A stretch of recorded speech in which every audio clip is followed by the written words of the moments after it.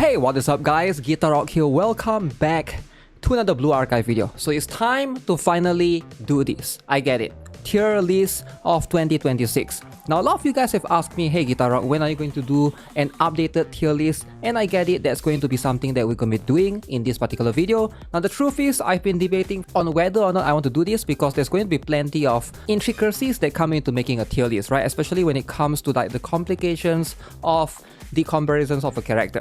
So in terms of character strength, in terms of character's usefulness, now I'm just going to clarify it at the beginning so you guys don't get confused, right? This is going to be a tier list specifically made or tailored more for the newer players. Now for veteran players in Blue Archive, it's going to be much simpler for you to build a character and it's going to be much easier, straightforward in a lot of cases, right? But for a beginner, alright, when you look at Blue Archive, there's plenty of characters in this particular game.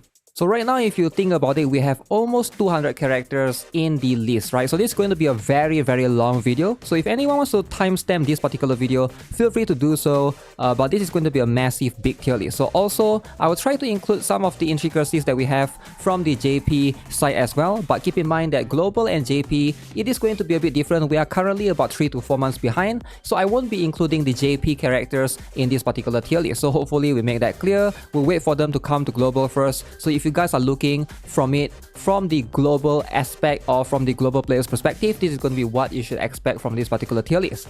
Now, I understand that a lot of players, especially for veteran players, tend to feel very strongly for their favorite students. Now, this is going to be something that we'll have to clarify at the beginning, alright? Especially when it comes to how strong a student is, right? This is going to be something that we cannot deny, right? Doesn't matter who you like, there's a chance that the character that you like can be either good or they can be bad. And that's just the nature of the fact when it comes to games like this, right? It's not just unique to Blue Archive, but any gacha game, you can't deny that Juri, alright, despite her, you know, even if you like her, she's your favorite student, you cannot pretend that she's going to be on the same tier as someone that you use as often as, let's say, Kisaki. Alright, that's going to be something that we all have to be honest here, right? So the truth is, whether or not you want to trust this tier list, that's going to be up to you. This is going to be personally just my rankings of all of these characters, and I'll try to rank them as fairly as I can moving forward with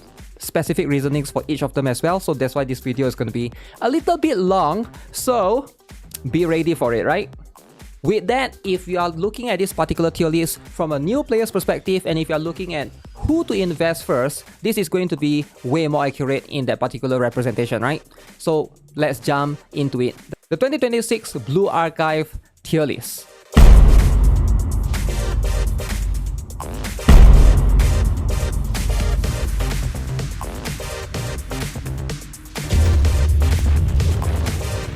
Okay, with that, let's start off very simple, very basic. We start off from the bottom. Alright, this is going to be where we are going to be gauging certain characters at. We're going to be looking at characters that I do think that this is going to be something that a lot of players should start building, right? The most basic student right now that I think a lot of players in a lot of starter accounts, specifically if you are looking at it from the angle of a new player, that's going to be where we want to like gauge some of these students right here. All right, specific element right now, and we're going to be looking at them from this particular angle.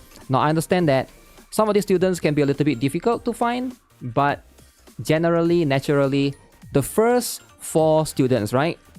Now, what is going to be these students for, right? This is going to be for us to gauge moving forward. So in Blue Archive, if you guys are not aware, when you are talking about building students, for anyone that's new, alright, you are not familiar with the game yet, early on, your focus is going to be AoE students, right? AoE students, that means students that can basically do AoE damage, right? In this particular case, I've chosen 3 different elements in particular. One is going to be Momoi. She has a 3 cost, alright? The cost is going to be very important as well, and she can do AoE in like a fan-shaped area. So she is going to be your piercing DPS that a lot of students start off with, right? Since she's going to be a relatively low cost character, a lot of players are going to be able to get her easily, right? Momo is going to be that particular one, and then we got Chise for blue, right? She's going to be a 4 cost student, all right? That's going to be her EX skill. However, she's probably going to be the most basic student that you're going to have for a blue, or in this particular case, Mystic DPS, right? And then we have one more,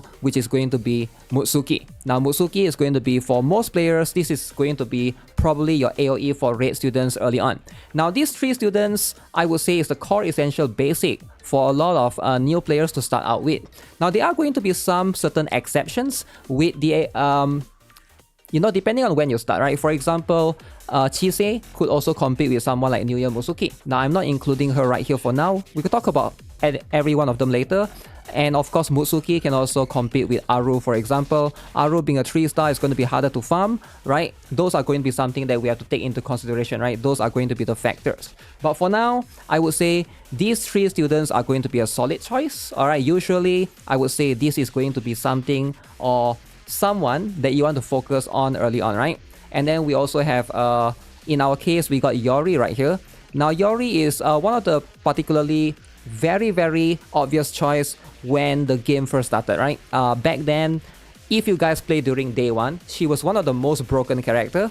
However, we can't deny that she has been power crept ever since. So she's still very strong, right? She's still going to be a 3-core student. As you can see, fires 3 shots, deals 666% attack, alright? And her damage skill is going to be quite unique to the point that she is sort of like single target and AoE at the same time, right? For 3 cores, it is going to be very, very good. So if you have her, you can definitely build her. So I would say that these are going to be, outside of Yori, because I'm just dragging her out early on, these 3, I would say, going to be a very, very solid choice for any new players to start off with, right? So what about the so-called bad students, right? In terms of like, students that I guess are less relevant and you might not really need as much, right? So first up, we got Tomo. Okay, we're gonna talk about her, right? I will get to the fair students a little bit later, but what is going to be her ranking overall? Because she's a very, very interesting one. When it comes to what she can do, you can see right here, she is going to be a character that's centered around very, very weird buffs and debuffs at the same time, right? She gives you crit damage, she gives you crit and movement speed, but she decreases your normal attack range by 38.5%. So this is going to be a sacrifice that most people don't want to do, and in most cases, using her is going to put yourself in danger, alright? When you use her, I think the only time that you want to use her is when you want to basically let your students go and like commit Sudoku in a way that basically they are going to go and die, and then you can basically record their dying animation, right? It's quite funny in that particular case, and I feel like that's probably going to be her best case, because reducing a range, alright, that's not something that you want to do generally, because in Blue Archive, if you guys are not aware, your students are going to usually take cover depending on their own personal range, right? So some characters like a tank like Tsubaki is just going to go to the front. But if it's a sniper like something like Shun, for example, she tends to stay at the back, right? But when you try to remove or you reduce their attack range, that means those students at the back that takes cover have to go to the front. And in that case, it's just a very, very bad student to use overall, right? So this is a very, very bad skill. I don't think there's a situation that you really need this particular one. In fact, I'm just going to straight out say it, right? She's probably one of the worst students in the game. Now, that's not to say that there's no usage of her at all. I can see if you're trying to run like, some very, very niche team comp that you got 4 DPS that somewhat as a tank in a way, that you want to boost their crit rate, crit damage, and movement speed. But in most cases, this is not really going to be needed, right? Movement speed is not something that you need. Usually, your students are just going to stay still in most normal cases. And then if they get rid of the enemy, then they move to the next stage, right? You don't really need this kind of buff. So right now, I would say there's really no situation where you really need her, all right? Specifically, she is going to be someone that I think for a new player especially, I would put her in like C tier, D tier. I'm not sure if I want to put like a D tier. I might want to put, you know what, I think I want to make one specifically, right? For D tier, that's going to be like an even worse ranking. Give me a moment, let me just do that, right? Okay, there. So we got this particular tier right here. D tier, this is something that you want to build last, okay? So if you have already gotten everyone in your roster to be completely fine, then you can consider building her. I feel like in that particular case, she could be someone that you can consider later on, right? So let's just, we're just gonna move on for now because I know there's a lot of students right here, all right? So I'm just gonna pick randomly one character from this list that I think is kind of in a similar spot, and that's going to be Utaha Cheerleader as well, right? Now, what's the problem with Utaha Cheerleader? I think Utaha Cheerleader is probably not as bad as her, but it's sort of like in a similar, I want to say, spectrum, right? Because it's going to come down to the abilities. So what she does is she basically enhanced turret. So this is, we're talking about the cheerleader special right here, right? She is going to basically enhance normal attack, and basically depending on this particular one, this particular basic skill is going to do a lot of damage. You can see right here, right? 369% of attack while the turret is enhanced. So I do think that for her, I don't think she's bad. I just think that she's a little bit overpriced. I think this particular skill cost at 5 is going to be quite expensive. And in most cases, in a lot of situation, there's probably a better substitute for her, alright, that you can basically use in her place, right? I don't think she's completely useless. I think if I want to be fair, I feel like she's probably much more towards right here, in the C tier rather than in the D tier, because like to put her at the same rank as Tomo, I think that's it's not fair, right? It's not fair for Utaha Cheerleader. So I think that's going to be where she should be ranked for the time being, right? Because right now, if you are going to be looking at all of this angle, I think right now this is going to be much more of a fair gauge. All right, now let's bring a character, a student. I think a lot of players, every time I do account review, most players tend to avoid her. I don't know why, and that's going to be Kotama. Now Kotama is going to be a very, very complex character, alright? Now, I can see why a lot of people or a lot of players tend to avoid her, because they think she sucks. But the truth is, despite being a 1-star, I can't remember if she's a 1-star or 2-star character, alright? It's been a while since I played this, but mine has always been like 5-star and above. She's going to be a very, very solid buffer for every single beginner, every single intermediate player, even advanced players. Alright, she's still being used in Final Restriction. For a lot of people, you can definitely consider her. What she does is at 3 costs, she buffs everyone in the circular area for 47.4%. She also has basic skill right here that can do damage, can also decrease attack. That could be useful depending on the situation. Her sub skill also boosts everyone's attack. As you can see, she's a solid character overall, right? So she doesn't excel specifically in terms of attack buffing. There's going to be Guide Tsubaki that's going to be a little bit better at what she does. But overall right now, I do think that Kotama is where it's at for a lot of players, right? I would say she's going to be a solid S tier. So for now, this is going to be what it is. So I would say, you know, if you guys haven't already, please consider building your Kotama. Okay, so with that get out of the way, so now we can talk a little bit more about the other basic characters, right? So we're going to first talk about Airi. Now this is going to be a very interesting one. So when it comes to like a specific niche character like Airi, I think Airi has been given out to a lot of us during some of the events previously, right? So this is going to be something that you have to consider for sure. Now she is going to be a special student that does damage. Now the problem is in this particular slot, right? Airi is going to compete against a lot of other characters that does something similar, right? So for 5 costs, she's going to be able to do damage. I believe at max level is going to be about, what is that? 464%. She can also decrease movement speed and attack speed. That's going to be something that I don't think is going to be that relevant in most situations, right? Most boss, you don't really need this, right? There's a lot of student or better candidates in her particular slot, in special slot, namely Hibiki, Nagisa, that can do what she does and better. Now, the truth is, it's not fair to compare like a 1-star or 2. I can't remember if Airi is a 1-star or 2-star again, right? I think she's a 1-star.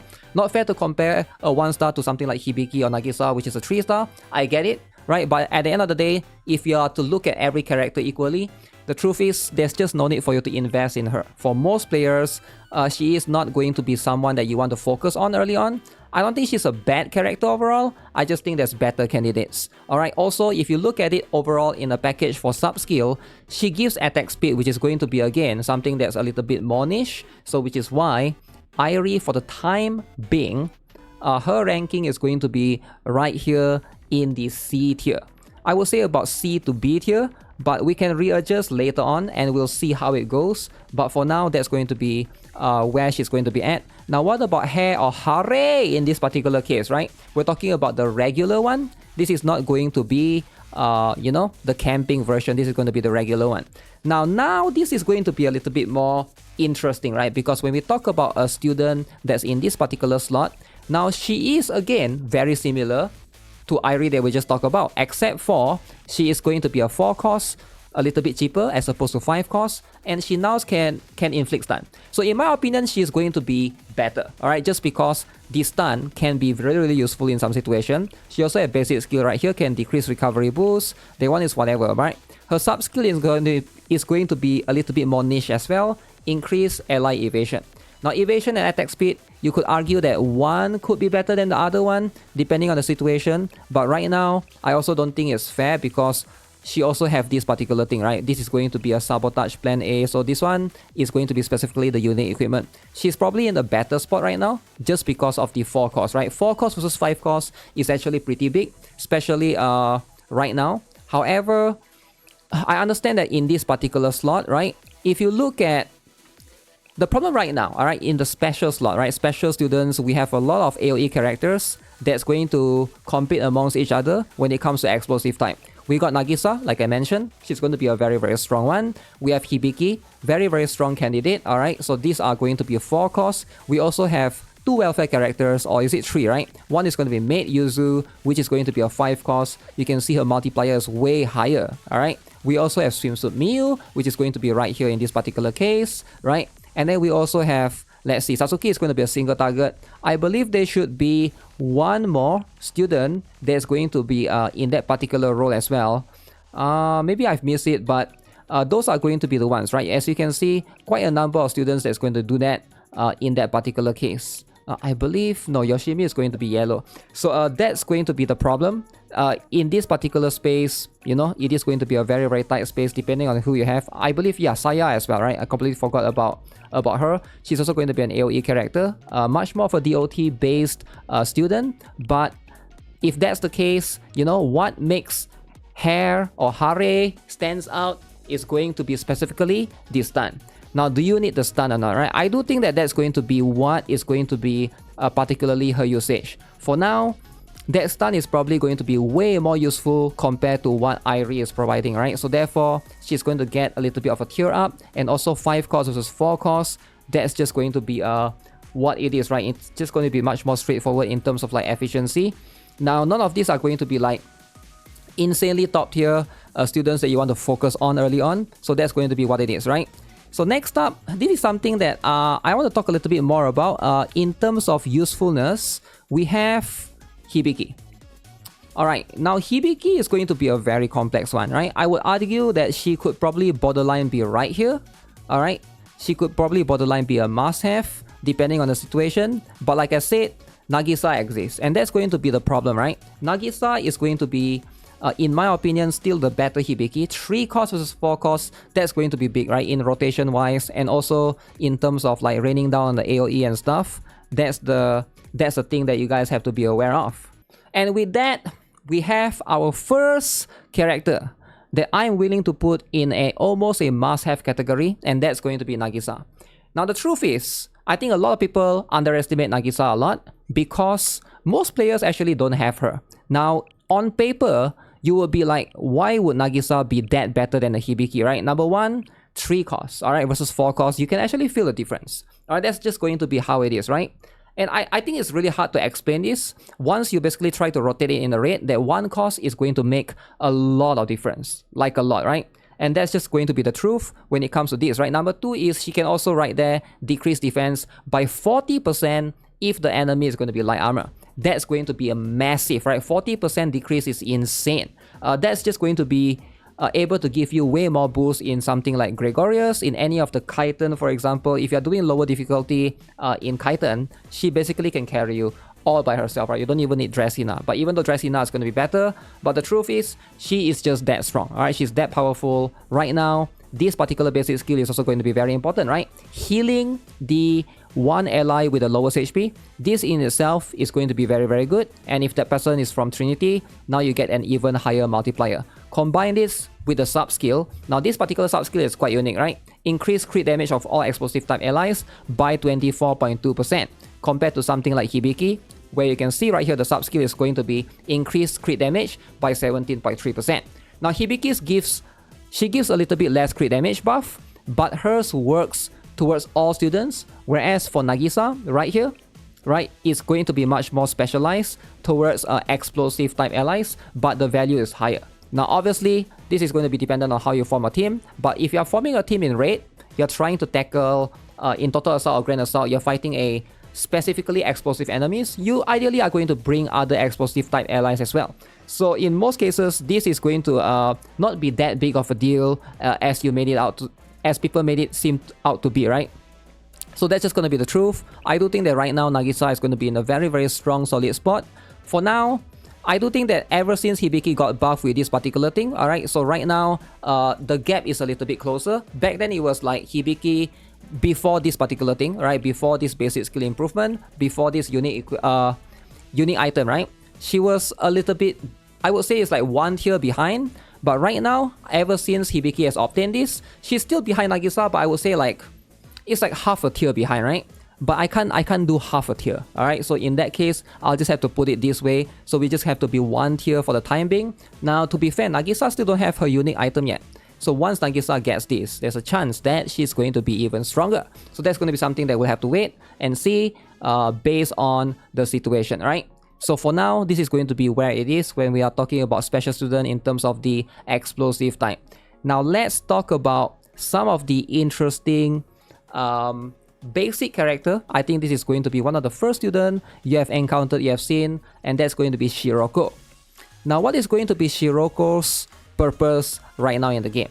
Alright, so it is going to be a little bit weird. She has pretty much fallen off, I would say, right? She has pretty much fallen off in a way that I wouldn't say she's useless. She can still be used occasionally, right? If you're playing in a regular campaign, she is going to be a very weird and unique student in terms of like she fires rockets at 2 costs, right? Let me find my Shiroko first.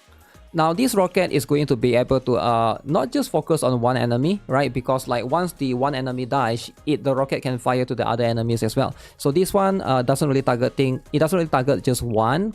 Basic skill, kind of decent. The enhanced skill is kind of decent. Sub skill is going to be quite there as well, right? 20% chance to increase attack speed. Now she's just a pretty basic character, alright? She's like a basic character. She's not broken. She's not like crazy bad, right? She's not like completely useless either. So I would say like if there's like a solid B tier foundation of a character, that's where Shiroko is at. I feel like right now, if you're looking for a basic character with there's like one term for it, right? Like they call it Jack of all trades, master of none. And I would say Shiroko, I would say she's going to be about here to here. If there's going to be somewhere in the middle, I will put her.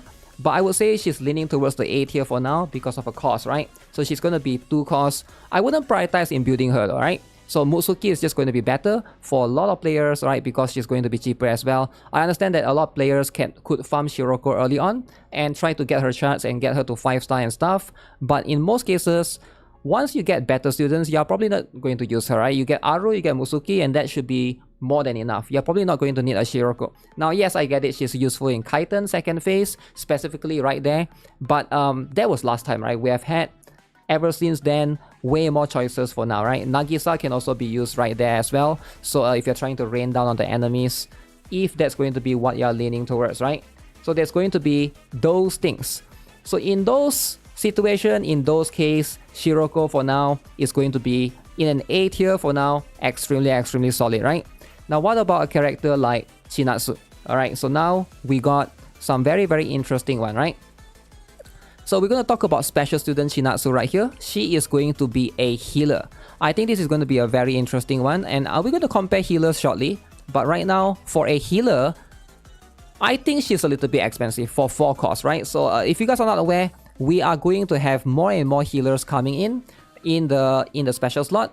3 costs, 2 costs, 4 costs is just going to be expensive. Now, why is she expensive is because she can also remove 1 status element or 1 debuff. Now, that is cool and all, but there are going to be some students that can do that innately, right? It's like they have it built in. I completely forgotten about this. So this is going to be something that you can equip as well. So this thing is going to give you evasion, alright, towards the characters with the lowest HP. Now, is that going to be something that's good, alright? Because it depends on your tank, right? Sometimes your DPS character could be the one that has the least amount of HP. So therefore, the buff could be going to the wrong character. So that shouldn't... I feel like this is going to be something that is not going to be consistent, right? Because ideally you want, let's say you bring in a Tsubaki, right? And then you have another character that's like a little bit weaker or squishier, right? In that particular case, like a DPS character. I think this buff is going to constantly go to the squishier character. But ideally you want it to go to the tank. You want the tank to have the evasion instead, right? So that's always going to be a problem with this particular skill, right? Now overall, I think hers is going to be quite good. She got ally defense right here, 17.3%, which again, this sub skill is pretty much, I wouldn't say it's completely useless. You could still find situations where you want to use this if you're trying to tank a scenario, right? But in most cases, the big problem is going to come with the 4 cost. I think if this was 3 costs, she would be a way more manageable character, right? But for now, at 4 costs, I would say she's going to be a solid... I would put her right now in the B tier category, right? I think there's just going to be way better students for you to be able to build. Let me see. I would say A to B tier is going to be where she's at, right? Like, would B tier be too low? Because right now, we have had way more students, for example, like Reza, and of course Natsu that can remove debuff. That's just going to be a better option for those situations if you need to remove debuff, ideally for Pero or Zilla, right? So for now, she can basically be there. There's also going to be a couple of reasons why, because I'm thinking of if you're really trying to focus on debuff remover, right? And your focus is trying to do that, why not bring in a cheaper character that's going to be Mari, alright? She is going to be 2 costs. Now you can see hers is a bit different, right? She doesn't really heal, but she casts a barrier, alright?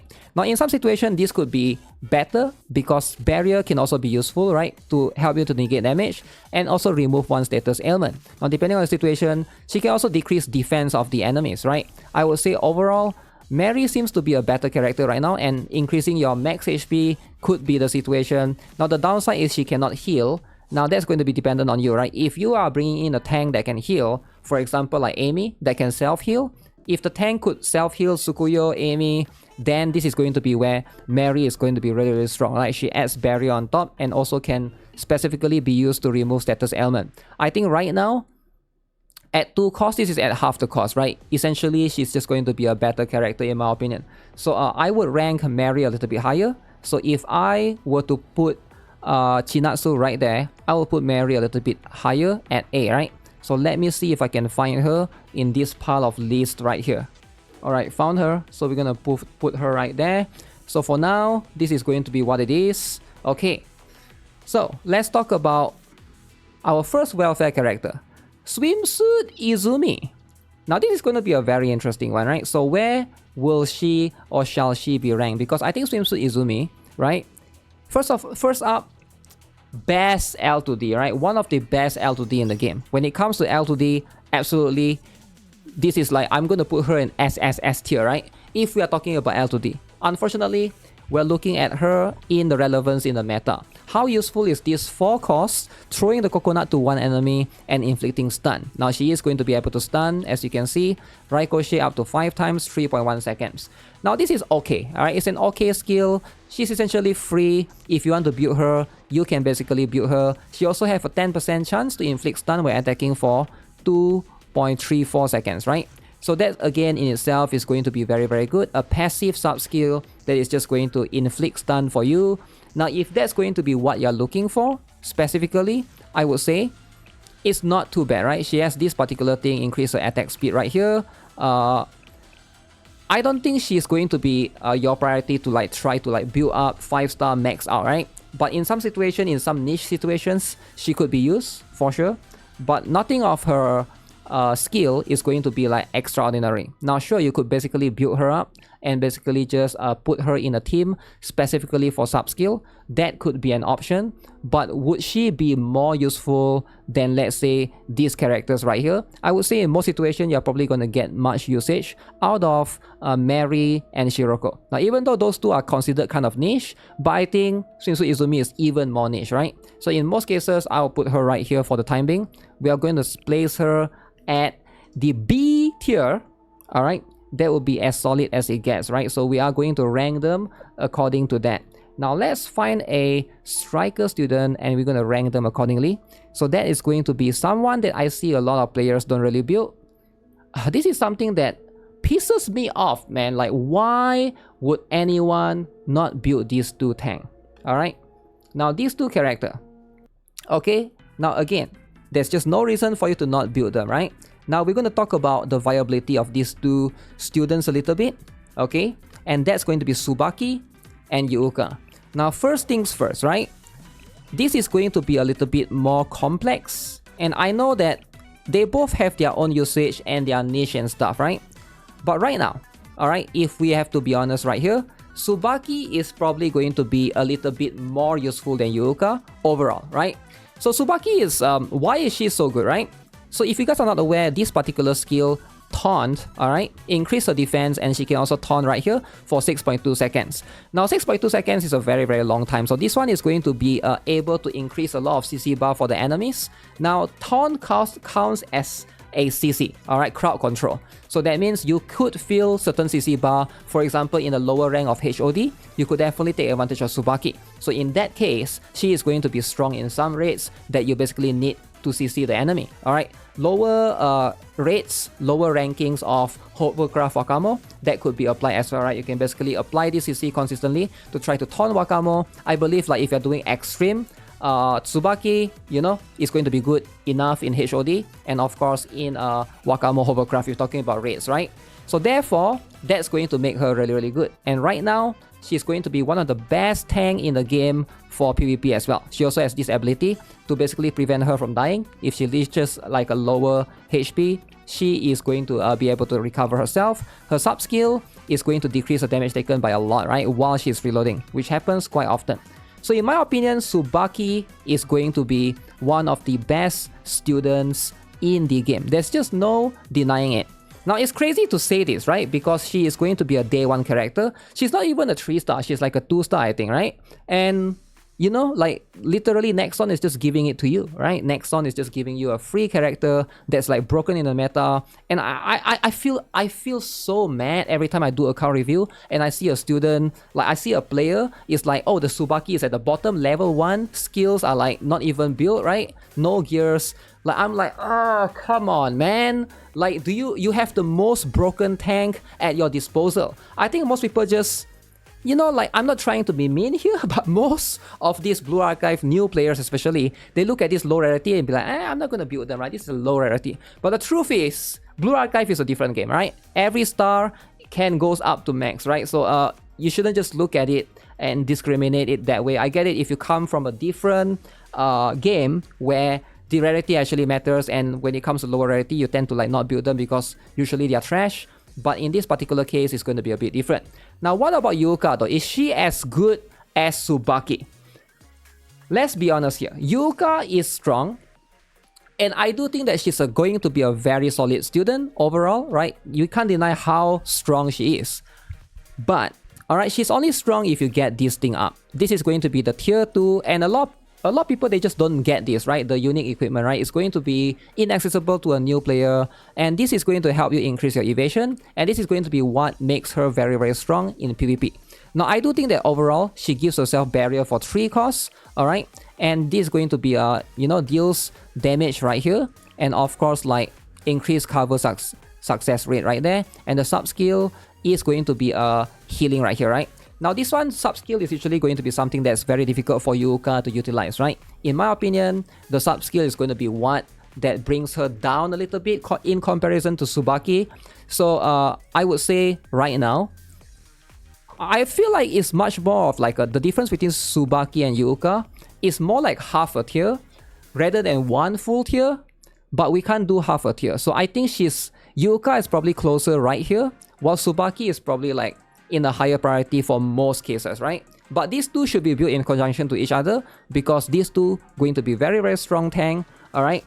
The truth is, Tsubaki's taunt is going to be that CC is going to be so good in a lot of raids, in a lot of situations, right? Even if you fight the recent boss, I think Kata, right? That's where you can use Tsubaki as well, whereas Yuuka is going to be just a basic, solid, all-rounder tank, and she's going to be very, very good at what she does in PvP.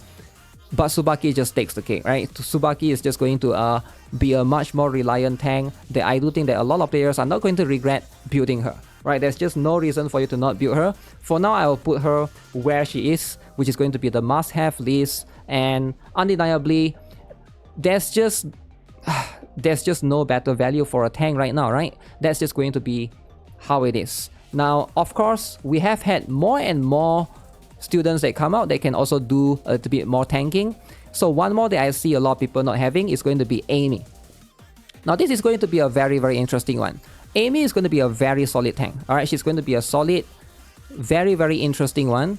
Now, is she better than Yuka though? Now, this is going to be very complicated. She's essentially a free character if you play Joint Firing Drill. Alright, now, number one, that's going to be the very important thing, right? Number two, she's massive, she's huge. Number three, this is going to be where it's going to be very interesting. She's going to be much more of a self-heal tank.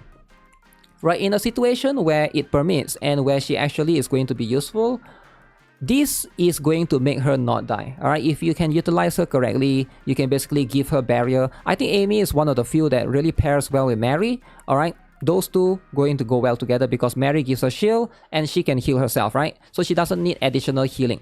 So in those cases, in those situations, Amy is going to be a very, very strong character overall. Right now you can see right here, increased crowd control resistance. Again, that's going to be very, very good. Now, in Hovercraft Wakamo, you guys probably are aware by now, Amy is going to be insane right there. And of course, there's some Amy cheese thread here and there that you can use in some of these bosses. I think right now, in the current season of PvP as well, she is undeniably a very, very solid tank. Now, would I place her as useful as Tsubaki overall, right? Probably Tsubaki is still going to be a bit more useful. It's not going to be by much though. I think Amy is... I would say she's closer to Yuka than to Tsubaki. I think Tsubaki is still the usefulness in terms of overall where you are able to benefit from her is going to be a little bit more higher than Amy. So I think this is going to be where I'm going to put her for the time being. It's going to be fair. Now Maki though, this is where it gets very interesting. Now a lot of players underestimate the power of Maki. Now what makes Maki very, very strong, right? What is going to be her purpose? What is going to be her strength? Now she's not going to be a character that you're going to use for AX skill, alright? You're not going to use her for this thing, right? This is not going to be something that you're going to just, use her specifically, because in most cases, you're going to pair Maki with either school uniform Neru or Mika, right? Where she's going to be useful is going to be in her basic skill, alright? This is where it gets very, very interesting, alright? So why is this so good, right? Now, if you guys are not aware, in Blue Archive, you can't really stack debuffs or you can't really stack buffs, alright? So what do I mean by that is if you're trying to stack debuffs, let's say you have a character that can decrease defense using their EX skill, you can't bring two of them, right? Usually it doesn't work. But Maki, because she's one of the few students that have the defense reduction in the basic skill, she can basically stack with those students that basically can reduce defense in the EX skill. Alright, for example, Akane, or even something like Pajama Yuka as well, right? So those are going to be a few examples. This is what makes her really, really strong, right? Decreased defense by 34.8%. Alright, this is going to be something that you can utilize in most cases. Enhanced skill, sub skill is whatever. So you're mostly just going to use her for this particular skill, the basic skill. For example, like if you are using Bina, right, she's pretty much going to be crucial. You will use her a lot. However, is she like that useful to the point that I'm going to put her right there, right? Probably not. She's probably going to be more like right here, alright, because at the end of the day, you're not going to use Maki in a, like a regular stage, right? Like Joint Firing Drill where you're fighting like a lot of enemies, you're probably not going to use her right there. So you are going to use her in most cases against bosses, but I still think that she's going to be a solid choice. Probably try to prioritize in getting her. She's free essentially if you play Total Assault, right? So that's going to be where you are going to be able to utilize Maki as a whole, right? I think a lot of students are not going to utilize or are not utilizing her to the fullest, right? So next up, we got Akane. So again, this is going to be one of the few students that pair really, really well in Maki. Now, a character that I think a lot of players should consider building. Now, Akane is going to be a solid choice for any of the bosses, right? In a couple of situations, she is going to be very, very cheap. She's a 2-cost student, right?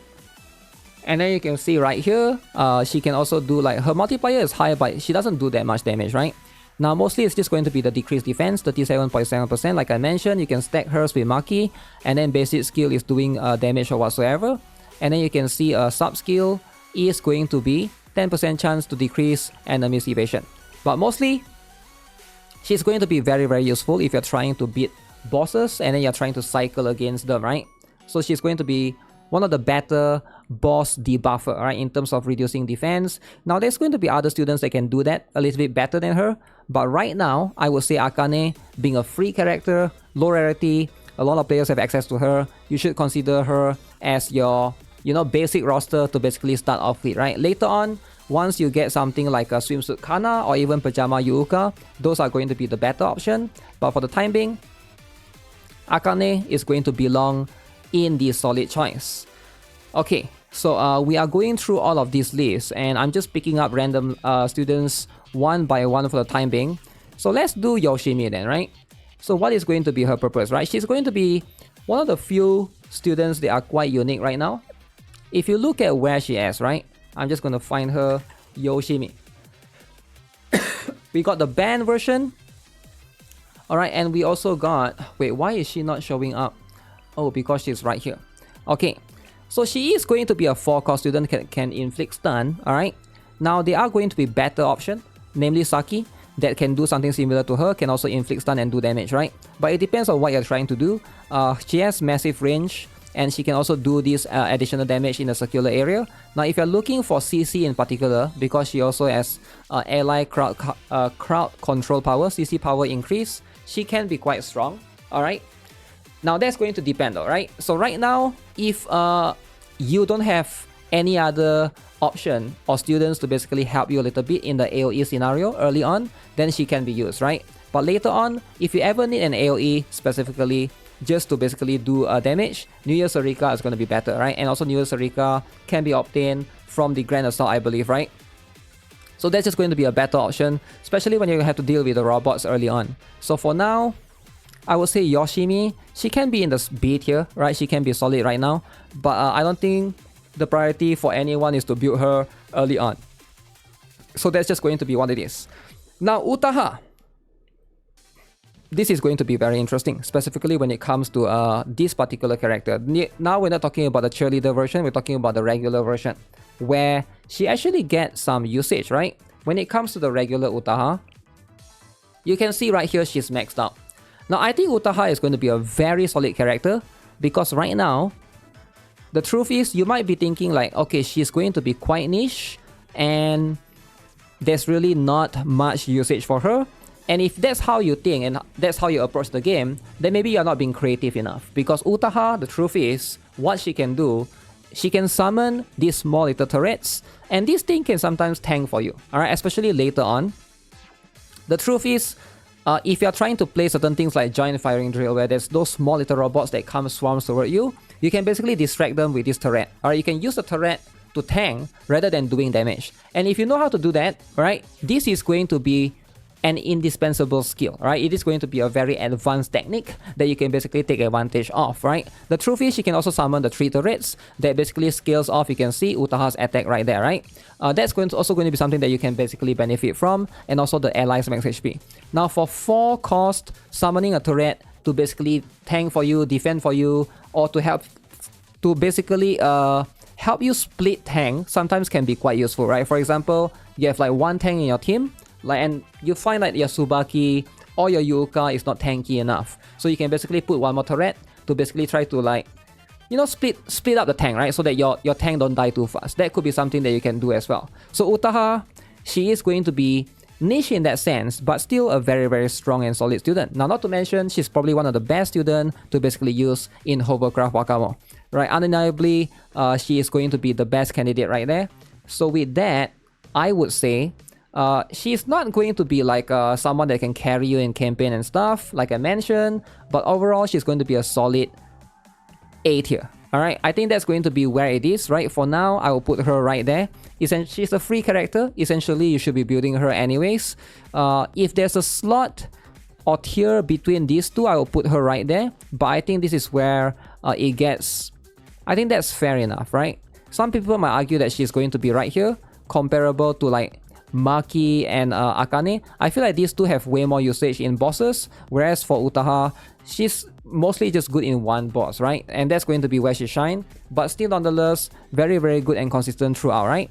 Let's talk about Aris, and we're gonna drag out Midori, and we're gonna talk about these two, right? Let's first talk about Aris. Where does she stack right now? Because Aris has multiple different variants. Alright, we're talking about the most basic version right now.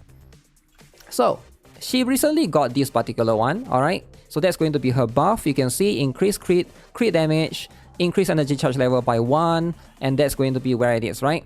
Now overall, I think the problem with Aris right now is not going to be her damage, but rather her cost, alright? 6 cost is going to be really, really high. Now for someone that, if you really need an AoE character, there's going to be better options. For example, Chise. We also got Swimsuit Koharu, Free Welfare Student. There's also New Year Musuki at 2 costs. So if you're looking for AoE, that's where, you know, you gotta question yourself, why would you focus on building Aris? Now granted, you know, you can obtain her from a variety of different situations, and she's one of the few that can basically increase crit. But right now, it's just going to be a hard recommendation. At 6 costs, she's going to need like one more student that can half a cost, right? Namely like New Year Fuuka, or you can use Ui, you can use Seiya to basically reduce the cost by half. But for the time being, that's just going to be her situation or her issue overall. Now, I don't think she's bad though, right? I think like if you have those students, you can basically make her work. I think she's going to be borderline here or here, but there's going to be way more options in terms of AoE blue. She hits in a straight line. Even Haruna is going to be half a cost at 3 costs. It's probably going to be a better option. Now, what about Midori then? Midori is going to be a... Now, this one is going to be a very interesting character, right? Because Midori, she's not really... Even though she's single target focused, but she's much more of a student that can basically fire 5 enemies and 5 shots. But if the enemy dies, these shots are going to shift to a different enemy, right? So therefore, she can basically shoot 5 enemies at once, alright? So that's going to be quite interesting, right? Now, if Momoi is there, she can also do this particular poison thing. That's going to be one advantage that she has, and Momoi is free as well, right? Basic skill, she can heal, surprisingly. This is going to be quite good in some situations, alright? Healing can always be, is always welcome. When it comes to a sub-skill, increase her attack speed, and if Momoi is there, her attack speed is going to be increased even further. Now, her reliance on Momoi is a little bit too much in my opinion. I wish that, you know, she could be a standalone character. I don't think it's that big of a deal because Momoi is free after all. Now, right now, I do think that if you are looking at her as a one solo unit, I would say she's like a decent B tier. But if you use her with Momoi, I can see like she could occasionally, most of the time, most of the situation, she could be an A tier, right?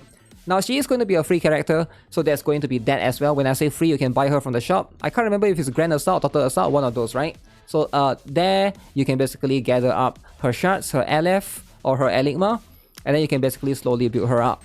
Now, I don't think she should be the priority though, right? In terms of situation, you can use Momoi by herself, right? Momoi is going to be good enough in most situations in AoE for piercing time.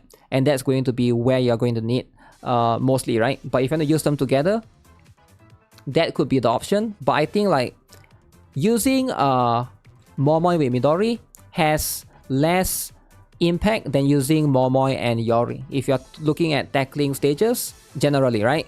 That's just going to be how it is. I think Midori is still going to be a solid unit, but she's not going to be like yeah, you must build her, you must prioritize her immediately, right?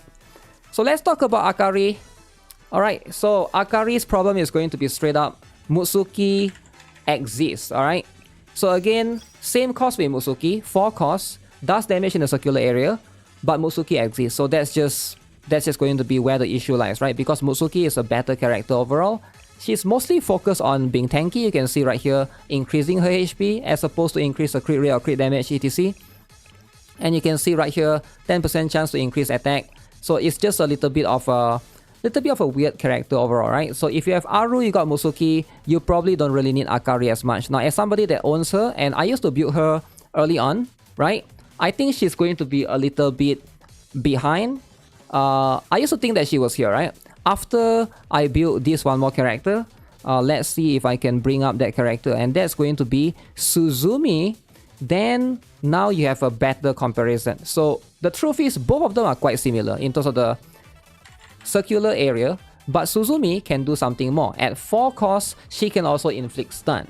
Now in most cases, in my opinion, Suzumi is just going to be a better character, right? She can inflict stun in the EX skill cost. She can also inflict stun right here in the basic skill. Alright, and you can see the sub skill is going to do damage to enemies inflicted with crowd control, which is going to be her ability to stun them, right? So in most cases, I would say this is going to be a very fair one, right? Akari should be at B tier, Suzumi should be at A tier. Now I would argue that Suzumi can also be right here in a solid choice alongside with Mutsuki, because that stun is just way more useful, right? Like if you're looking for a solid, like decently solid A tier character, right? I would say right now that's going to be where the ranking is going to be, right? I would say Akari can be here, right? I do think that Akari is going to be there. At 4 cost, she's still manageable. So we also got to look at the cost to effect ratio as well, right? So that's going to be something that's very, very important.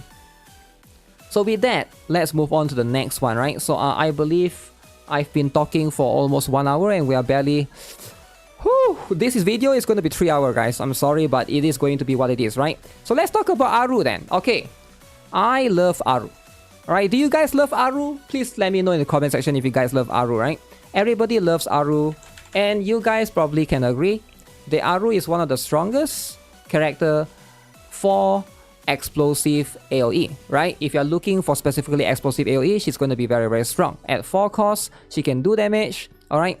And also additional damage to enemies right there, right? So you can see her basic skill. This is going to be where she can also do more damage in the circular area. Enhanced skill is going to increase her crit damage. Again, this is what you want from a DPS student. Sub skill, increase crit while using EX skill. So she got the crit, she got the crit damage, she got the basic skill that does even more damage, and she got the EX skill at 4 costs that also does a lot of damage. So overall, I would say Aru is as good as it gets, right? If you're looking for a solid, very, very solid character to build alongside with, you know, to push your campaign and stuff, Aru should be the one to consider. Now, would I, you know, in terms of like in comparison Aru versus Yori, I feel like Yori is a little bit better, right? Because Yori is probably better in PvP as well. Aru is 4 costs, Yori is 3 costs, so there's going to be that discrepancy as well. So I feel like Aru is very solid choice, but she's not broken, right? So right now, this is going to be as fair as it gets, but I don't think they should be like 1 tier apart. Aru and Mutsuki going to be very, very good choice, but Mutsuki in most cases is going to be your go-to for the explosive for AoE type, right? So that's just going to be what it is. Now in terms of the next one, we're going to talk about the regular Asuna. Now this is going to be a very weird one, right? So when it comes to Asuna, right, we're talking about the regular one, the 1 star, I believe, right? When you got her, this is going to be what she can do, right? At 5 costs, she increased her own evasion and increased her attack speed.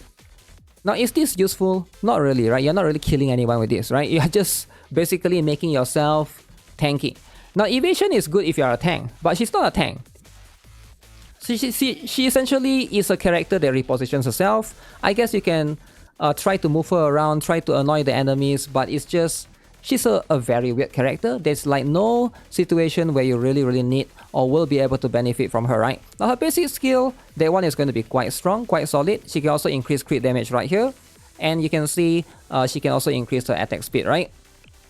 But overall, when it comes to viability in what she does, I think it's just mostly the EX skill. It doesn't really do damage. It just slides her across the floor somewhere, and then just makes her tankier and increase her attack speed. Now in most situations, it's better to get rid of the enemy and do circular area, single target area, something along those lines. But she doesn't really provide that. So I can't see a situation where, you know, I can say that she's going to be a must-have, right? She's not bad. 2 costs if you're just going to cycle and basically just use a student that can basically reposition herself. Cool, right? In those cases, she can be used. But for the time being, I would say around A to B tier is going to be where she's at. She's not going to be like the highest priority, right? For a lot of players, if you don't build her, you're probably not going to notice her, right? You can basically get away with not even having her in your account. Now, I love Asuna. Unfortunately, she's just a weird character. I don't even know what's her purpose, right? In most cases, as you can see, I used to build her a lot, right? I could like even power her up even more. But I want the developer to do something with her. Hopefully, once she gets her unique equipment, she's going to get more use. And that's going to be something that we'll have to find out later on. Ayane! Okay, so now we have a very interesting character overall. So what is Ayane's purpose, eh? She's going to be a healer, alright, in the special slot. Now, the problem with Ayane is going to be mostly her cost, alright? 4 cost is a little bit high. Now, albeit she basically heals in the circular area. But this is going to be where the problem lies. Koharu exists, and Koharu is 3 costs. And that's going to be problem number 1, alright? Now, in terms of like having a healer in the special slot, sometimes it can be a bit tricky because your special slot is reserved for those strong buffers like Kisaki, Ryo. So you got not enough slot to basically use a healer depending on the situation, right? So in most cases, that's also going to be a problem, especially for a 4 cost healer. It's just very, very expensive, right? Crit resistance, this one could be good, right? When it comes to sub-skill, she also increased allies' max HP, right? Rather than making them do more damage. So that's going to be a big problem. Now, right now, I think she's going to be a solid character. If you're just looking for pure healing, the cost can be a little bit high, but I wouldn't say she's broken by any means. Alright, Ayane is going to be, you know, when the game first came out, I would say she's going to be quite good, right? In fact, when the game first came out, guess which student was being compared to her a lot, right? That's going to be this particular student right here. It's going to be the regular Fuuka. Now, Fuuka is also, you know, it used to be a very, very interesting one, but then she has fallen off. So right now you can see the problem is hers is 5 costs, right? It's even higher, right? As opposed to 4 costs, now we have 5 costs. She moves allies in a circular area to the location and then she heals them. Now this moving thing can be a hit or miss, right? It can be sometimes good, sometimes bad depending on the situation, right? Now sometimes you just want to heal a student without moving them, because when you move them, they reposition, and then when they reposition, what happens is you actually lose damage because your students walk towards the area and then they usually try to move back to behind the cover. When they do that, they are moving around, they are not staying there and shooting the enemy. You actually lose a little bit of damage, right? In most cases, you don't want to do that. You just want to heal, right? But that's going to be the problem. She's going to be a character that move you and also heal. Now, if you need these 2 things, then that's cool. But then you run into one more issue. It's going to be her skill cost. At 5 costs, it is just going to be very, very expensive, right? Now, the defense on the basic skill, the healing, and the increased ally crit resistance is okay. But Fuuka, sadly, she is just not going to be someone that I would recommend you to build early on. There's going to be way better options. If you really need to move somebody, usually just your tank, alright, then Serena is probably going to be better, right? But I feel like Ayane right here and Fuuka right here is probably going to be solid. But you know what? I'm going to move Fuuka down, right? Just because right now she's probably going to be...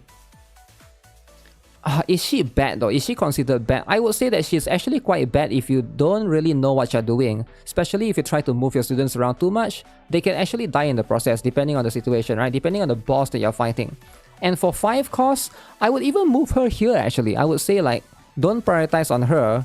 She is probably going to be the last student that you want to focus on, right? And if you really want a solid, strong healer that can move you around, I would say Serena. Serena is going to be a solid choice. Now, Serena is very interesting, right? Because right now, she has positioned herself in a way that no other healers have, because she can do that specifically for one character, right? Moving one character, then recover the HP. Now the truth is, hers it works a little bit different because you can just move the tank, and sometimes you want to move the tank even more front. There's situation where, for example, like in the current joint firing drill, right? If your tank is surrounded by the robots, right? All the robots come towards your tank basically moves back, right? Sometimes that happens. When that happens, you can use Serena to reposition your tank and move them back to the front, right? If your character, sometimes if they are being surrounded or being swarmed by plenty of enemies, then you know you can use Serena to reposition that. For 2 costs, that's going to be very, very cheap. Also, she's going to be a very, very solid PvP character. I think that's going to be what brings Serena up to the top, because at 2 costs, you ideally, when it comes to PvP, it's all about using characters with less cost rather than more cost, because PvP is random, right? So the sooner you can cycle through all of these costs and skills, the better it is, right? You don't want to use high cost characters in PvP. And that's going to be what it is, right? If you combine this with the basic skill, you combine this with the enhanced skill, and her sub skill is going to give you the crowd control resistance. All of this combination make her one of the best starter students early on. I would say, I would highly recommend you guys to build her. Like, if you ask me like 1 year ago, she's going to be right here in this particular, in this particular tier list. She's going to be like the SS tier, the must-have healer. But right now, I think there's going to be way more and more competition that has came out. For example, Asuko swimsuit as well. So that's why I'm going to put her right here for the time being. Asuko swimsuit can probably heal a little bit more, minus the moving the students around. That's going to be where it's at, right? So for now, Serena is going to be there in the S solid choice category. Alright, so Hanae is going to be the next student that we're going to try to raid. So this is going to be very interesting because she's also another single target healer. Now, the difference between Hanae versus Serena and the other students, and what makes her a little bit special or a little bit unique, right? If you want to look at it that way, despite her being 4 cost, she's a character that heals you over time. Now, this is going to be something that you gotta pay very close attention, because in a lot of situations, this is actually really strong. Now, why is this important, right? Now, healing is important in the game. However, when it comes to burst heal versus healing over time, sometimes healing over time could be better in a situation, right? Because when you heal, when you burst heal someone, for example, if you use Serena, you can only go so much in your HP, right? Your HP cannot go above 100%, right? Your maximum HP is 100%. Just imagine this, right? Now, the truth is, Hanae solves that problem because let's say your HP is 50%. Alright, instead of healing to 100%, it heals you a little bit, right? And then you still get a little bit of damage from the enemy, and then it heals you back a little bit more, and then it heals you, and then you take a little bit of damage, and then he heals you back a little bit more. So it makes your HP not go overboard because you can't go to above 100% like I mentioned.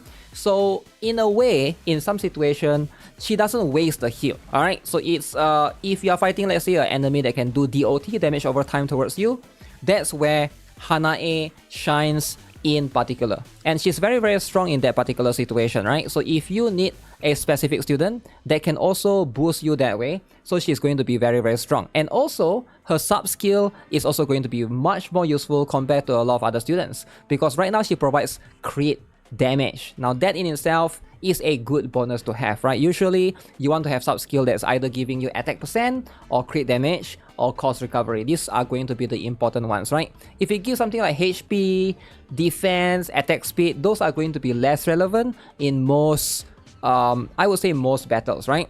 So this is where Hanae is going to shine a little bit more, because if you are looking for a solid healer, I would say she's going to be right here, right? She's going to be, you know what, I'm going to put her right there next to Serena. I think she's going to be better, way better than Ayane, right?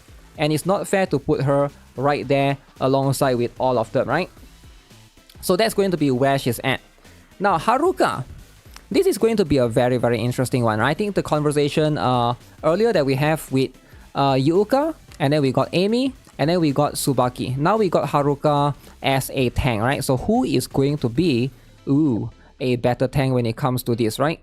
Now, Haruka is going to be a little bit interesting or a little bit different. Now, the problem with Haruka is she does damage in her EX skill, right? Now, she's a tank, but she does damage. Now, there's nothing wrong in doing damage, right? This particular skill, she can basically push back the enemy a little bit more. Not as much as Hoshino, but good enough in a way that she basically fires multiple shots, right? And that could be useful depending on the situation. But in most cases, she's just like a tanky, solid tank to have. She's not bad by any means, but she's not like unique to the point like, for example, like Tsubaki's Ton is probably going to be way more useful in a lot of situations, right? So if you compare that, I would say she is going to perfectly fit in line with the rest of this where Yuuka and Amy is at. I would say she's probably more here than here, to be honest, right?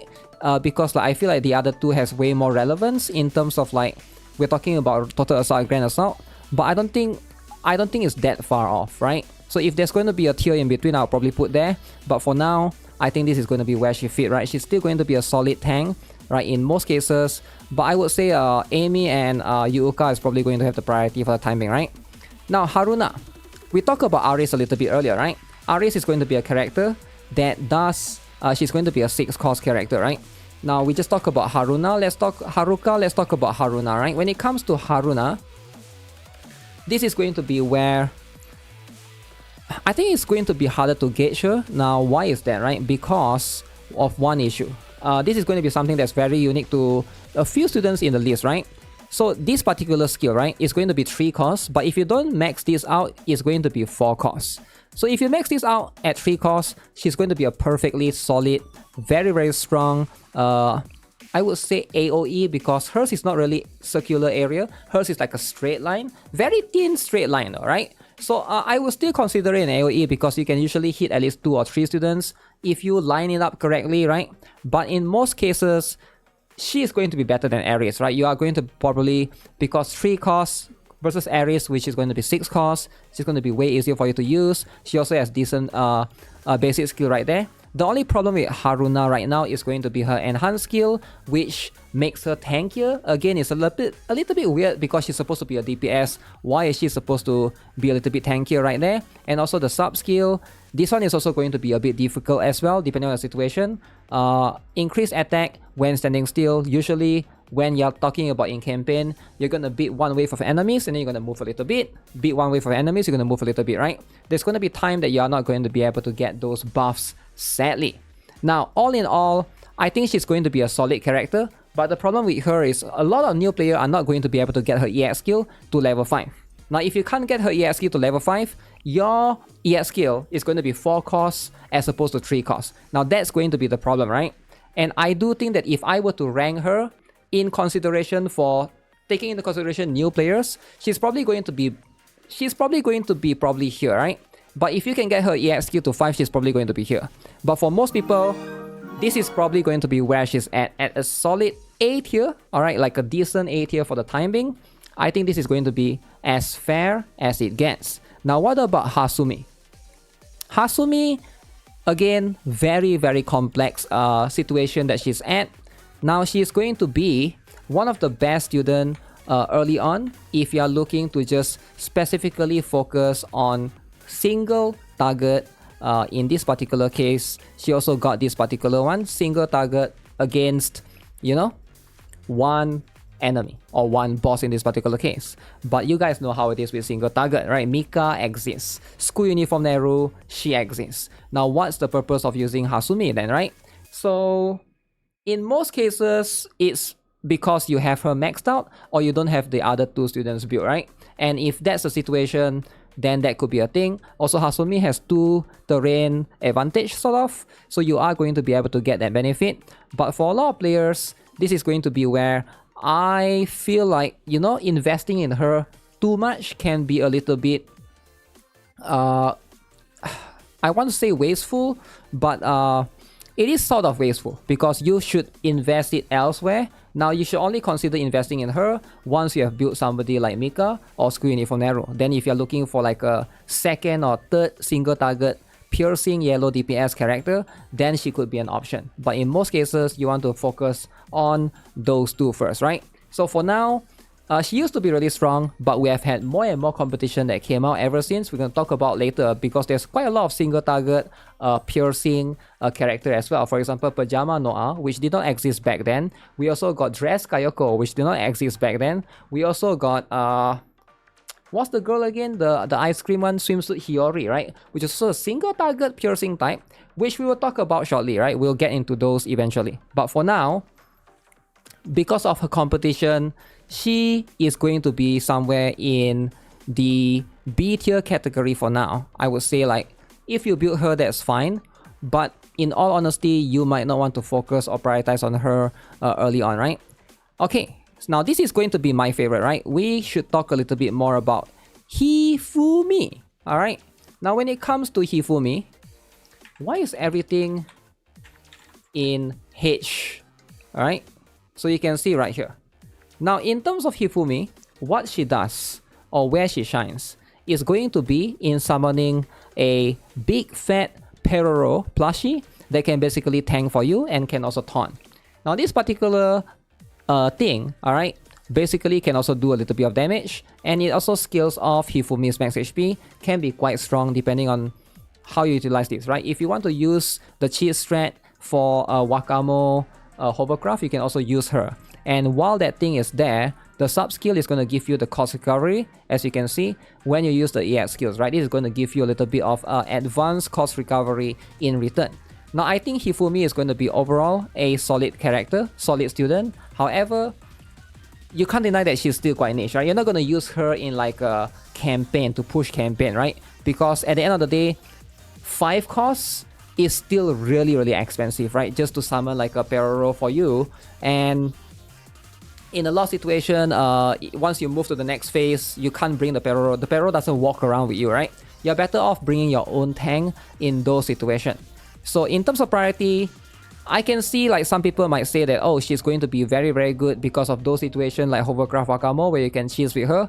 Now, the truth is, those situations are just too niche, alright? You are going to get those situations, but it's not enough to justify to build her first, right? For a lot of players. So in most cases, I would say she's going to be solid in the A tier, right? Because she's definitely getting a usage out there, but she's not going to be like in the top S tier for the time being, right? So that's going to be where she lies. I think that's perfectly fine.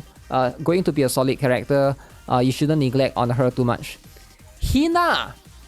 This is where it gets super controversial. Now, a lot of people get very offended regarding Hina, because Hina is everybody's favorite waifu. Hina. Everybody loves Hina, right?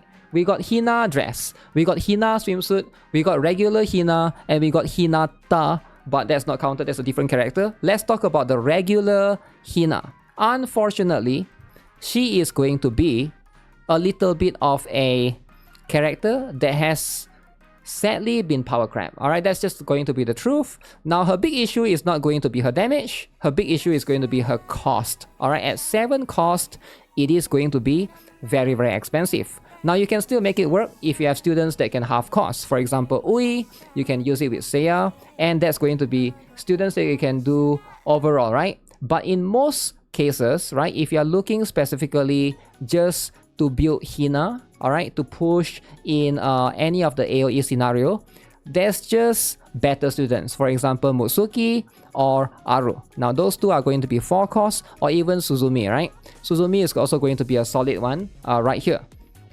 Now, Hina is probably going to do more damage than them if you're talking about like in terms of like the cone damage. But then again, 7 costs, man. If it's going to be like 4 costs or 5 costs, maybe it's bearable. But at 7 costs, she is going to be a little bit of a hard sell. I think at B tier is going to be where I would put her for the time being. Alright, I wouldn't even... Like, the truth is, right now, I get it that everybody gets Hina for free. And that's going to be something that I definitely have to consider into the factor, right? Now, just because you get a character for free, should you prioritize them though, right? Because at the end of the day, it's more of using the students or the right characters to basically help you push campaign. Now, can Hina help you push campaign? She probably can, but it's going to be a little bit much more difficult compared to if you have Mutsuki build, right? So that's just how it is. For the time being, I think Hina is going to be where it's at. There's going to be multiple variants of Hina. Hopefully, she's going to get improved throughout the time, right? So let's talk about Hoshino. Right now, this is going to be where I'm going to look at this. In fact, let me move up some of these students so we can basically rank them one at a time in accordance to... Okay, so Hoshino first. Where would Hoshino be, right? Would Hoshino be here or would Hoshino be here? I would say Hoshino is going to be one of the few students that I will put in the S category. Now, Hoshino is similar to Tsubaki in a way that she is going to be a tank, and she can also sort of do something very unique, right? She can basically push back a character, right? Now, that's going to be something that you will never see in other situations. Now, when it comes to PvP, that's going to be very powerful because she is able to reposition the enemies and put them in the spot that they don't want to be at.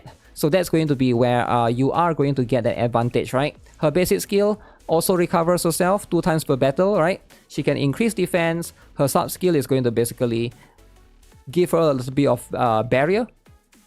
Now, all of this combined makes her a very solid character, right? Ideally, I would say if you get Hoshino, she's probably going to be the one that you can basically take advantage of or leverage early on as one of the better defenders or better tank. Now, is she better than Yuuka. Now that depends on the situation, right? Yuuka is going to be a solid tank that you put there, mainly just for you to take damage. But Hoshino, she's going to be a tank that annoys the opponent or basically push them around depending on the situation, right? Now, is she going to be useful in bosses? I would say yes, right? There are some situations, if you are playing the lower difficulty, for example, of HOD, where you need CC, this can also count, right? Now, obviously, 1.4 second is not as good as Tsubaki's one, I get it. But in some situation, if the the situation persists where you can basically take advantage of that, I think she's going to be a solid character, right? Now, I feel like she's probably going to be slightly here, more here than here, right? But because she's so useful in PvP, I would put her a little bit higher, right? Especially in the current season, right? Right here is going to be like, if you're just looking at PvE perspective, she's probably going to be right here. But definitely, PvP is just going to be an edge that I would give her a little bit on. Very, very annoying to fight against as well, right? Alongside Marina and stuff. So that's going to be where she's at. Now let's talk about Izumi. In my opinion, I think if you have Izumi, you should not build her. Now, no offense against the Izumi lover. Now, what does she do? She's probably one of the weirdest character in the game, right? So, she's a DPS character that heals herself. Like, what? Like, what do you mean you're a DPS? You're a damage dealer that heals yourself, okay? So you're gonna eat this cheese and chocolate hamburger. First of all, you don't put cheese and chocolate together. Alright, that's disgusting. Alright, who even does that? Cheese and chocolate? That's like putting chili sauce in your coffee. Like, who does this? Okay, like that out of the way, right? Now we gotta talk about everything else that she has. Her kit is just weird. Alright, you got a basic skill. 20% chance to do damage. Okay, that's cool. This is cool, right? First of all, I feel like it should be higher. It should be 50% or something. This one, recovery boost. Again, what is this heal for? Why are we healing, right? And then we got deals attack proportional to the user's current HP. Alright, so I get it. So she's going to be a character that basically the more HP she has, the more proportion of attack she's going to do increase. But it's just weird, man. It's just so weird. Overall, she's not going to be a character that you are going to utilize early on. Maybe once you reach late game, you can consider building her. But she's going to be someone that you want to build last, literally, right? I don't recommend prioritizing on her. Now, if you want to build her later, then you can build her later. But Junko, though, now we are talking, right? When it comes to a solid student. Because Junko, right? The truth is, right now, she is also similar in that particular case. She's going to be a piercing type. So hers is going to be a straight line, 5 cost in an AoE sort of. But you can see the multiplier is really high, 1400%. She also decreased her current HP. That's going to be one of her most annoying perks or quirks, right? However, you can see right here, alright? When HP drops below 20%, becomes invisible, that's one thing. But she also has this particular sub-skill where she does more damage in proportionate to the user's missing HP. So when you lose more HP, you also do more damage. So that's going to be Junko's gimmick. Now, in a situation, in some bosses, right, where you almost never take damage at all, that's where you can basically use her, right? For example, like for Bina, if you can position her in a way that she doesn't get hit, then she's going to be very, very strong right there, right? So that's going to be where you are utilizing her. Now, in PvE, going to be a bit difficult because she's still going to be 5 cost. It's still a little bit on the higher side, right? Preferably 4 cost or 3 cost, you can cycle through a little bit easier.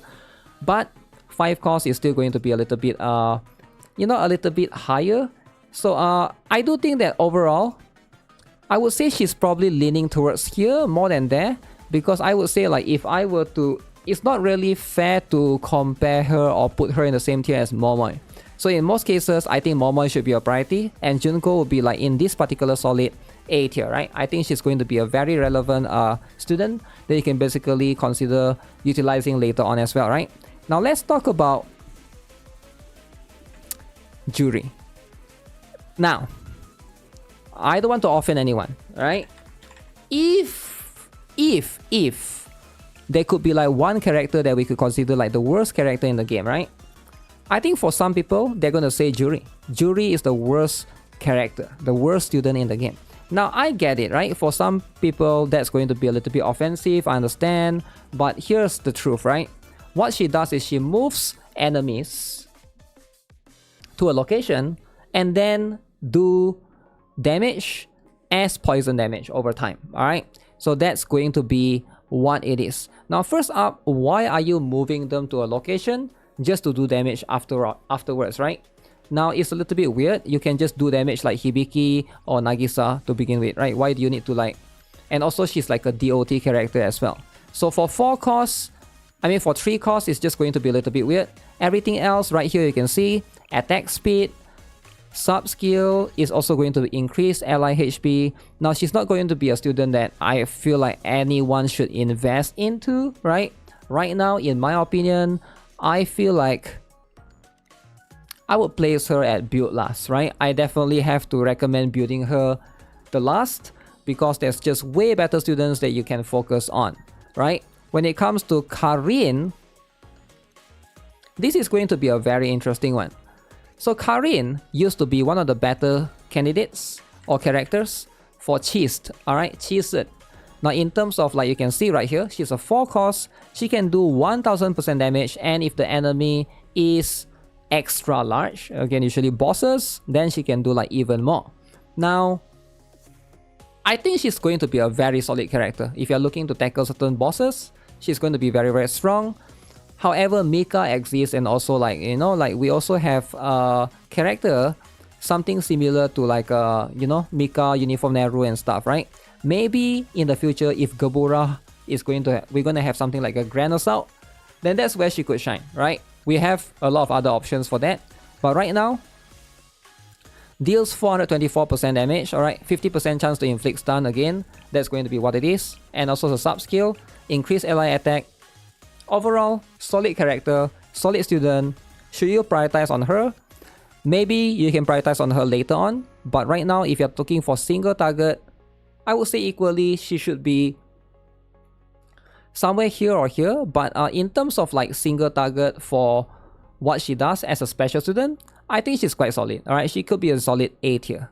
So next up, Kayoko. Now this is going to be the regular Kayoko. Alright, we're not talking about the other ones, we're talking about the regular one for the time being, right? Now when it comes to Kayoko, what is she going to be all about, right? What does she do specifically? For a lot of players, alright, she is going to be your first CC character. And that's going to be very interesting because not everyone has access to like strong CC characters early on, right? So she's probably going to be everybody's one first, like the first one, right? You can see if you can max this, you get Fear, 5.1 seconds, and she also have one more right here that can also inflict additional Fear at 3.6 seconds. Now both of those combined is going to give you quite a lot of CC, right? I would say like right now, she's probably going to be one of the better ones to build early on if you need like one CC character. Now Tsubaki is there, that's why I feel like Tsubaki is going to be better for most players to try to utilize for the lower level. But once you're trying to tackle like higher difficulty bosses at Insane and above, you're going to need more CC, right? That's where Kayoko comes in. Now there are going to be a few options, right? We got Kayoko. She's probably going to be the only free one alongside with Camping Kotama, right? I think like everybody is going to use either Kayoko or Camping Kotama for CC mostly, right? We're talking about crowd control. There's going to be other niche ones like Swimsuit Chisei, for example. Swimsuit Wakamo is also going to be those students right there. So Kayoko has a lot of competition, we can't deny that. But she's probably going to be the only free option in terms of like this kind of student that everybody will have, right? So right now, I would say if you're looking for a decent CC character, Kayoko should be right there, right? So I would say solid choice. You know what? I'm going to move her up here because I do think that, you know, especially for a lot of players, you should consider building her because she's going to be relevant at some point in time to just basically get that, right? If you have Camping Kotama, okay, I can see why I should put Camping Kotama there and Kayoko here, so I will do that for the timing, right? So let me just find Camping Kotama because right now we're talking about her specifically. Camping Kotama. So she is going to be a better Kayoko in most cases, right? Now, when it comes to CC, I don't really have her, but you can see 11.5 seconds at 6 costs as well, right? So again, similar costs when it comes to this, but way better CC overall if you're trying to focus on that.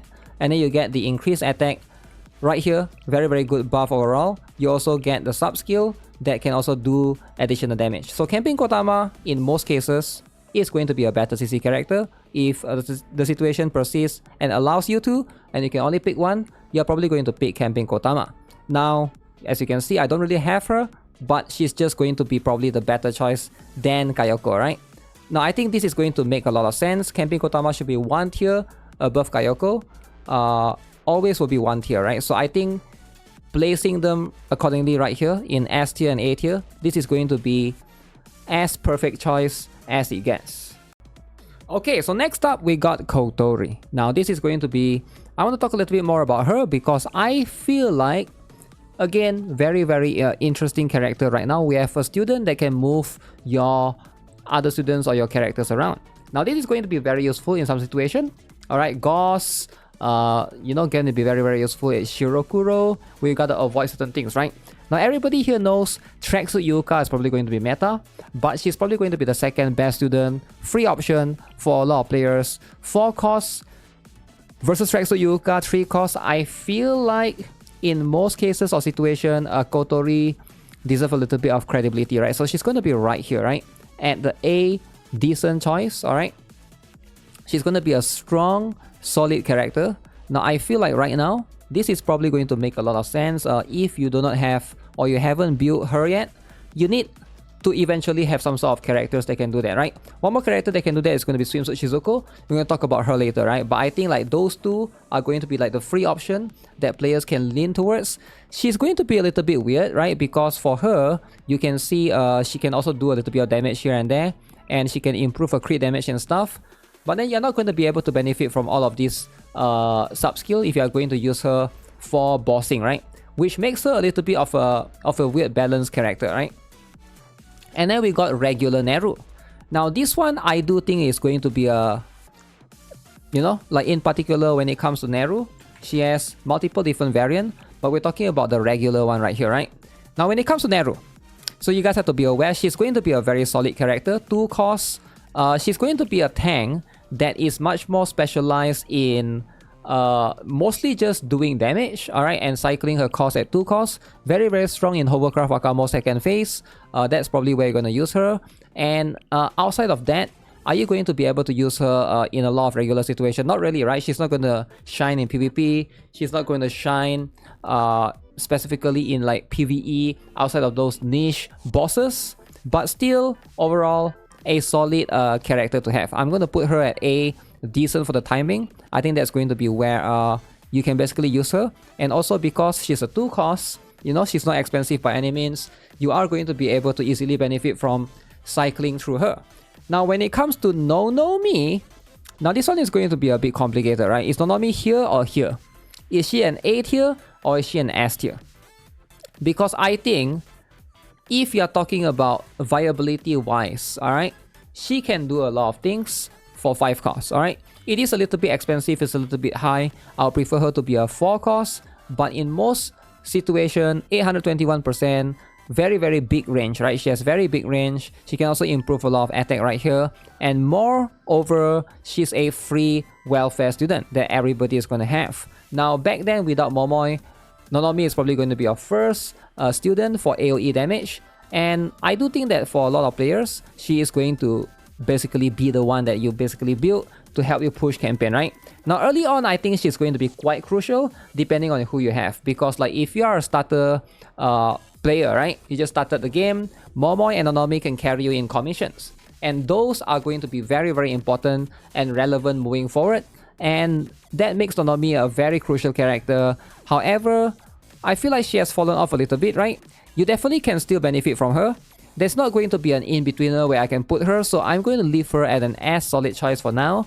I do think that because she is free and everybody has access to her, she's probably going to be a very solid choice. Also having 2 terrain advantage as well. She's probably going to be, you're going to get a lot of usage out of her, right? In comparison to a lot of other students.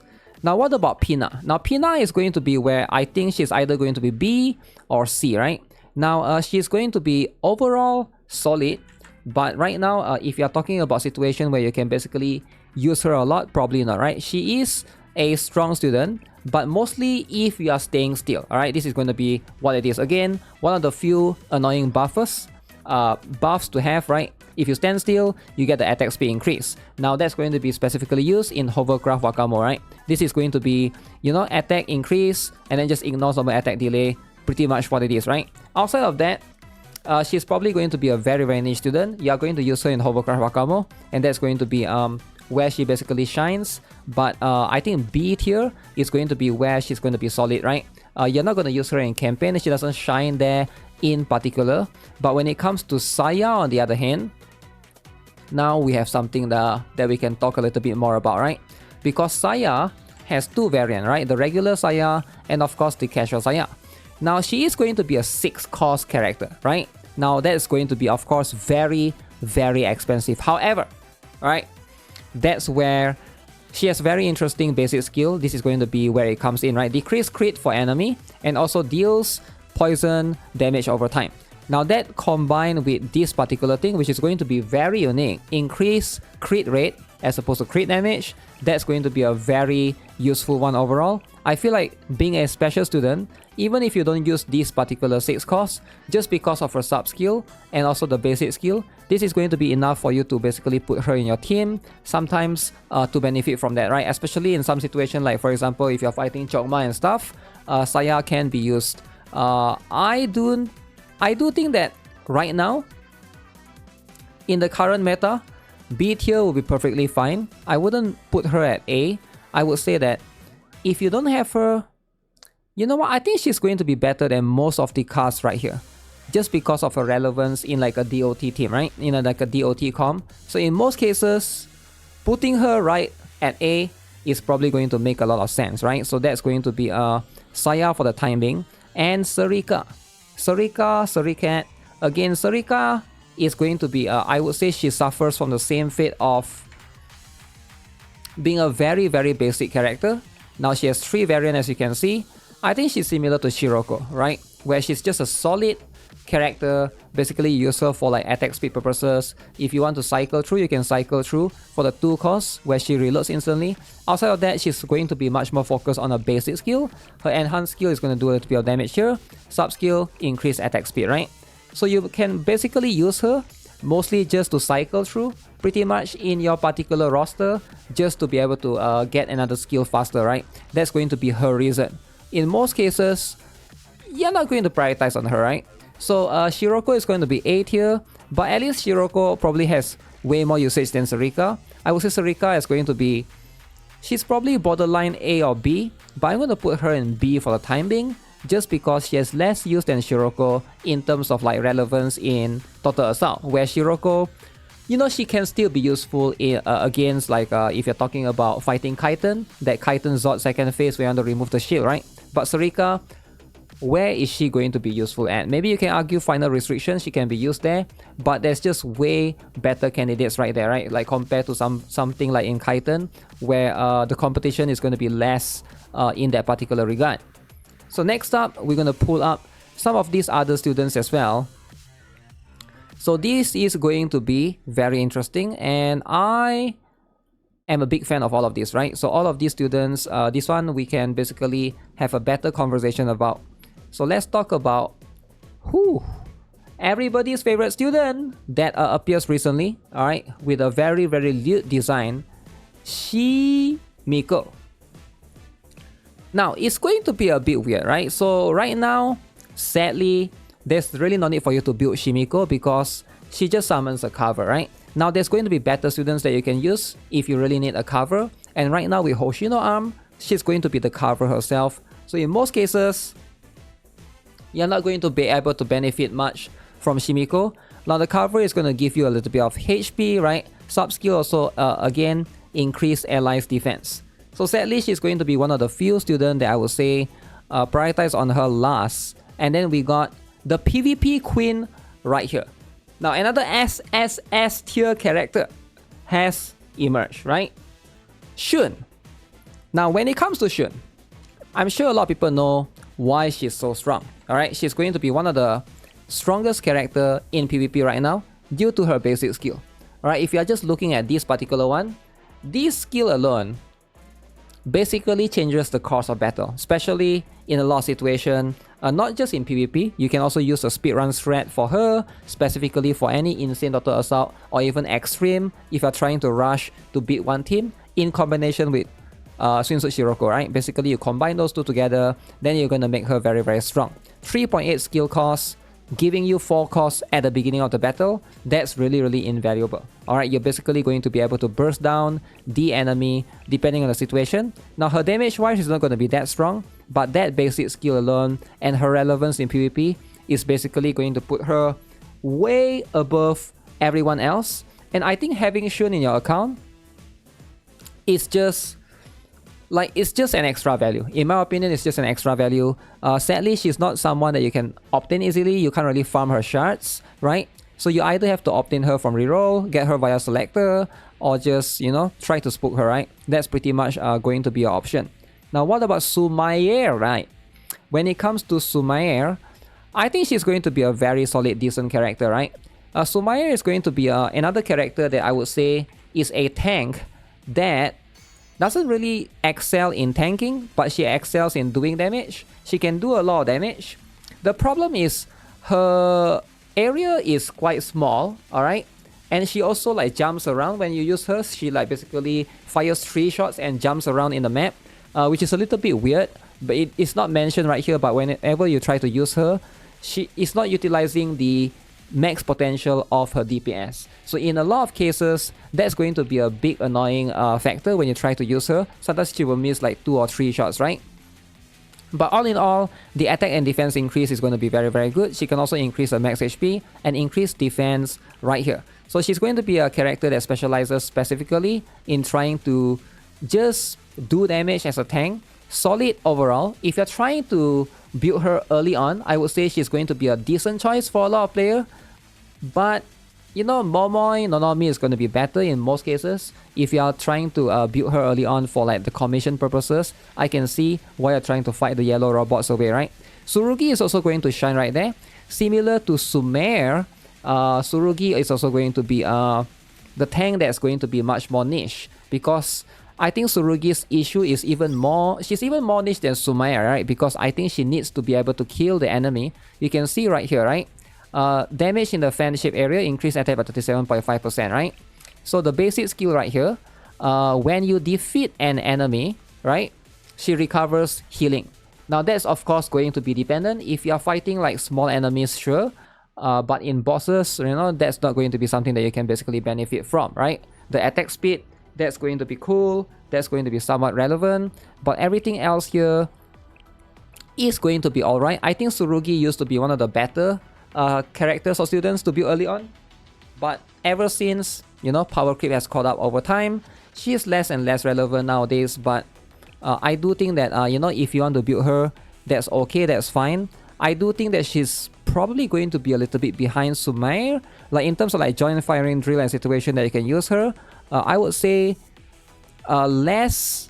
I mean, her restriction is a little bit higher, right? Because like to maximize her, you basically have to be able to get rid of the enemy. And sometimes if there's you know, a situation where if you're trying to do bosses and stuff, she's going to be less useful than her, right? But for her, you can at least still use her in like lower level difficulty rates, right? So that's going to be something to consider. So that's going to be the factor that I'm looking at the end, right?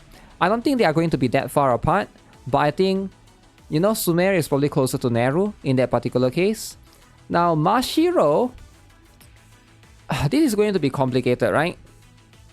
Now, when it comes to Mashiro, she's going to be a single target character that's explosive type. Now, similar to... Why can't I find her? Okay, she's right here. She's similar to Sasuke, but right now she has a little bit of RNG, right? Which is going to be very weird. So what is the RNG right here? She does 664% damage. However, she has a 75% chance to deal additional damage. Now, in my opinion, that's a very weird skill, right? So your skill does this damage, but there's a 75-25 to do like another double the damage, right? So it's like, why is there gacha in the damage, right? So I think that's going to be the problem that can throw off some people, right? 75-25 is better than 50-50, I guess, but why is it not 100%, right? Also, like, why is the condition not like, oh, if it's a boss, then you do even more damage, rather than like there's a 75% chance. So that part can be a bit off, right? So that's why, like, I guess if you're trying to do Gebura, she can be used right there. But it's just Satsuki is just better. There's going to be way better options right there as well. But she used to be one of the few students that are very, very strong. You know, that's very strong in PvP. Right now, you can see increase the attack 36.2%. And she also got a crit boost and accuracy boost. And the sub skill is going to be also like a bit of a downer, right? Because accuracy is less meta. Usually you want crit damage, you know, probably like crit rate or even attack percent, right? But crit damage and attack percent is probably going to be much more useful in the long run. But she's going to be one of the few students that you probably can max out easily if you play like since day one, just because of her being able to be purchased by the from the PvP shop, right? So that's going to be one thing to consider. But overall, I would say solid. She's either going to be A tier or B tier, depending. But with the current roster right now, with more and more single target explosive type, I would say B tier is probably going to make more sense. And then we have something like Shizuko. Now, what is Shizuko's purpose? Alright, we're talking about the regular one right here, not the swimsuit version, which is going to be a little bit different. So this is going to be the regular Shizuko. Now, as you can see, the regular Shizuko is a character that summons cover, alright? And this cover increase accuracy, and you can basically take the cover behind, right? So that's pretty much what it is. The sub skill is going to increase crit rate. It is not going to be too bad. Ideally, how useful is summoning cover, right? Like in most cases, it's better to have a tank or a defender that basically tanks for you than to summon cover, right? In most situations, that's going to be the case. Now, summoning cover nowadays is getting more and more niche. I think back then you can basically like try to do that, but ideally, you know, it does depend on the situation. In most cases, repositioning your character ideally, or try to like heal them or shield them, is probably going to be better than summoning cover, right? I think like as an option back then, alright, this is like an option before Tracksuit Yuka. She was sort of being used here and there. But ever since we have more characters that can do something like a little bit like avoiding damage and stuff, those are going to be the better option. So she's probably going to be a solid B tier for now. And that's probably going to be where she's going to lean towards. Again, one of the few more niche students, right? Now, Izuna, on the other hand, I think Izuna is a solid S choice. Alright, she's going to be S tier. Right now, if you're looking at Izuna as a whole, now of course Izuna has two variants. One is going to be the regular swimsuit, and then one is going to be the default version, right? Now this one is going to be 3 costs, and you can move her accordingly. She is going to be one of the tankier characters for you to be able to do or use in Shirokuro. Now, this is going to be where her damage comes in, right? Basic skill as opposed to an EX skill, right? You can see 6 normal attacks. She also has enhanced skill right here that increase her crit damage. Now her damage is quite high, alright? If you actually know how to use her in Shirokuro, she's going to be very, very strong. Now obviously a lot of players tend to use Wakamo over there, and that's going to be fine. But she's going to be a very, very good secondary option as well. I do think that overall, for 3 costs, she's actually pretty solid. You are going to be able to cycle through her easily.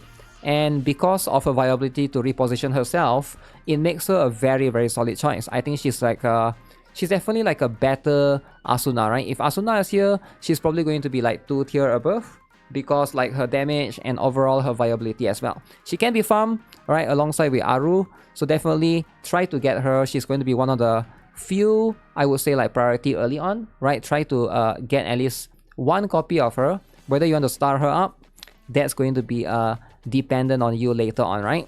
So Cherry No, this is very complicated, right? Now I do think that right now, some players might put Cherino right here in S, alright? Now if you ask me last year, Cherino would definitely be all the way here, right? She's going to be a very, very solid character. A student that can basically do something that a lot of other students can't do, right? And that's going to be just straight up give you cost recovery on her passive skill, on the sub skill, right? Now, even though it stacks even more when there's more Red Winter students in the team, that's fine and all, but she's still going to be quite solid on her own, right? When you put her in a team, you're just going to get this particular thing, right? And that in itself is going to be very, very valuable. You mix that up with a big AoE skill right here, 5 costs, alright, that's going to be, again, one of the best candidate in a lot of AoE scenarios, right? If you're trying to do cheese, you're trying to do like commissions early on, I think that's going to be where she lies.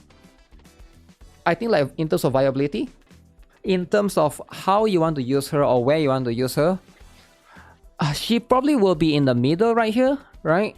It's going to be like right now in between these two, if there's like a in between tier. But I do think that she's probably closer to the one in the S than the one in the SS, right? So that's just going to be what it is. Very, very strong choice. Definitely recommend you guys to get her as soon as you can. I think a lot of players underestimate what Cherino can do overall, right? She's just, I get it, right? It might not be the most like appealing character with a, you know, a girl with a mustache. I know how it is, right? I think like, you know, I think she's cute. You know, if you read her story, personality-wise, it has grown on me. But I'm guessing like not everyone's favorite, right? But you know, we're talking about meta here specifically. I do think that she's going to be one of the more solid students. Nadoka, on the other hand, alright, Nadoka has big issues, alright? There's really no situation that you need a Nadoka. And that's because, right now, why is there no Nadoka? Nadoka is non-existent? Okay, that's a little bit scary. I don't know why I was drunk, but it's Nodoka, not Nadoka. So when it comes to her, I think right now, the problem is accuracy, right? So what she does is she's a buffer that buffs accuracy. And accuracy is not really going to be needed in most situations. Now some enemies can dodge, I get it. But in most cases, it's just a very, very weird buff overall for Nodoka. And I feel like right now, she's probably going to be one of the most niche students until there's a boss that really needs this, alright? Where you basically need to increase your ally accuracy and also your EX skill increase your accuracy. She is going to be extremely, extremely niche, sadly, right? So just an overall student that you want to prioritize on last, right? In fact, build everyone in the roster first before you consider a Nodoka. Now Yuzu, solid A tier. Alright, she's going to be a solid A tier. Not quite S tier. Yuzu do have a big problem, and that's going to be how her circular area works, right?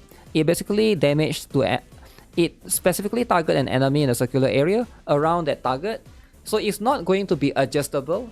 So depending on where the target is, if there's no enemies nearby, you cannot adjust it, right? So it is going to be a little bit annoying in that particular case. So that's why like a character that's purely circular area is still going to be better than her. And that's going to put her a little bit behind. But her damage is insane. Do not underestimate her damage for sure. You can see she has a lot of crit damage buff. In a lot of situations, I would say Yuzu is going to be a very, very solid choice, right? Now when it comes to Azusa, however, definitely a solid S tier. Similar reasons to why Maki is strong. Azusa is a free character that can also decrease defense right here. Alright, this is going to be something that you can basically do via your basic skill. Now this decreased defense is going to be very, very strong again if you're trying to use her in Hieronymus, right? Now when it comes to EX skill, single target, I get it, she gets outshined by a few other characters including Dressina and stuff. But still a solid choice overall. If you don't have anyone else, Azusa is probably going to be a viable option for single target explosive time. So therefore, she's probably going to belong in the S good solid choice category right there. When it comes to Hanako, probably it's a bit more complex. She can either be here or here. Now Hanako shines in final restriction. Alright, I'm not sure how many players actually play that content that's watching this, because that one is specifically for the late game. Now that's where this is going to be again similar to Hanae, right? You have this healing over time rather than a burst heal. This is sometimes much more advantageous than a burst heal, because when you fight certain bosses that do the OT, that's going to be where this HOT, healing over time, counteracts that, right? And that's going to be very, very useful in that situation. So she also has a sub skill that increases allies healing as well. Combine all of this together, makes her a very prominent healer. 5 cost is a little bit high, but again, because if it's a final restriction, that's where that's not going to be that big of an issue. So overall, I would say Hanako is going to be a student that you should consider building, definitely for late game, not for early on, but definitely going to be there. Now Koharu is a very interesting one, right? I think to put Koharu right here is literally an understatement. I would say for a lot of players, Koharu could be right there. That's going to be the solid S tier, right? Now, why is Koharu so powerful or so strong, right? She is going to be first up, all right? There's a multitude of factors, right? Number one, she's a healer in striker slot, right? That's going to be number one. She's a 3-cost healer. Number two, her heal is also an AoE damage, right? You can either use it as a healer, you can also use her as a damager, all right? If you want to, she can also do circular damage to the enemy. Number three, she has a basic skill right here that can heal allies who are low HP, right? So specifically targeting ally who is 50% or lower. So combine all of these factors together, makes her one of the best healer in the game. Number four, she is pretty much essentially free if you play the game. Alright, you basically just need to farm her shards, and that's going to be where you can basically get her. I can't remember, is it Total Assault or Grand Assault? But I believe it's going to be Total Assault, right? That's going to be where you get Koharu. This is going to be the one right here, right? Koharu's LF can be purchased every single month. Now, there are going to be other characters that can basically heal as well. For example, like we got Idol Mary, we got like with the recent Rumi and stuff, right? But I think Koharu's viability is going to be higher. That circular area, if you can target this particular thing, all right, it is going to be quite beneficial, right? So for 3 costs, she's going to be very, very good in like a regular content, right? If you're pushing story and stuff, I would say Koharu is going to be really, really up there, all right? Right now, it's kind of debatable whether she's here or here, right? I do think that she's probably better than most of these other healers in this list, so I am going to put her up there for now. All right, this is going to be like she's borderline must-have. She makes your life a lot easier, right? The truth is, none of these characters are really a must-have, but you can't deny that these characters excel compared to most of these characters that's below in this particular list, right? They basically have a tangible viability. So with that, let's move up some of these other students that we're going to look at. Holy, this is a long video. I wonder how long have I been talking, but so far, let's move on a little bit faster, right? So because we have... oh shoot, man. We are not even close. We are like 30% there.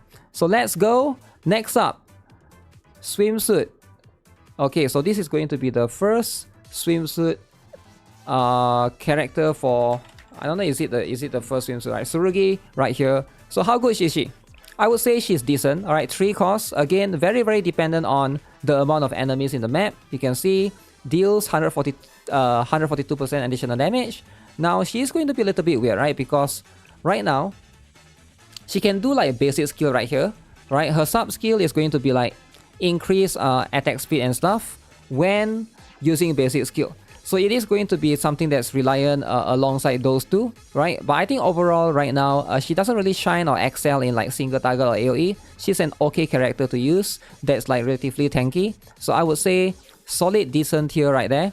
But you know, in most cases, you probably have better choices, right? You know what? I'm going to move her down right here because I do think that the situation that you can actually like benefit from her and excel from her is going to be quite niche still, right? And then we got Swimsuit Azusa, another limited student that we have.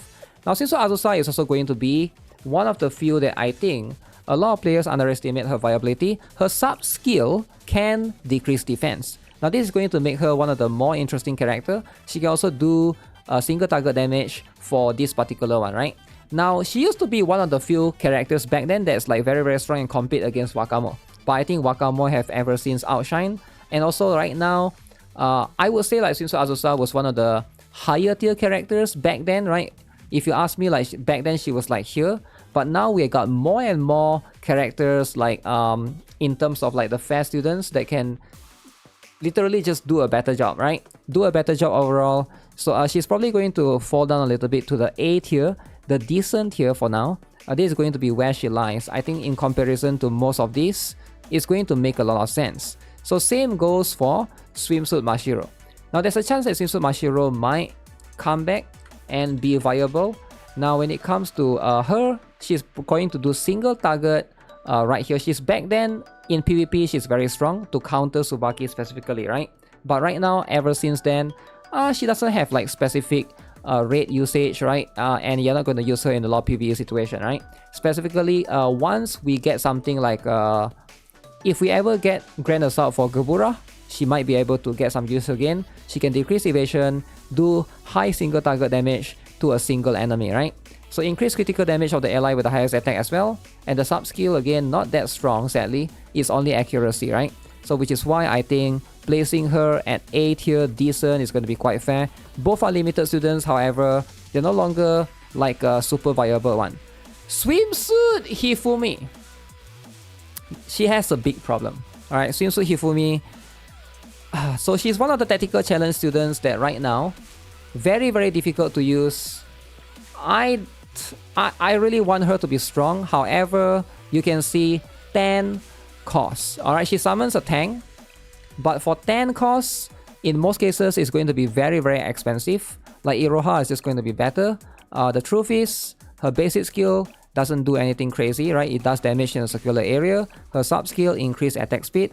There's just going to be better characters to build. I would say Swimsuit Hifumi should be the one that you build last. It's sad to say, but that's just going to be how it is, right? Now, Dress Hina. Now, this one is going to be very interesting.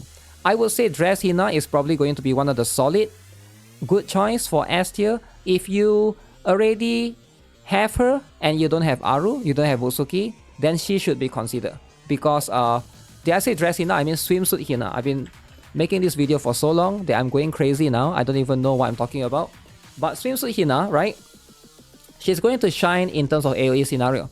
Now the problem with her, right, this particular skill, it is going to be a very good skill. Very good AoE skill, 3 costs, 441%. The problem is it limits you to 5 enemies. So if there's 6 enemies, that 1 enemy is not going to get hit. A little bit annoying. Outside of that, she's going to be very solid because her basic skill can stun as well. So combine that together with the sub skill that increase her attack while she uses EX skill. She's probably one of the better swimsuit students to have actually, right? If you're looking to push campaign, she is probably going to be one of the best candidates to help you early on. So that's going to be something to consider. Swimsuit Hina, very, very viable. Now when it comes to Swimsuit Yori, I would say she's going to be either 1 tier below or 2 tier below, right? Now what is the problem with Swimsuit Yori? Number one, Swimsuit Yori's range is going to be way smaller, right? So it is going to be way smaller. It is a circular area, but it is just way smaller in terms of that viability. Number two, when it comes to where she shines, it's going to be shining in like doing chill DOT damage, right? So very, very niche, and she's not going to be super viable in PvE, unlike Swimsuit Hina. So in most cases, I would say Swimsuit Yori is probably going to be B tier alongside with these few other ones, right? So I think that's going to be fair. When it comes to cycling Shiroko, now I think this one is going to be debatable, right? Because cycling Shiroko, the only cycling student in the game, right? For the time being, she does a circular area that decreases enemies' attack, 50%, right? Very, very unique, very, very niche. Now, in terms of when you're trying to do fight against Chokmah, so that's going to be where you can basically take advantage of that, right? So that's going to be a very useful one to have. Decrease the attack. Basic skill right here is going to do damage as well. Enhanced skill, increase attack speed, and this one is going to do additional damage. Now, because of her viability of being a very niche student that can decrease attack or debuff enemies' attack, I would say that's going to give her a little bit of an edge. However, putting her in S tier is probably going to be too high because of her nicheness, right? So probably putting her at A tier makes a lot more sense, right? This is going to be the decent tier. That's going to be where all of those are going to be, right? And then we got Kirino. Now, Kirino in a way is similar to Suzumi, right? However, it is going to be, again, those are going to be the issue. Circular area, alright, 3 costs you can see right here, deals damage, but she doesn't do stun, right? She do this smoke screen thing, decrease accuracy of the enemies. In most cases, stun is going to be way more important, but Kirino runs into that issues in particular, right? Outside of that, This one is going to increase the attack speed and increase her HP. And the sub skill has a 30% chance to decrease recovery boost. Again, all of these are super niche. Her EX skill can be used for sure. She's going to be quite viable right there. However, everything else is just going to be a little bit weird. And in most cases, if you already got Musuki, you got Aru, you got Suzumi, Kirino is probably going to be a little bit behind right there.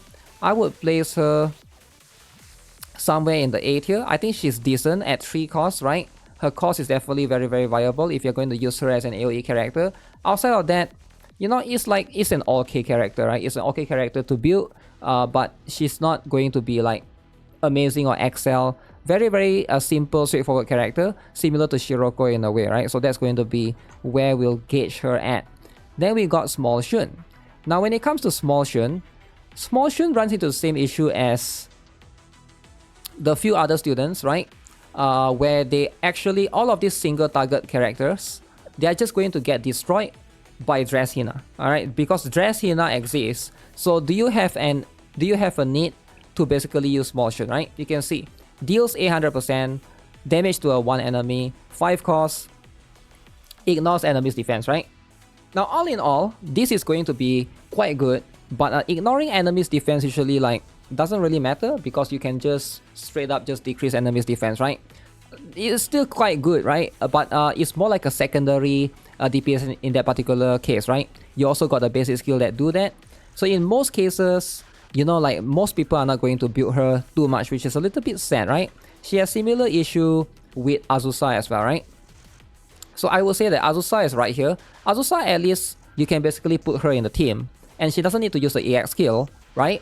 And Azusa can basically still decrease enemy's defense, whereas Small Shun, she doesn't have the luxury of doing so. Therefore, she's going to be much more of an A tier as opposed to S tier.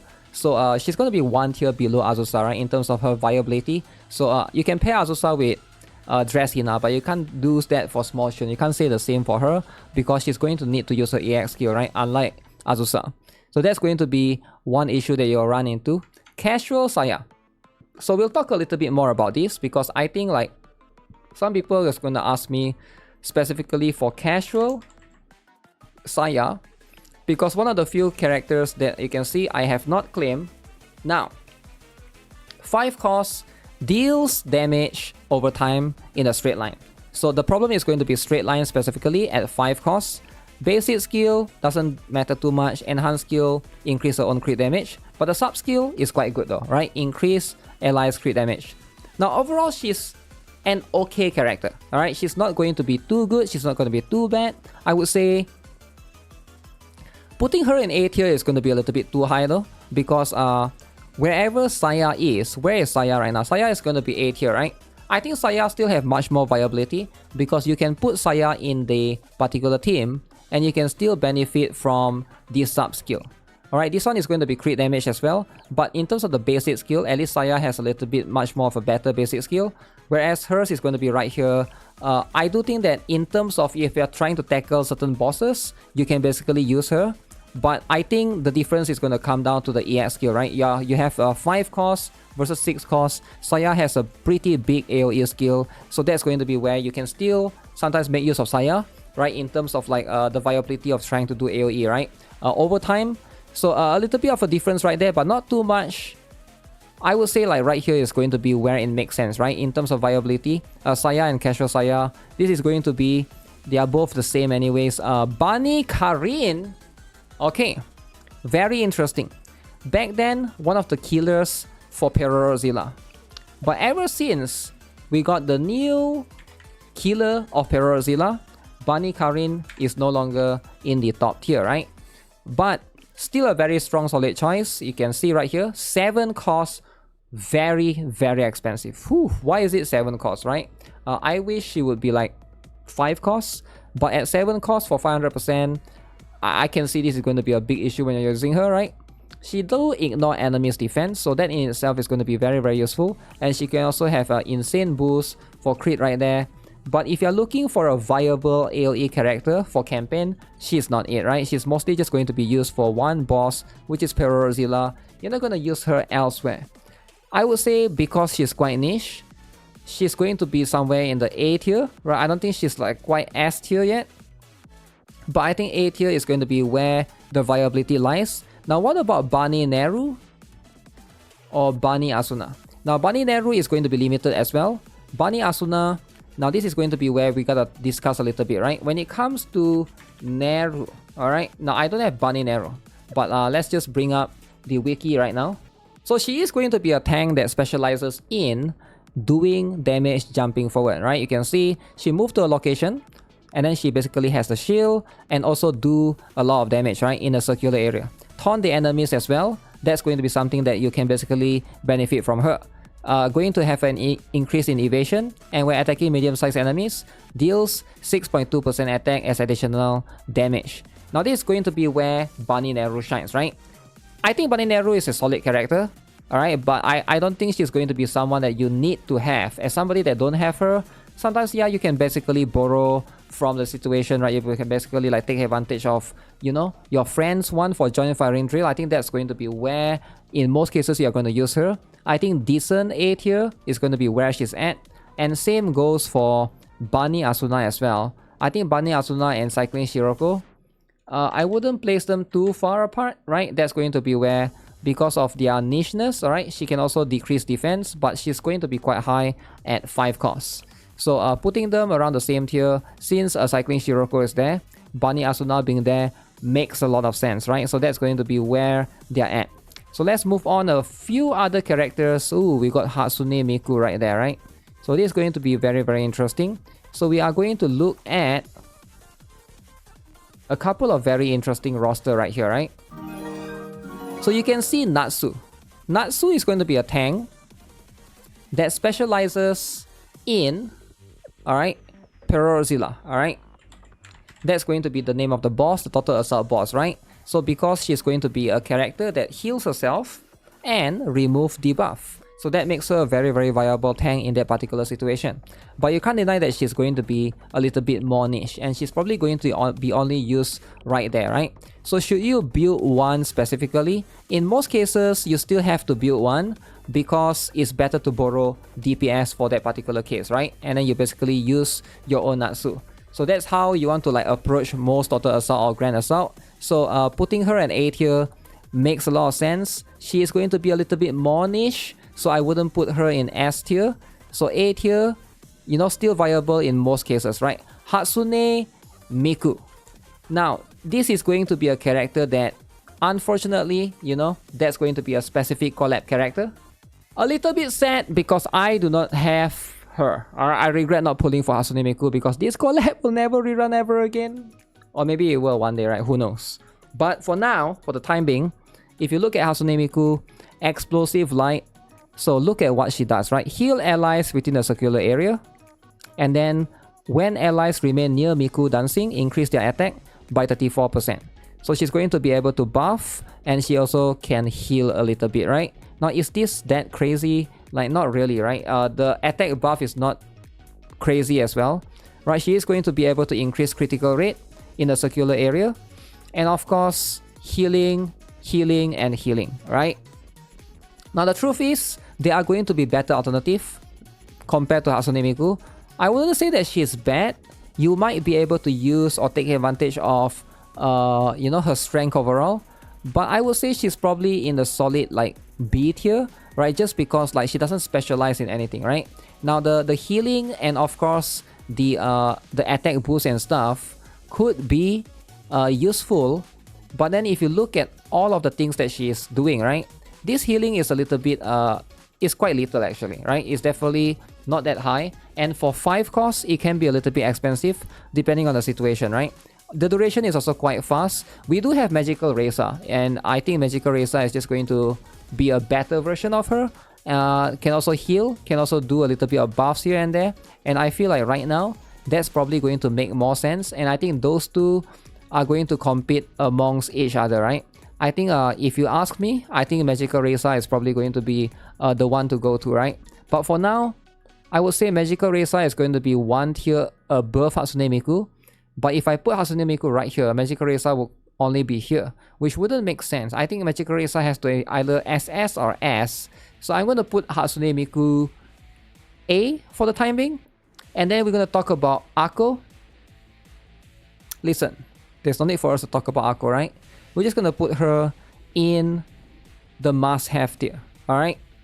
Now, I think it's going to be very complicated, right? Is Akko really that strong? Because right now, she's the strongest crit rate, crit buffer in the game.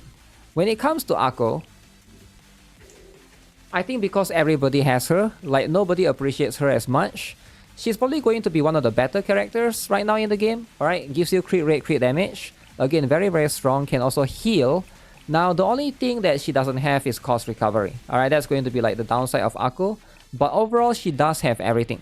I do think that right now, if you are a new player and you're looking to get one specific character from Archive Recruitment, that's going to be Akko. Akko is going to be your gal, and she's going to be that particular person that you're looking for, you're aiming for. The best buffer supporter right there. I'm still debating if she's here or here, but generally I think that there's going to be better healers that we can, better characters that we can put in the SS tier. Akko is going to be a solid S tier for the time being, right? So we're going to readjust the tier list accordingly later on. Cherry No. Now I think Cherry No is going to be a little bit better than Hifumi, alright? In terms of like Hot Spring Cherry No, what she does is she's going to summon a tank. Alright, very, very similar to what we have from Hifumi. Now Cherry No is not too bad. Alright, she is going to be a 6 cost. Alright, so as opposed to Hifumi's 10 cost. So I think it's way more manageable. But in most cases, I just wouldn't recommend prioritizing on her. She can do a little bit of decent stuff overall, but she doesn't shine in particular elsewhere. So for the time being, C tier is going to be where she belongs. She could also be somewhere in the B tier depending on the situation, but right now that's going to be as good as it gets. Let's talk about Onsen or Hot Spring Chinatsu, right? Because right now, I think she runs into the same issue that a lot of players, a lot of other students run into, which is going to be specifically just attack speed buff, right? Ideally, attack speed buff is not that useful for the time being, right? There are going to be situations where you are going to be able to benefit from this in like raids and stuff. But her specifically only do it for one student, right? If you're talking about niche situations with Joint Firing Drill, it's better to rely on attack speed that buffs circular area, right? There's going to be better students or better characters that can do that, right? So in most cases, because of that, it makes her a little bit more niche, alright? And because of that as well, there's just no need for you or, you know, not need for anyone actually to really prioritize on building her, right? I would say for now, she's probably going to be much more in the B tier category as opposed to C tier, just because she can cycle through and she can help you a little bit more, right? If you have a solid DPS, that's probably going to be where you are going to be able to benefit from her. Now, Nadoka Hot Spring used to be one of the more annoying healers to have, right? And she's still rightfully so, right? The thing is, once we got Reza, that's going to be where everything just changes, right? She's basically someone that stays there and throws this snack to you, alright, slowly, and it basically recovers you over time. The thing is, it does take a little bit of time, and positioning is gonna be very, very annoying as well, right? But I do think that right now, with the buffs and stuff, she's definitely competing against quite a lot of characters, right? So I think A tier is probably going to make a lot of sense right now. This is probably going to be the best choice for her. Then we got Aru. This is going to be the Aru right here. So let's talk about New Year Aru, right? Aru from New Year. Okay, why is it? Oh, we got so much. So as you can see, I did build her. Issue with her is a high cost, right? She's going to be 6 cost. I think similar to Meru, that's going to be where it is going to be a little bit niche. There's going to be way more viable characters to build. And I think like right now, she's probably going to be much more niche. And I think a lot of students, a lot of players are going to stray away from her, right? She's probably going to stay around B or C. I would say somewhere here is probably going to make sense. She's not that bad. But the truth is, you know, if you have the priority in terms of like, let's say you have Yori and Momoy, right? You probably can get away with those few other ones, right? Now, New Year Musuki, however, now this one I'm kind of debating to basically either put her in SS or S. Now the only issue that I have with Nuya Musuki is not really her skill overall, right? So I think if you guys have used Nuya Musuki, you will be aware of how broken she is. She's a 2-cost AoE character. The problem is going to be how that thing is positioned. It can't hit the enemy if they are too near to you, right? It's not like a regular fan shape, it's like an arch shaped area. So that area is actually not like a regular fan shape. If the enemy is like right next to you, it's not going to hit as well. So they have to have a certain specific distance. That's going to be the very big problem, right? But in most cases, I would say she's probably going to be a solid character if you're looking specifically to use in a AoE scenario, right? If she doesn't have the range issue, or if a range issue is fixed, I would say she's SS tier. But for the time being, because of that issue, it can still be a little bit difficult to stack up enemies that are near you, right? So that's going to be something to consider. If you pair her well, right, with another tank that can basically, you know, make enemies stay in front, she can easily be SS tier for sure. But right now, we gotta judge the viability of a character on their own. So we gotta be putting her in the S tier. I think it's fair to basically put her right here, across, you know, in comparisons to all of these other characters right here, right? So I think that's going to be what it is. So the next one, we got Nuya Sarika. Now this one, in my opinion, she's probably going to be next, you know, in accordance to like comparison right here, next to Nuya Musuki. However, her biggest issue is not going to be this particular one. This one is very, very good, right? It's insane range. Her biggest issue is a sub-skill. It's like ally crit damage resistance. If she's going to be crit rate, crit damage, or even attack percent, this would have been significantly better. But because it's going to be crit damage resistance, that's probably going to move her down a tier, right? That's going to affect her viability in terms of a sub-skill. Like if this is something like cost recovery even, she will be top tier. But sadly, that's just what it is. I have to put Nuya Sarika right here in the A tier, right? Probably behind Momoi, behind Onomi. I think that makes a lot of sense, right? But still very, very strong. It's just that like, if you have all of those other options, she is probably going to make a lot of sense. You know what? I think she's closer to the top tier than to the bottom tier, right? Because now that I look at everyone in the bottom tier, I think she's probably significantly more useful. So you guys should probably prioritize her, right? And if you're looking for an AoE for that piercing type in special, there's really not much character that can do that, right? Now what about Fubuki and Chinatsu? Let's first talk about Fubuki.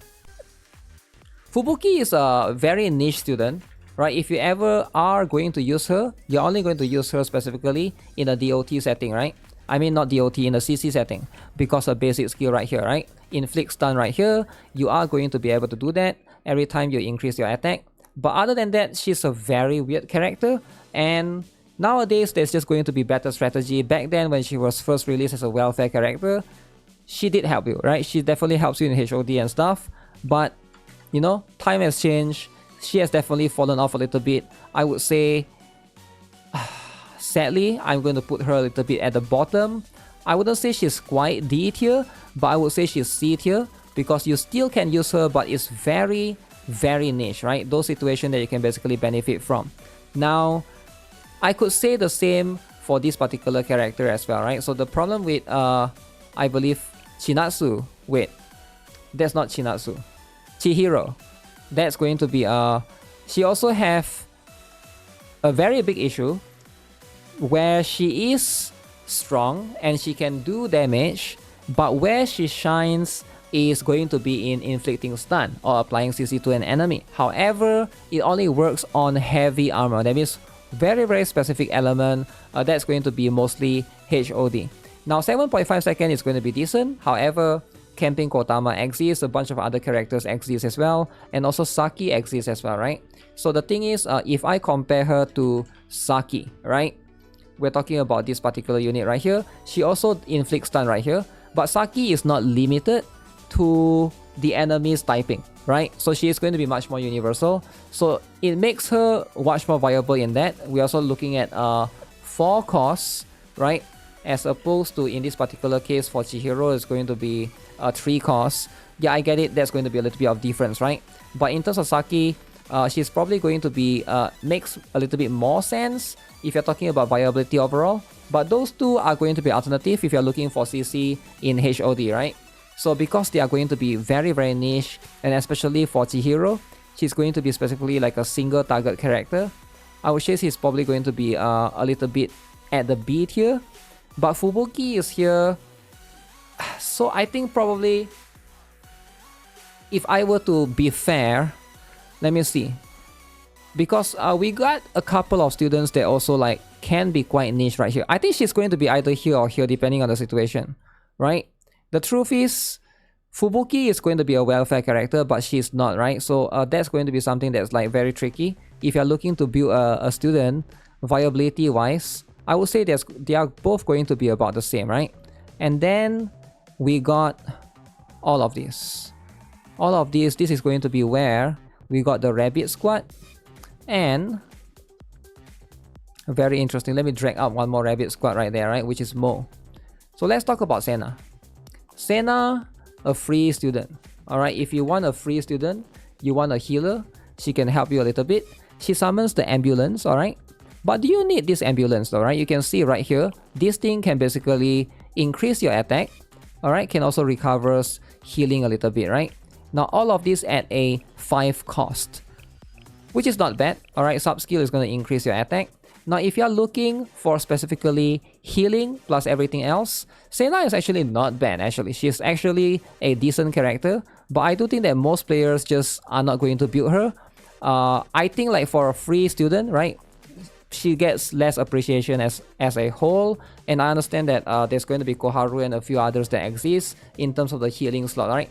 For now, specifically, I think she's probably going to be right here in the S choice, a solid choice, if you're looking for a healer that can also buff you a little bit, right? Similar to...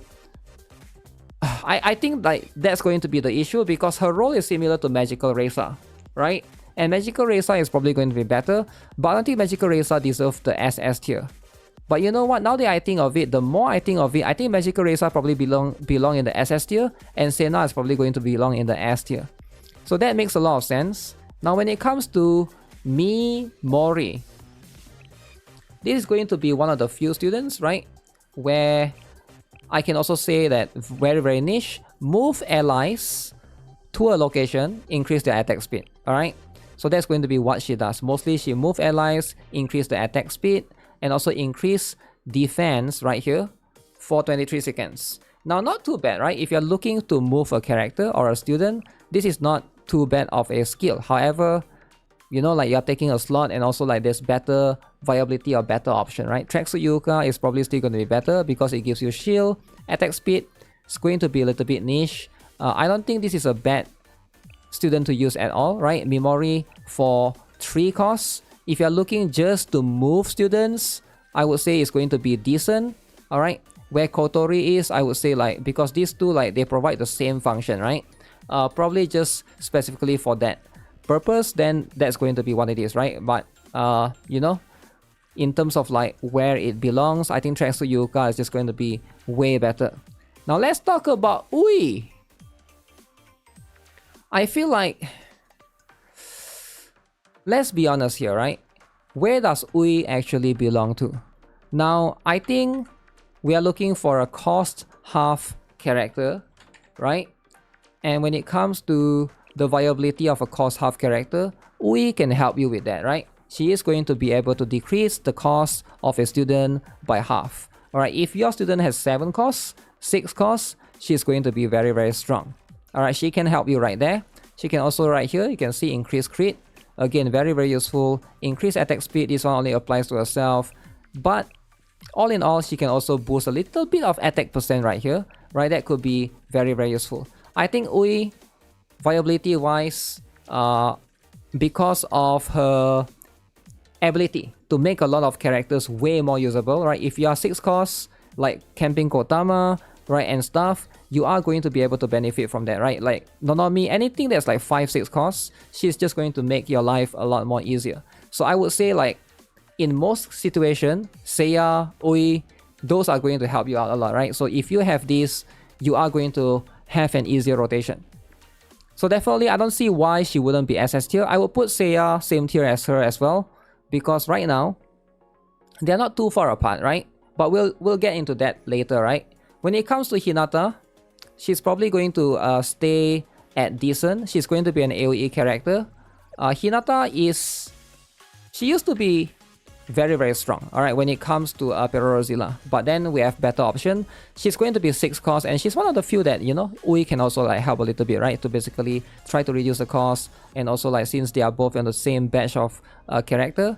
But we have better option like Chisei and stuff. So for 6 cost, it's just going to be a little bit difficult to use. But A rank would be like at a very decent place, right? When it comes to Marina, now this one I'm a big fan of, right? Marina is going to be a tank that, similar to Hoshino, can actually move your students back and can also do quite a lot, right? She can basically do decent damage, push the enemies away, decrease recovery boost. Basic skill right here, she becomes invisible, very strong in PvP. And when it comes to sub skill, she can also increase evasion. I would say overall, solid tank right there.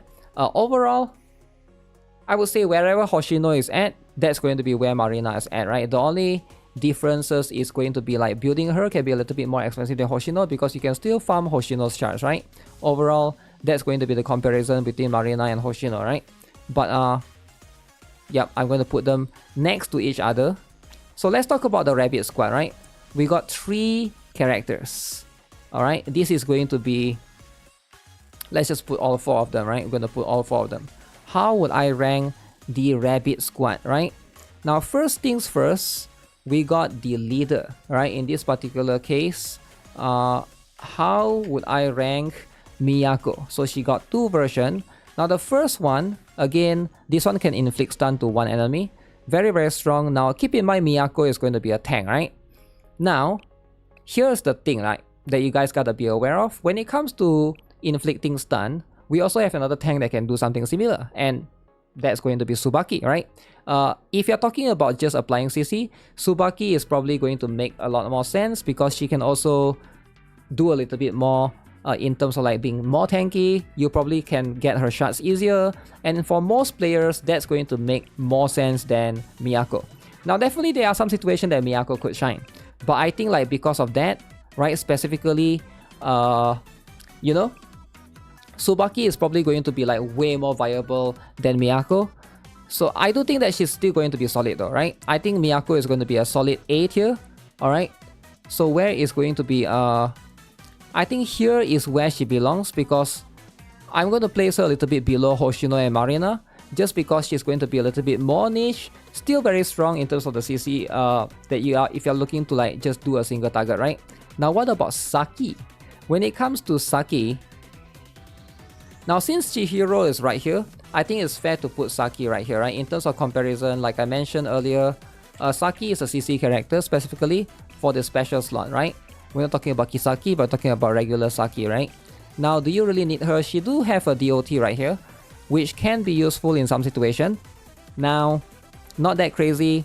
I think Miyu can also stay here as well because she is also going to be quite niche. Now, I get it that Miyu is going to be very strong for Hovercraft Akamo second phase. Again, that's going to be super niche. And then last, we got Moe, right? Now, when it comes to Moe, here's the thing about Moe, right? Again, super niche student, right? She does 4 costs, do a little bit of damage in a straight line. Can also inflict a little bit of stun right here. But again, this is going to be very niche. If you really want like a specific student to do AoE, you're better off using New Year Sarika, right?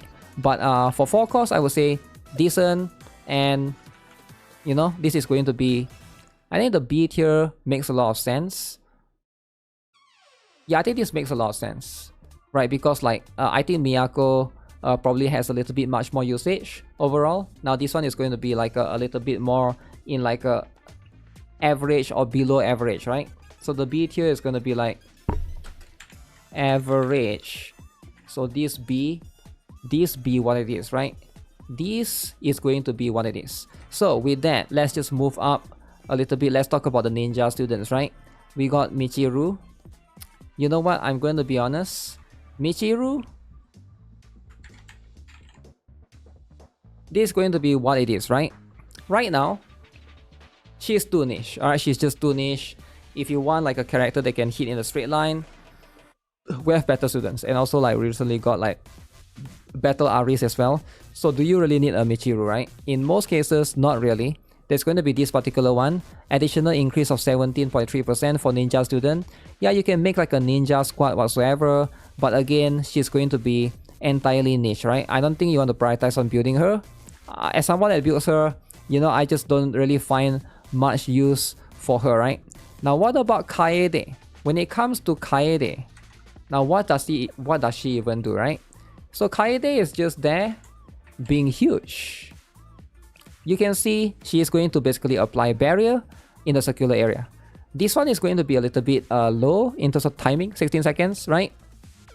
But everything else right here, you can see she can also increase defense, she can also increase healing, and she's there to make your team tankier. Now in some situation, she can be very good, right? She can basically provide that if you're talking about final restriction boss and stuff. So I don't think she's completely like similar to Michiru in that case. I would say she's much more similar to like all of the students from the B tier. All right, that's going to be about average cast. So this is going to be the positioning where she's going to be at, right?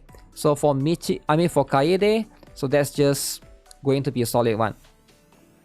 Now, as we move on, we are going to have more and more students that I see that has been replaced a little bit, right? Which is going to be a little bit sad. But okay, so we got a new cast of students right here. We're almost halfway there. All right, we're almost 50% there, right? So let's talk about Iroha.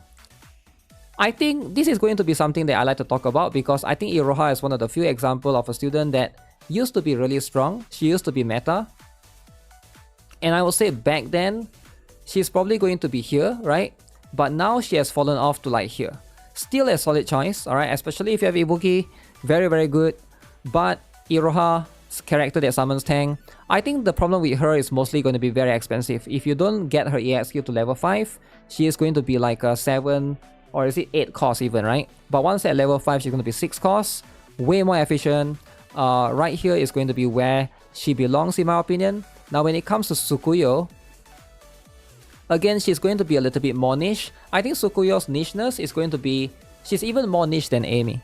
So I feel like Amy should be 1 tier above and Tsukuyo will be like 1 tier below. Now I get it, she's going to be used in Hovercraft Wakamo, but Amy can be used in way more situations than that, right? Whereas Tsukuyo is like, it's going to be super niche right there. So it's going to be a decent tier for sure. Not too far behind, alright? But if there's like somewhere in between, I'll probably place that, right?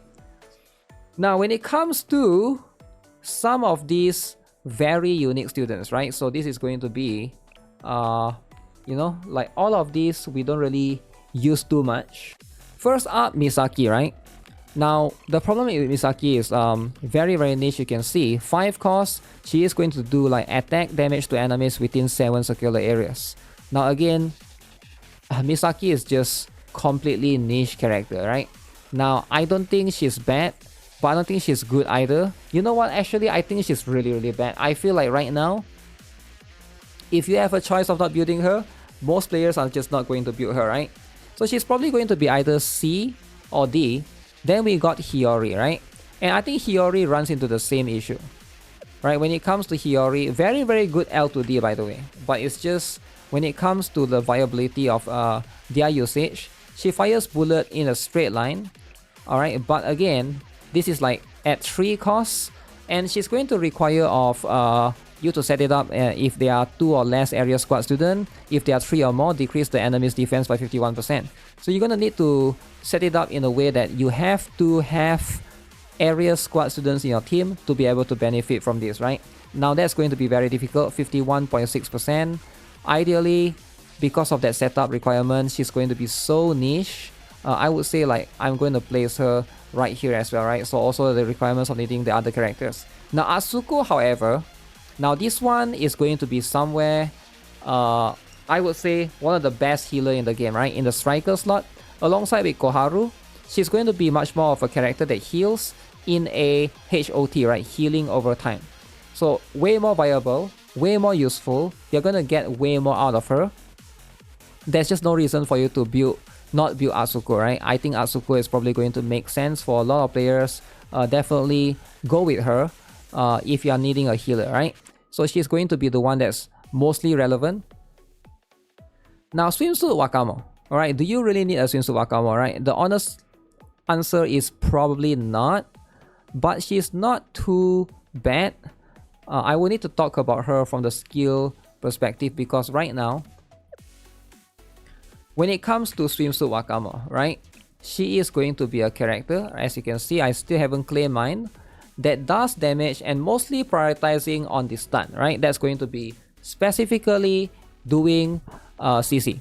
Now, the truth is there are better candidates out there if you're looking for stuns. For example, like I think Swimsuit Shisei is better, right? The truth is, she is going to be a decent character overall if you're looking for that, right? She's going to be a character that I think CC is the second priority, but mostly like a little bit of damage and doing all of this combined together, right? There's better candidates overall, but you can use her specifically for Hovercraft Wakamo. But the truth is, there's just going to be better candidates, so depending on how you want to position her, I will probably position her right here. And then I'll put Swimsuit Chisei a little bit higher, which is going to be right here. And then Kotama is going to be right there, right? So that's going to be how I'll position them because of the relevance in terms of like how niche they are, right? Camping Kotama is probably going to be way more reliant, right? I think Chisei is going to be quite good, right? Probably on the same tier as Kotama, but I think Kotama will probably get more relevance in terms of like viability to use outside of what's the word? Outside of Hovercraft Wakamo. For example, like you can use Camping Kotama in also HOD, but whereas the other two is probably going to be a little bit you can also use them there, but I think Camping Kotama's viability and also CC power, CC strength is going to be way higher, right? So that's something to consider. Swimsuit Tonomi, she's going to be a much more single target focused character, so she's similar to Azusa in a way, right? But I would place her a little bit lower just because, you know, like again, anything that's like single target for explosive type is going to lose to Dress Hina for the time being. That's just going to be how it is, right? When it comes to that. Now, Ayane, Welfare, this one is going to be one of the better solid choice character. So this one is the one that summons Helicopter.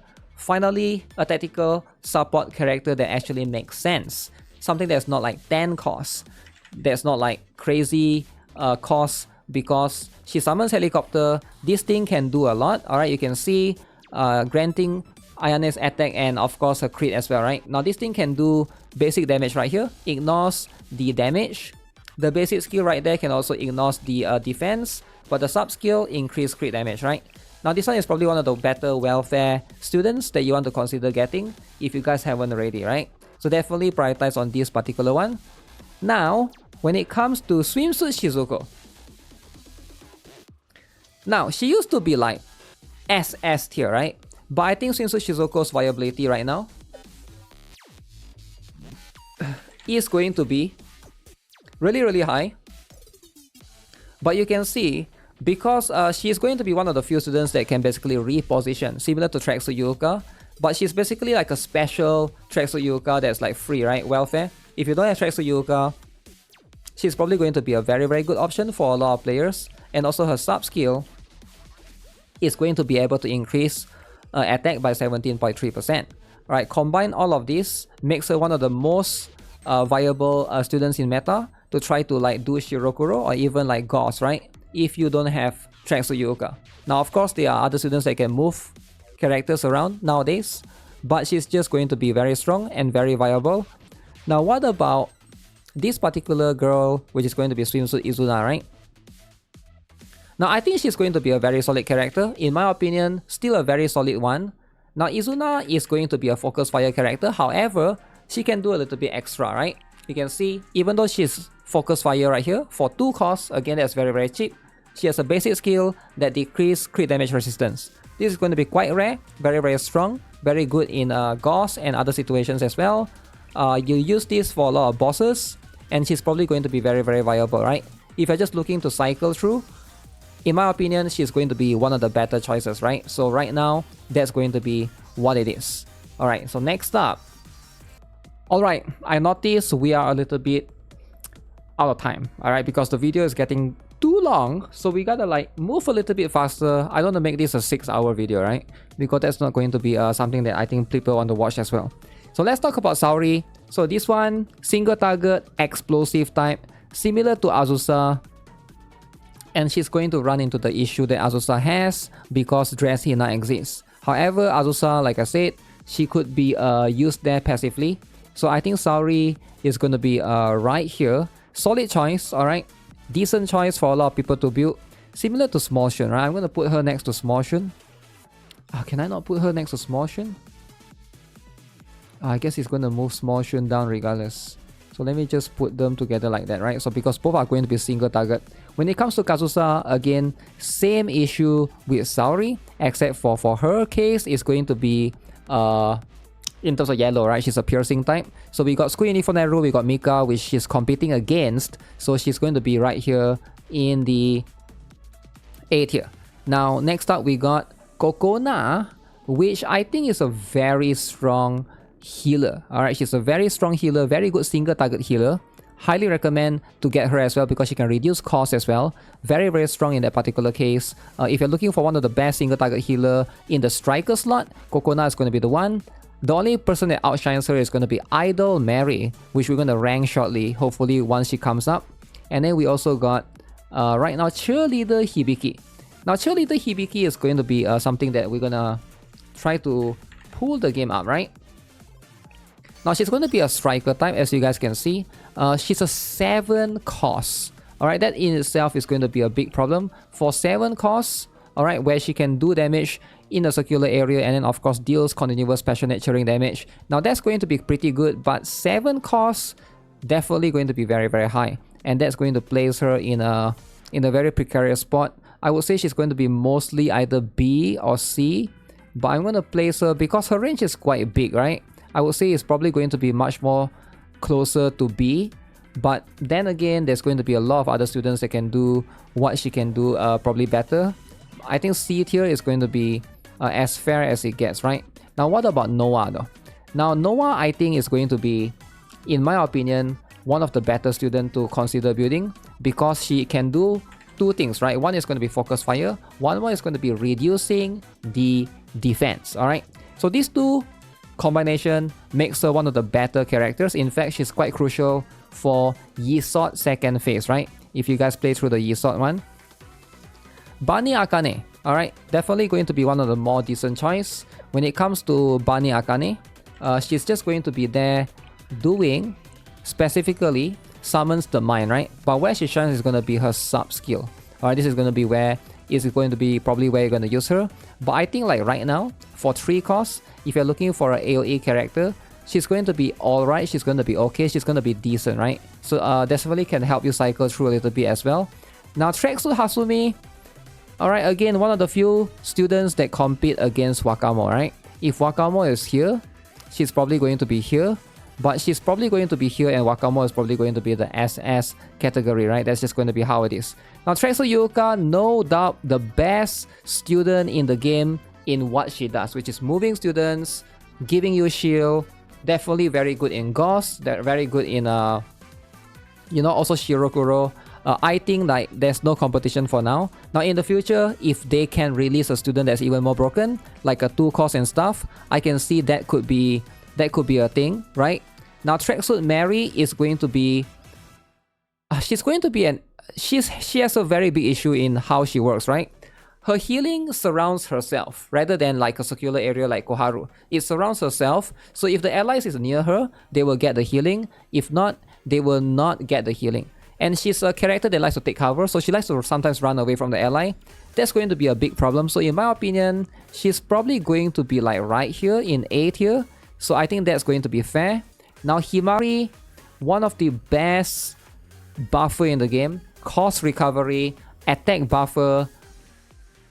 Nothing more to ask for, right? She is going to be solid SS. SS up there. Hot Spring Shigure.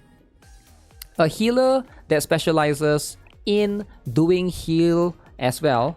Wait, this is not Hot Spring Shigure, this is regular Shigure, my bad. The regular Shigure, now this is not going to be the healer. This is going to be the burn DPS, burn damage dealer. Now sadly, going to be a little bit more niche. She hits enemies in the straight line, as you guys can see right here. She also have the attack percent right there, increased crit and also like normal attack range radius, right? She's going to be a little bit more niche, I would say. She's probably going to be much more like average centric right there, right? So that's going to be where she shines. Now, and then we got like the Christmas students.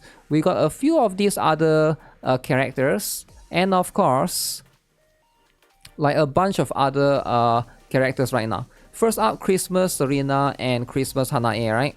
Where would I rank these two, right? These two Christmas students, right? When it comes to Serena, all right? Now, a lot of players like to say that she's going to be very, very strong. You can see right here. For 4 costs, increase crit damage, right? And then accumulate all of this stuff.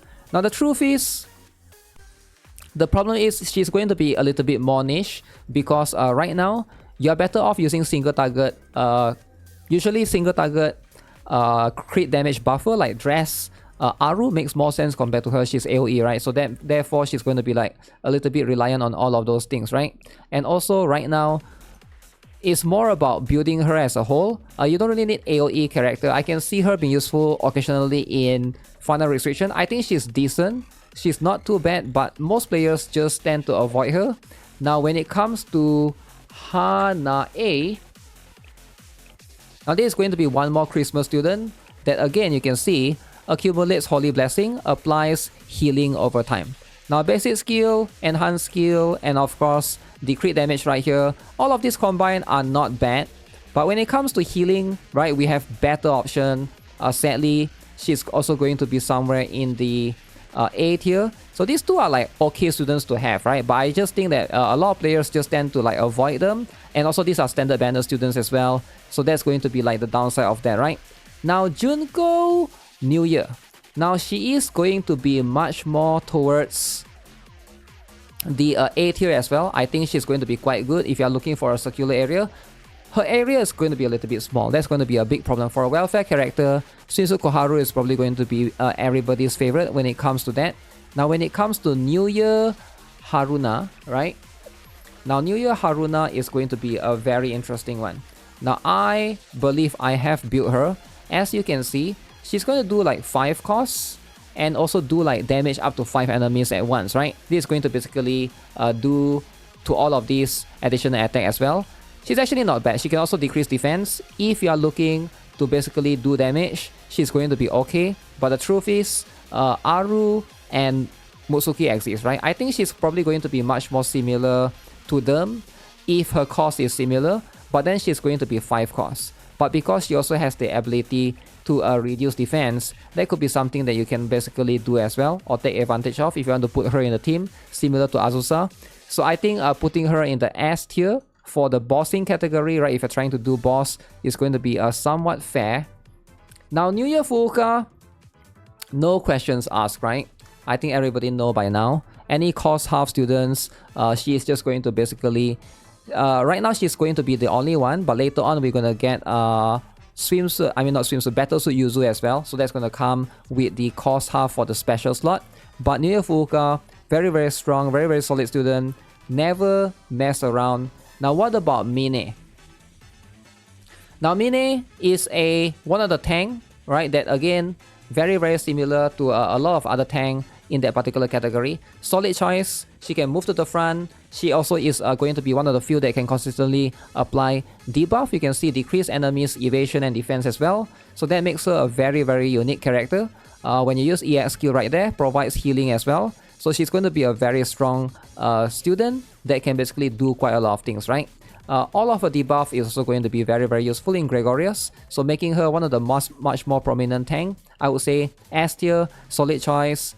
She's not as niche as you think, right? Because like her ability to move around is going to be very, very good. And she's one of the few tanks that can do that, moving herself rather than something like similar to Tracksuit Yuka where you need to move everyone else. When it comes to Megu, now Megu's biggest problem is going to be her cost, right? She's going to be a little bit more expensive. So you gotta understand that 5 costs, alright, for what she does, it's just going to be way more expensive and way more niche. So in that particular case, compared to like, also it's like a burn kind of thing. Now in some joint firing drill, she can be very, very strong and she's going to be quite unique in that particular case, being like a flamethrower character. She's not super bad, but she's not super great either. So I think B average is going to be where she's at. Same goes for Kana. Kana's issue is going to be her being in a special slot. There's going to be a lot of characters, a lot of buffers that you'd rather use right there. Sakurako is a focus fire character, but Noah is probably going to be better in most situations, and I do think that she's probably going to be behind Noah and Shinsu Izuna in most cases, right? Now, if you want to, you can basically borrow her. She's going to be much more like damage-centric as well.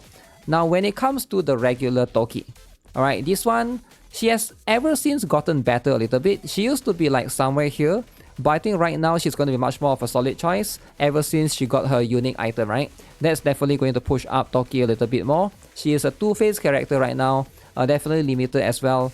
Now, what about Koyuki though? I think Koyuki is going to be a decent, solid choice. Because Koyuki right now, you can see, where she lies is going to be in throwing this particular bomb. And this one is going to do damage depending on what is affecting the field, right? Bullet, electric field, or flame right here, right? And this is going to be where you are going to cycle through depending on the situation.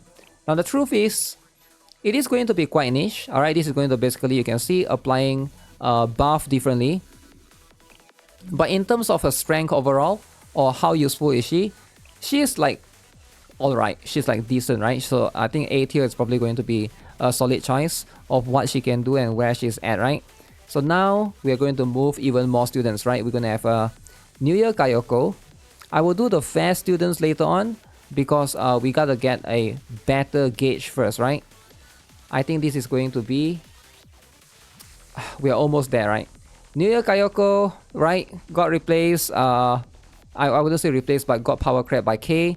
But still a very strong, solid choice. S tier, she's not going to be like completely missing. New Year Haruka. Now she's going to be one of the few ones that can apply cost recovery. And she used to excel at that. But we've had more and more characters that can do that, right? They can apply cost recovery. We got like Himari Battlesuit recently. We got like Nia as well. So I feel like right now I would have to lower her rank a little bit to A tier because she's going to be a little bit more niche in that particular sense, right? Now what about Kaho? Kaho, here's the thing, right? I think most players have Kaho, are not going to really build her. She's going to be a single target mystic type. Now that means she's going to compete against Wakamo. She's going to compete against... right now we got Battle Aries as well. She's going to compete against Maid Aries. She's going to compete against... I mean, there's quite a lot of single target, even Tracksuit Hasumi, right? So 5 costs is not too bad, but definitely comparable when you talk about a lot of the other characters. There's just better priority, right? So I feel like, to be fair, I think she's going to be decent, right? I think decent is going to be where it's at. But depending on where Tracksuit Hasumi is, where is Tracksuit Hasumi? I think she's probably going to be probably 1 tier below if I have to be fair. Just because, right? Tracksuit Hasumi is free and everybody gets her for free, right? But for her, for Kaho, you have to build her a little bit, right? I think I haven't ranked Tracksuit Hasumi yet, but that's going to be where I would place for now. Now, Maid Yuzu is going to be one of the free welfare character. I think she's going to be one of the more solid choices that I can highly recommend building for a special student if you don't have Nagisa. Now, if I have to be honest, she's probably going to be like similar to Hibiki, and she's probably ranked the same. Hibiki is probably a little bit better, right? If I have to give like overall score out of 100, probably like Hibiki will be 90 out of 100. Yuzu will be like 80 out of 100. So they're not too far apart, right? To the point that I have to separate them by a tier. So I think like right now, that's going to be what it is. Maid Aries, again, very strong, single target student. Now, if Kaho is here, I would say Maid Aries has to be 1 tier above. Yes, she's going to be mod heavy, for sure. That's going to be the issue. Now, when it comes to Bunny Toki, she's probably going to be niche. I don't think she's quite S tier. I think Bunny Toki is probably going to be much more of an A tier. She is going to be a single target explosive character, right? Red character that I believe she's... was she 3 costs or 2 costs? I can't remember specifically, right? But she's probably going to be, I believe, 2 costs, alright? Doing a single target similar to the Battlesuit Rio as well. So she doesn't excel specifically in any area, right? She can like increase explosive target etc. But overall, you know, she's a decent character. If you got Rio, similar as well, but I think Rio has a better passive skill overall. So in that particular case, they're all competing against the strongest explosive student in the game, which is going to be Dressina. It's just going to be a hard recommend right now, right? Now when it comes to Reisa, I feel like Reisa is better than Natsu. In most cases, Reisa is probably going to be a little bit better just because she can do a little bit more, right? So I forgot where they are. Natsu is here, right? Natsu is an A tier. So I think Reisa is going to be an S tier. So both are going to be very good in terms of trying to do remove the debuffs, right? If you're talking about trying to tackle Peroxilla. But Reisa can do something extra aside from removing the debuff. She can also, right here, decrease defense. Alright, when you attack enemy with EX skill, so you can also taunt a little bit, right? The taunt and decrease defense, that's probably going to help her a little bit more to excel, right? Now sadly Natsu is free, Reisa is not really, so I have to farm her a little bit. I mean not farm her, you have to pull for her, and then maybe you have to like build her via the Enigma, right? So that's going to be one thing to consider. But in most cases, if you're looking at judging them fairly, Reisa should be one tier above Natsu, right? When it comes to Rumi, now some people say that she is probably like a Koharu competitor in terms of like trying to heal. And I can sort of see that, right? If you max her out, she's probably going to be strong as well. If you're talking about like from the healing perspective, right? She's going to be an AoE healer in the striker slot, right? But the heal basically jumps across from target to target. Now depending on how close they are, if they are too far apart, you might not be able to jump towards them, right? But if you're talking about healing potential, then Rumi is going to be very, very strong. But again, she's probably like a little bit better than Koharu, but not by much. Koharu still is a circular area and hers can be aimed and targeted, and she can also use her skill towards the enemy as well. Alright, and also Koharu has a passive skill. In my opinion, that passive skill is probably going to be, you know, giving you a little bit of excel in terms of like, trying to like save some of the characters that's dying as well, right? So that's probably going to be a little bit of an advantage that Koharu is going to have.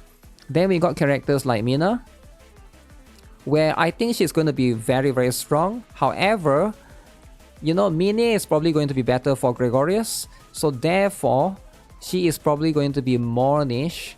I think since I put Mine right here, I think like this is going to be where she's at, right? So I don't think you need to prioritize or focus on her. She's going to be decent for sure, but like for now, if you're just looking to tackle Gregorius, I think B is going to be about right? Same goes for Minori. Alright, when it comes to Minori, one of the few AoE character in the game, right? Now again, she's going to be very flexible in terms of the cost, can be 4 to 7 costs depending, right? Damage increase per cost, one of the few students that can do that. Now very, very strong for Gregorius for sure, right? However, right now we got more alternative. If you ask me, like back then when she first came out, she's definitely very, very strong. But ever since then, we have gotten way more options for tackling Gregorius. Alright, Dressina is probably going to be the better strat for most players. So therefore, right now for the rank, I would say she's probably going to be here, right? Rather than B, because she can toggle her EX skill cost 4 to 7. That's quite flexible. When it comes to Miyu, Swimsuit Miyu rather, I would say she's probably going to be right here next to... Swimsuit Miyu should be similar to... what's her name? Yeah, I think Swimsuit Miyu will be right here, right? So she's going to be in a similar range with Mutsuki and Aru, right? In terms of like, she's going to be right there. I'm looking for the other circular area character, which is Hibiki and Maid Yuzu. So these three, I would say like, they're not too far apart, right? Very, very strong, very, very solid choice if you're looking for an AoE character. So with that, I will move up some of these other ones. Okay, when it comes to broken students, broken characters, now we got Swimsuit Miyako. Alright, now this one is a little bit more interesting, right? Because when it comes to Swimsuit Miyako, because I know when it comes to the regular Miyako and Swimsuit Miyako, it's going to be much more different. Now, Swimsuit Miyako, as you can see, she can decrease crit damage, but right here she has the ability. If you look at this right here, to basically increase cost recovery upon evasions, right? She is definitely going to be one of the better students to use in PvP depending on the season, and this is going to be 2 costs as well. However, it is still going to be quite niche, and she's not without a competition, right? She's not like you need her in particular to basically excel in that particular area, right? So I can see why some people are going to like place her higher, but right now, depending on the niche, right, she is going to be very, very niche in PvP. So I think A rank is probably going to be where she's at.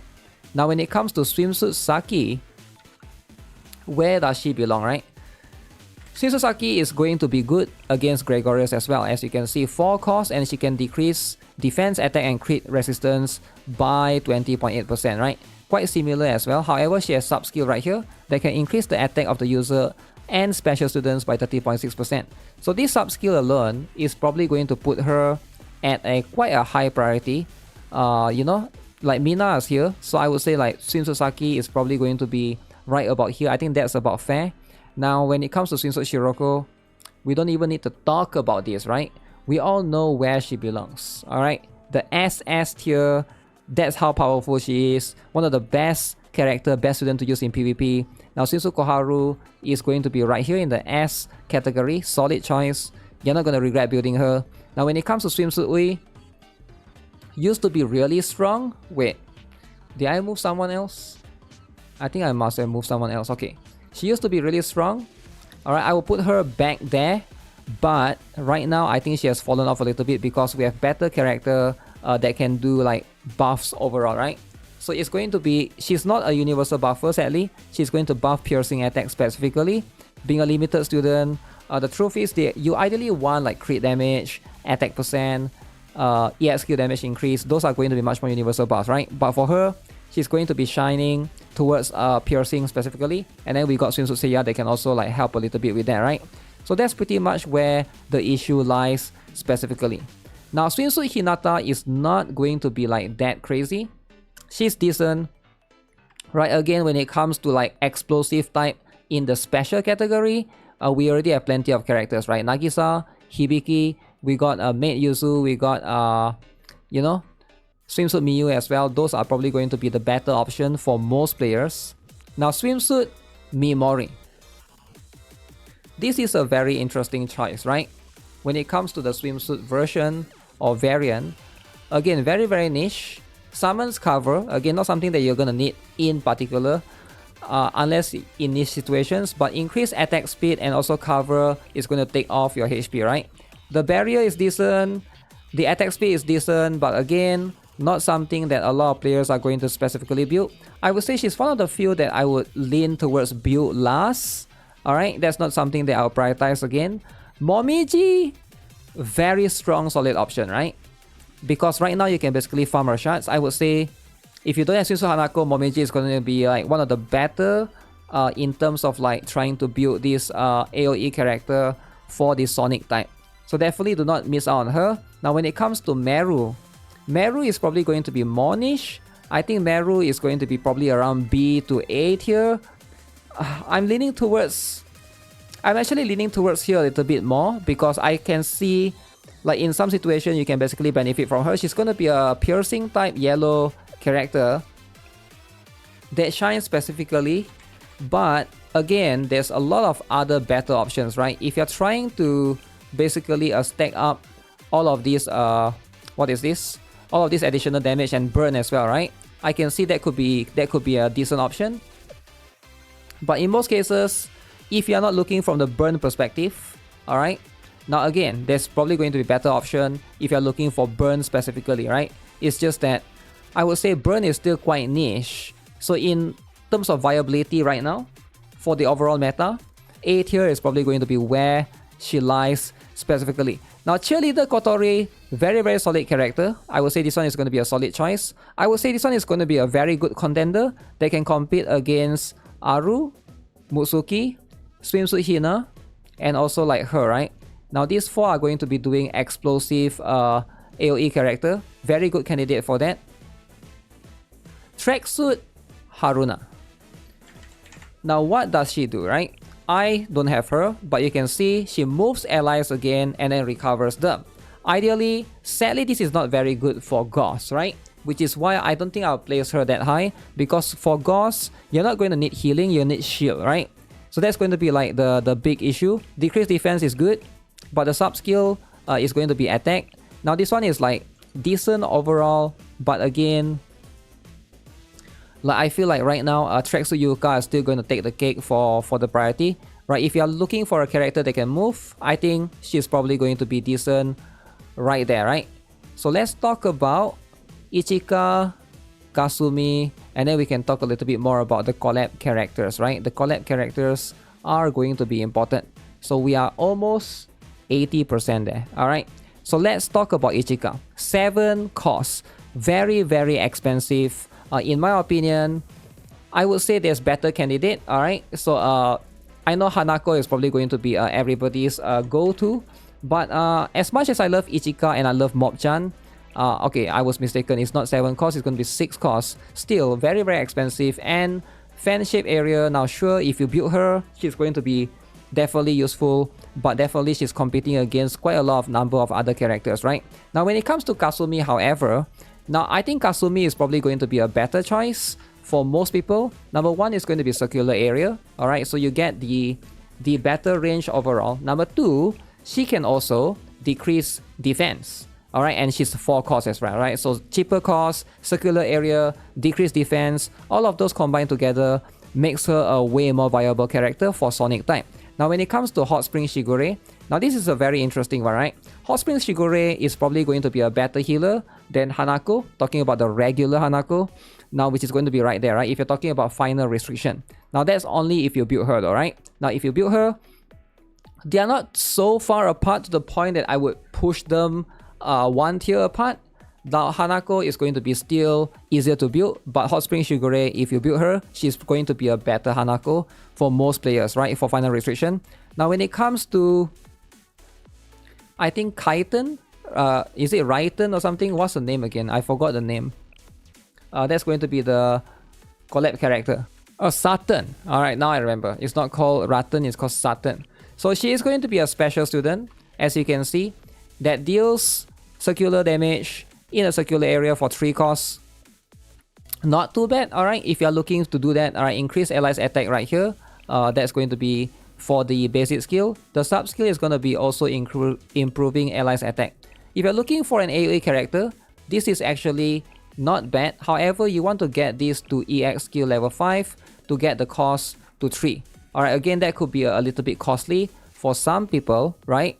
But if you are willing to do that, she is going to be same tier as New Year Sarika, which I believe...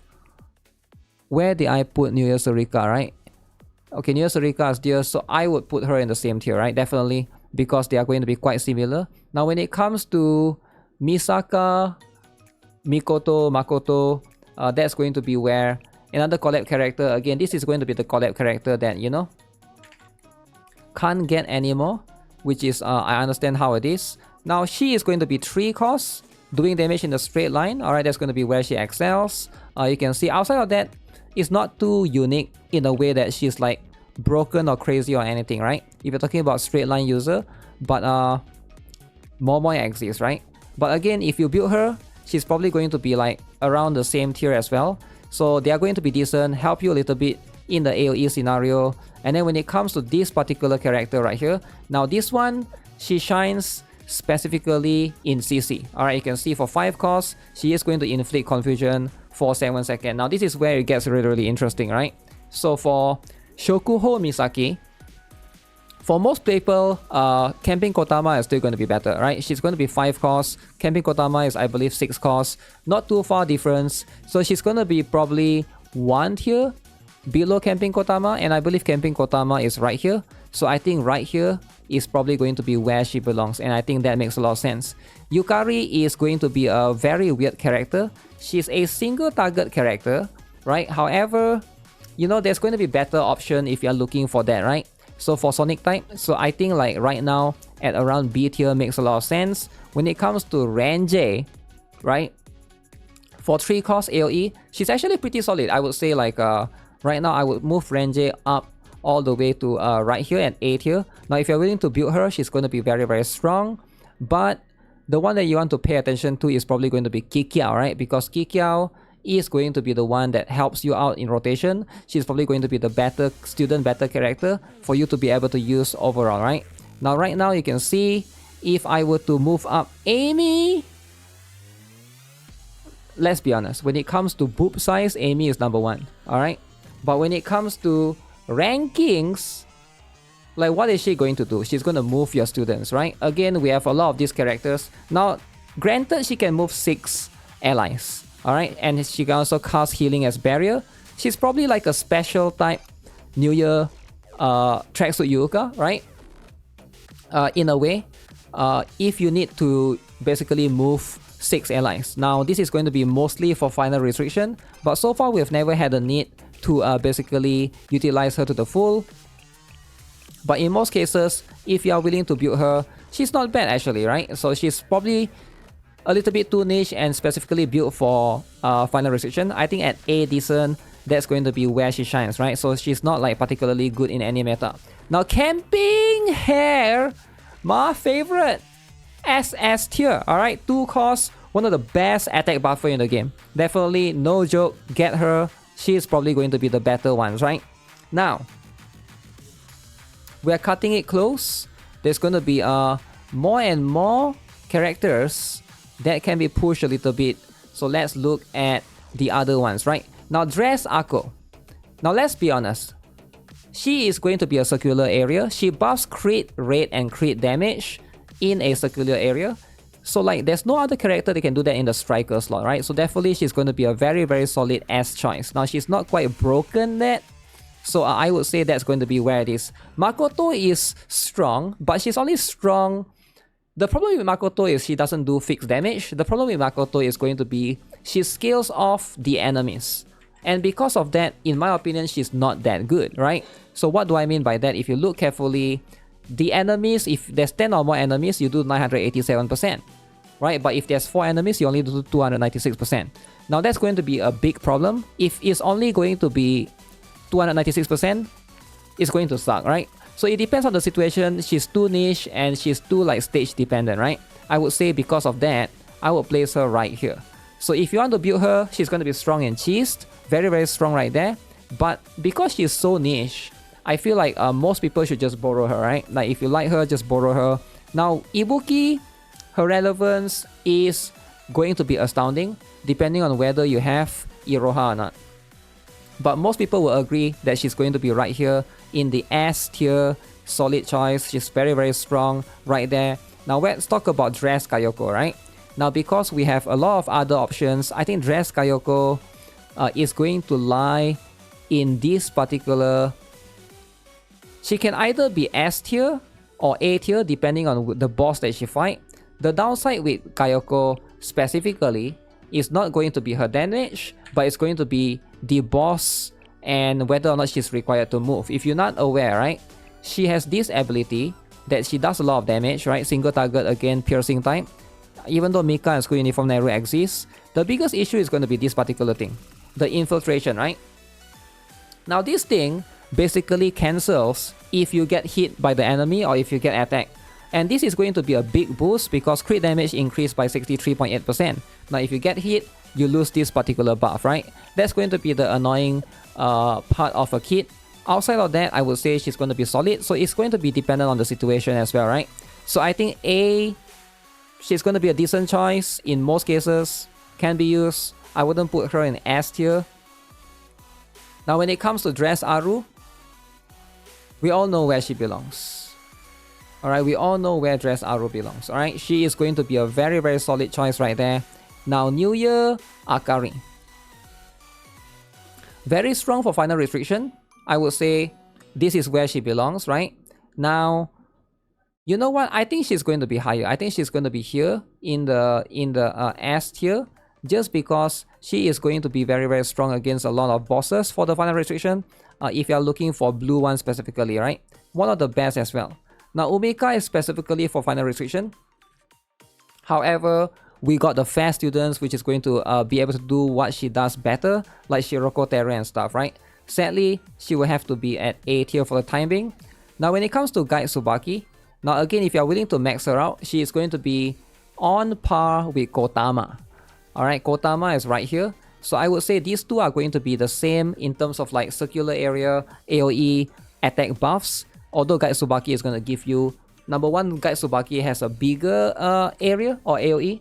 Number two, Guide Tsubaki has a bigger, I think Guide Tsubaki is a higher cost. I think she's 5 cost or 6 cost. But her percentage buffs is also higher as well. So that's going to be something to consider, right? I think that's going to give her an edge in situations if you are willing to build her. Let's talk about the band students. Ben Kazusa, Ben Yoshimi, and Ben Airi. Now when it comes to the band students, right? Now they are a little bit too niche. They are only going to be useful specifically for the final restriction.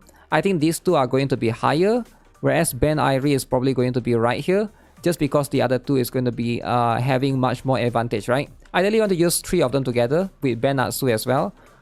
But a little bit too niche, right? Ben Yoshimi is probably going to be good in final restriction, but you can always borrow, right? I think this is going to be one of the few students that are too strict, and I wouldn't prioritize on those yet until like when you reach late game specifically. Alright, moving on. I'm glad we are making progress, but it's not going to be fast enough. We still have quite a lot of students right here, right? Let's talk about Kirara. Now when it comes to Kirara, alright, this is going to be very interesting. She's going to be still quite niche, sadly, right? Because like right now, as much as I love her and like her design, she's just mostly going to come down to a student that's going to rely on using the basic skill mostly, right? Her normal attack is going to rely on this particular one. This is going to be where she's going to do like massive damage. I feel like she's going to be useful when they release a separate boss later on, but for now it's still going to be a little bit more niche. I think this is going to be where Kirara lies for the time being. There's no situation where she excels at. There's going to be Maid Momoe and Maid Midori right here. That's going to be able to do what she does, but better as well. In my opinion, Maid Momoe is going to be a little bit higher right now. And then Maid Midori is going to be lower, just because Maid Midori is a little bit too expensive cost-wise. You see if I can find it. Now Midori Maid is going to be a 5 cost. She does single target damage to an enemy, right? But she has less usage than Maid Momoe, believe it or not. Momoe is going to be a character that can basically fire multiple shots, and she's going to be very, very strong against Shirokuro for the Grand Assault, right? So at least you get one nature of where you can benefit from Maid Momoe a little bit more than Maid Midori. Now I don't think, you know what, to be fair, I don't think there's they'll be too far apart. So let me just wait, where did I put? I must have shifted the students accordingly, because I can't find Maid Midori anymore. She's gone. Okay, right there. I put them next to each other. So both could be A rank, decent here for now. Now when it comes to Sericat, when it comes to Swimsuit Sericat, very, very expensive. I do think that her biggest issue lies in the cost. So we're talking about the swimsuit variant right here. Now this is going to be again 6 costs, right? Now for 6 costs, if you're talking about special student, I do think that it's a little bit high. For anything that's not Sasuke, generally it's just not gonna be worth it. And in most situations, that's just going to be how it is, right? Swimsuit Kirino, one of the more useful welfare character. I think she's probably going to be borderline S to A tier. But I'm leaning towards the A tier a little bit more, just because the situation that you can benefit from her is definitely going to be more niche. Now Shinsu Kana, however, should belong in the S tier, right? Now she is going to be similar to Akane in that particular case, but I don't think they should be separated by 1 tier apart. Like if you have to gauge, like probably they could be like half a tier, but you know, she's probably an upgrade to Akane in most cases, but it's not enough to like push Akane down 1 tier, right? Now when it comes to Swimsuit Fubuki, it's going to be the same issue, another circular area explosive character. I would say she's much more towards the B or the C category. I wouldn't prioritize on building her. And Swimsuit Moe, Now this is going to be interesting, right? This is a character that unfortunately I'm not super familiar with. So let's have a look at Swimsuit Moe, right? She is going to be a purple student, a Sonic, right? 6 cost, deals 1.8 thousand, 1.8k% attack in a circular area. So that's going to be what she does specifically. For 6 cost, it seems a little bit expensive, but we have like characters that can do circular area like Kasumi and Momiji, right? So I don't think she's going to be like that high specifically. So this is probably going to be where she is at. Now Asuko, one of the best healer in the game. Now if Serena is up here, Asuko should be here as well. The truth is, they are both very, very similar. She probably has a little bit better multiplier. Now if you did farm her back then in the event, she's going to be a very, very strong student, right? And then we got Swimsuit Saori. In this particular case, she's very, very niche. She's probably going to belong in the A tier. And then we got Swimsuit Hiyori. Again, a single target piercing type that competes against Mika and the others, right? I think Swimsuit Hiyori is going to belong in the A tier as well. So that's going to be where those characters belong in. Now we have a couple of more broken students that we can talk about, right? We got Chipao Marina. I mean Chipao Tomoe and Chipao Marina, right? This is going to be very interesting. When it comes to the Chipao students, I do think that because both of them are going to be quite niche, at least for Marina, you get much more of a usage, right? This one, for Tomoe, relocates allies, grants healing as barrier again at 3 costs, decrease enemies' defense as well, which is not too bad, but all of these combined together, right, it is going to be a little bit niche. And she also applies this flyer thing, and mostly she's going to be used against Mystic Ally attack, right? I think right now she's going to be okay. She's going to be alright to use. But if you're not going to 5-star her, alright, the relocate thing might not be able to apply much. The problem is she's very niche in terms of like she basically relocates allies or enemies. So that could be like something that maybe you don't want, right? Because you might want to just relocate your allies, or you might want to just like move the enemies. But she actually does this both, and that's going to be one of the biggest issue. And there's no situation that could actually be beneficial to you right now, right? Because there's going to be other situations where you can benefit from. However, when it comes to Marina, she's probably going to be the best DOT character that you can use, specifically for the piercing Chokma, right? If you're trying to fight against Yellow Chokma, she's probably going to be the best one. So if anyone is, fighting that specifically, that's going to be where you are trying to borrow that, right? I think Chipao Tomoe is going to be somewhere here.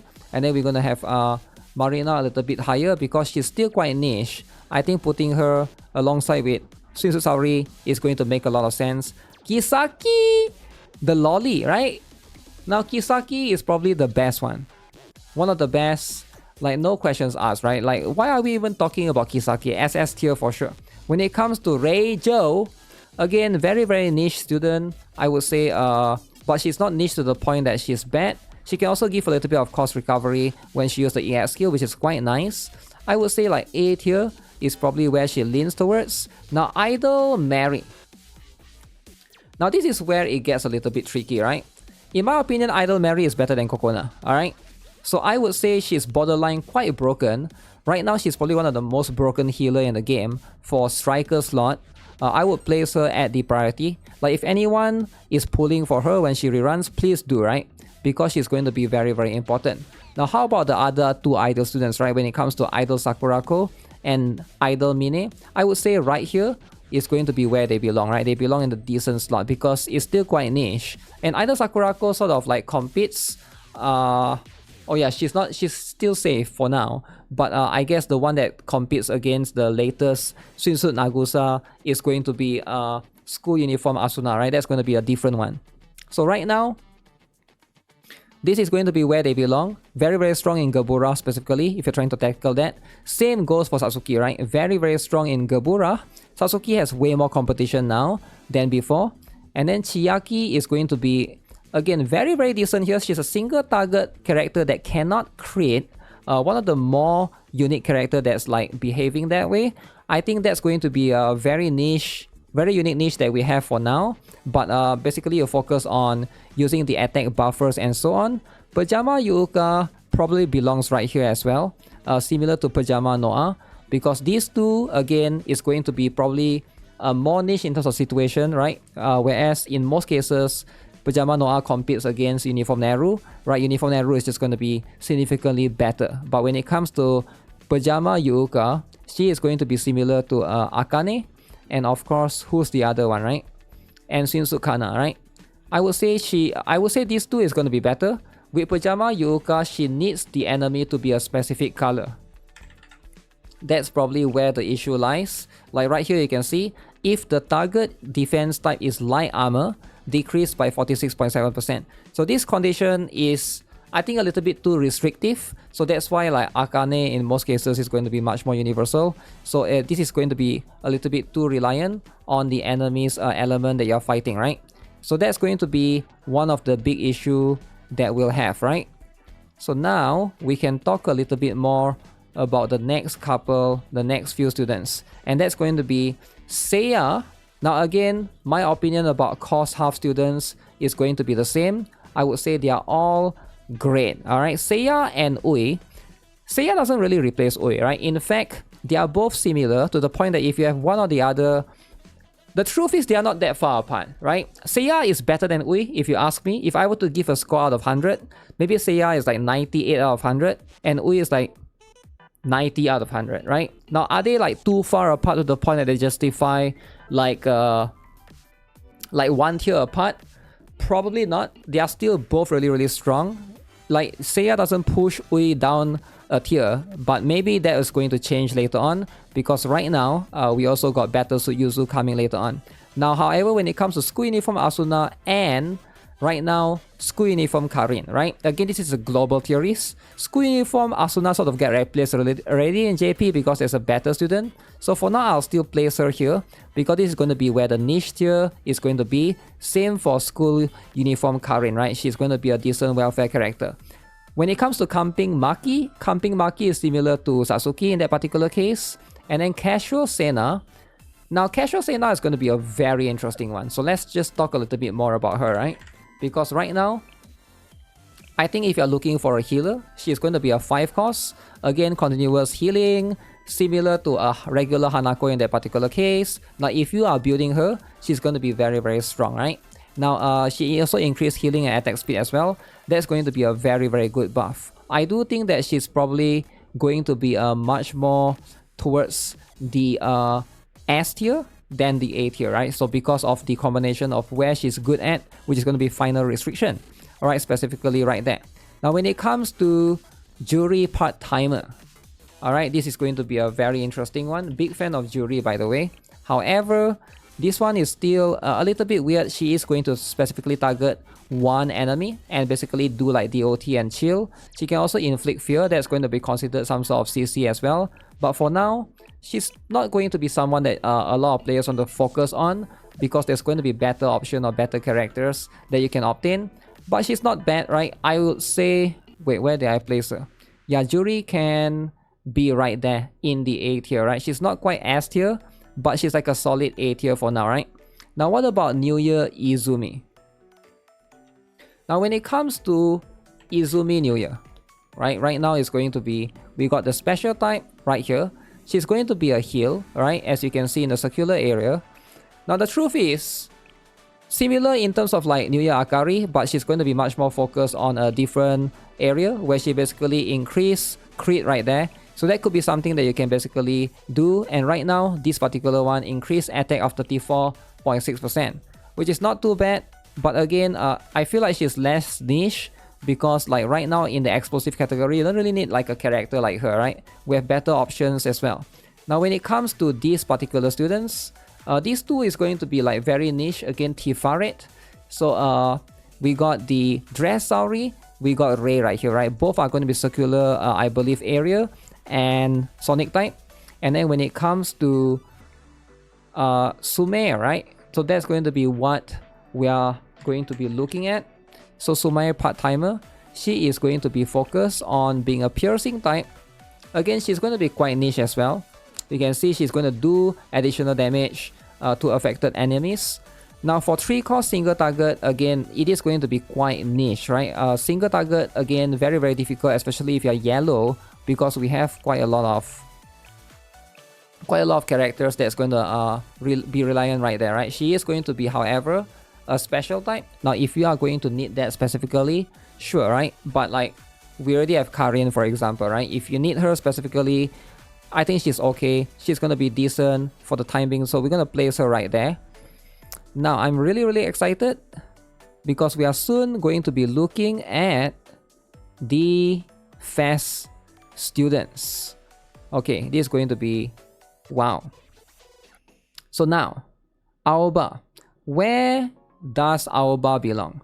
Now, in my opinion, Aoba is going to be a very, very solid S tier. Alright, she's a solid choice, tank, very, very good. I think a lot of players should consider building her, right? Now, when it comes to Hikari and Nozomi, now Hikari is probably going to be way better than Nozomi, right? Now, the truth is, she's probably going to be like here.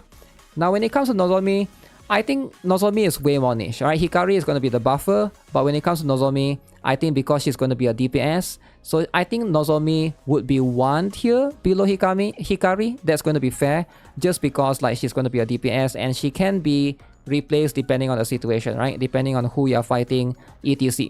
Now, Guide Pina is similar to, in our case, we got Camping Maki and Satsuki right there. So all of these are going to be 3 next to each other. Now, regular Nagusa, again, going to be single target right here, right? Alright, let's talk about Nagusa. I might have misspoke earlier regarding Yukari, right? So I want to correct myself. Yukari is not a single target. Nagusa is a single target. Yukari is going to be an AoE character. But still, I don't think I will change my tier list because Yukari is going to be, in my opinion, still going to be one of the more expensive like EX skill costs in terms of 7 costs, right? But when it comes to Nagusa, she's going to be a single target, right? I think this is going to be where she belongs, alongside with Maid Momo and Maid Midori.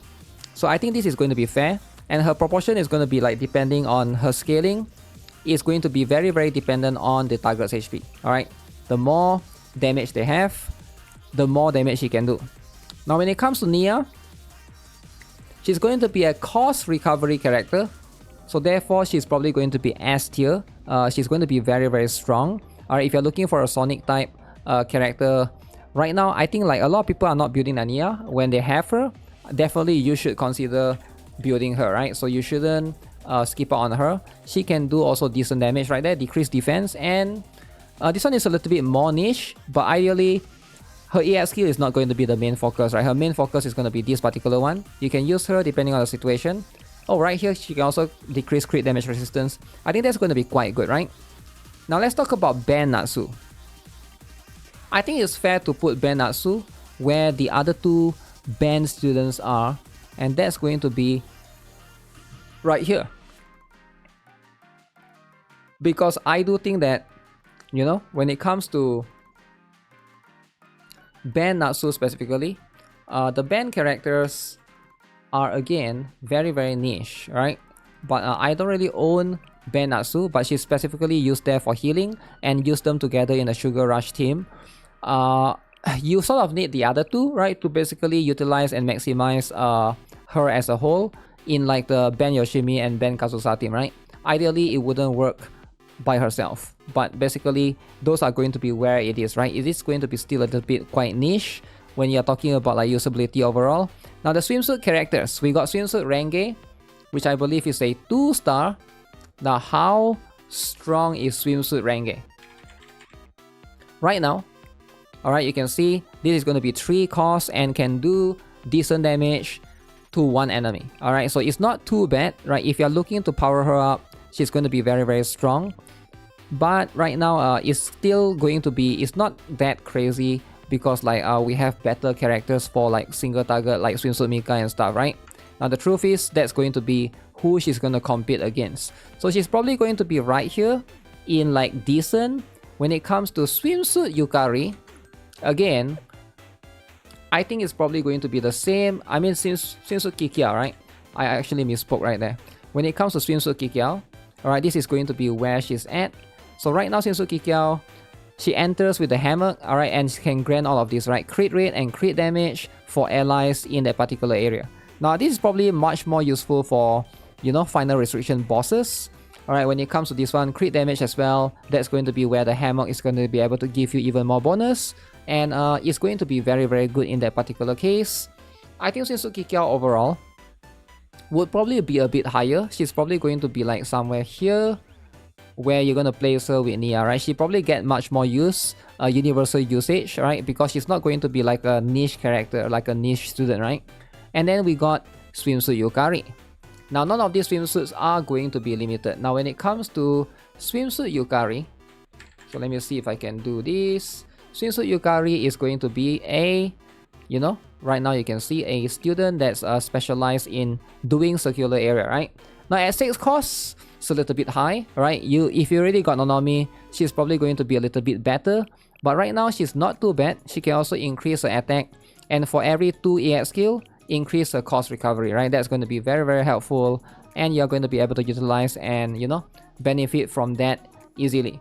I would say she's going to be a decent one, but I will put her a little bit below the S tier, right? So A tier is going to be solid where she's at. Now, next up, we got all of these Wild Hunt students that we can look at. Very interesting, alongside with some pretty interesting meta students. So we're going to get into the fast shortly, right? Now, swimsuit Ichika. Let's talk a little bit more about her viability, right? Right now, she's a focus fire that's uniquely in a special slot. But does that matter though, right? Because there's no like situation where that's going to be something that you're going to be able to need specifically right there. So in that particular case, it's not that big of a deal, right? So she can stay in A tier. I think that's going to be where she belongs. Now, swimsuit Seiya, however, this is going to be where it gets very interesting, right? In my opinion, when it comes to EX skill damage, they're going to be very, very good. And I do think that right now, this is where, you know, Kisaki and swimsuit Seiya is not too far behind. Now, she is going to be a little bit more tricky to use compared to Kisaki, just because you have to build her and you have to gear her up. And that's going to be something that's very, very like, especially as a striker student, you have the disadvantage because of that, right? However, when it comes to swimsuit, when it comes to Kisaki, you don't run into that issue, right? So swimsuit Seiya is probably going to run into that issue more often than not. And I do think that because of the passive skill that Kisaki has, cost recovery, swimsuit Seiya in particular will be sadly 1 tier below. But not too bad though, right? It's not too far. Kisaki is probably still going to be more important. But swimsuit Seiya is going to add into the relevance of that. When it comes to swimsuit Hasumi, another single target, very, very similar to a few other characters that we mentioned for the piercing type, right? So now, however, can she compete against the others, right? I feel like right now this is going to be where she's at, right? I will put her next to Pajama Noah because those two are going to be single target as well. But Mika and of course, Uniform Nehru is probably going to be the priority. Then next up, we got our first Wild Hunt student, right? So let's talk about Eri a little bit. So when it comes to Eri, what does she do? Where does she shine? She's gonna do a single target, you know, right there for 5 costs. And there's this magical charge mechanic, right? Crit damage resistance, you know, she can reduce that as well. And then she got sub skill that increase on the effectiveness, right? Overall, not too bad, right? If you are going to build her, she's going to be probably decent. Now, she's probably going to be much more like closer to S tier than A tier. But it depending on where swimsuit Mika is. But I do think that right now, it's fair to place Eri right here, alright, because she is still going to be a very, very solid single target character for now. Now, when it comes to Kono, alright, I do think that this is going to be a little bit more complicated, right? Because now, we got a character that is going to be a healer, as you can see right here, right? They can also remove debuff. But this one is going to be like a healing over time. Just think of her like a Natsu, but instead of like just remove debuff, she can do a little bit of HOT, right? Healing over time. Now this one, the sub skill is going to be very, very interesting, right? I think this is going to be very strong because cost recovery, again, very, very good.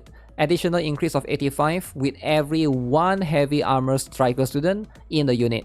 This is going to make her like sort of like very, very good in terms of like pairing with certain students. However, it's still going to be quite niche, right? So if you think about it that way, but decrease the crit resistance and all of these combined together, right now, this is probably going to make her a very, very solid tank. So I would say she's going to be a solid S tier. So Kono is going to be the Wild Hunt student that you definitely should consider as well. And then we got Swimsuit Misaki. So that's going to be very interesting. Now, I think Swimsuit Misaki is probably going to be more niche. Alright, you can see it's a circular area, deals damage based on the number of debuffs on the targets, right? So again, very, very difficult to achieve this. If there's a lot of debuffs, sure. But it seems like this is going to be used to tackle Gregorius specifically. But again, it's going to be more niche because we already have plenty of other students that can do that, right? Overall. So A tier, if you build her, that's going to be something that you can definitely go through, right? Now let's talk about the next Wild Hunt student, Mio. Now when it comes to Mio, increase attack speed of the 3 nearest allies other than the user by 45%. Now this one is quite good, right? For 2 costs, in my opinion, she's definitely an upgrade to like the Hot Spring Chinatsu, right? Increase attack speed right here. So attack speed boost is going to be what she excels at, right? Now if you need that, sure. But in my opinion, this is going to be very good because it's an AoE, right? It affects 3 allies. That means you can basically benefit from her to the fullest attempt without like restriction and stuff.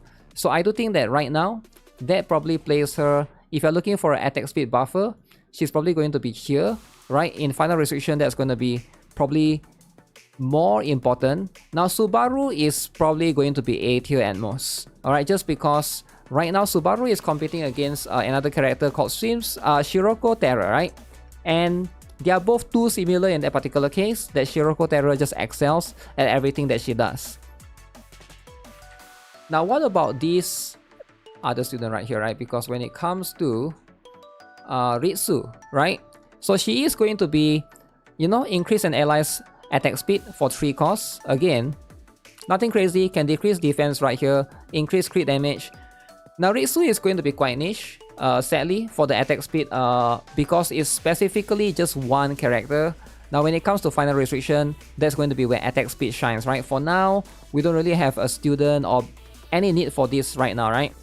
But definitely, I would place Ritsu at A tier just because it has sub-skill of crit damage. That's going to be very, very insane. Rabu, obviously you have to build your Rabu, man. You gotta build your Rabu. Rabu is going to be at S tier. Very, very good choice for a character that can help you out a little bit out there, right? Now let's talk about this other student. Oh shoot, wait. I mistook Subaru for the other character. Okay, my bad. Fuyu. I'm so confused, man. Fuyu and Subaru, both short hair, confuses me.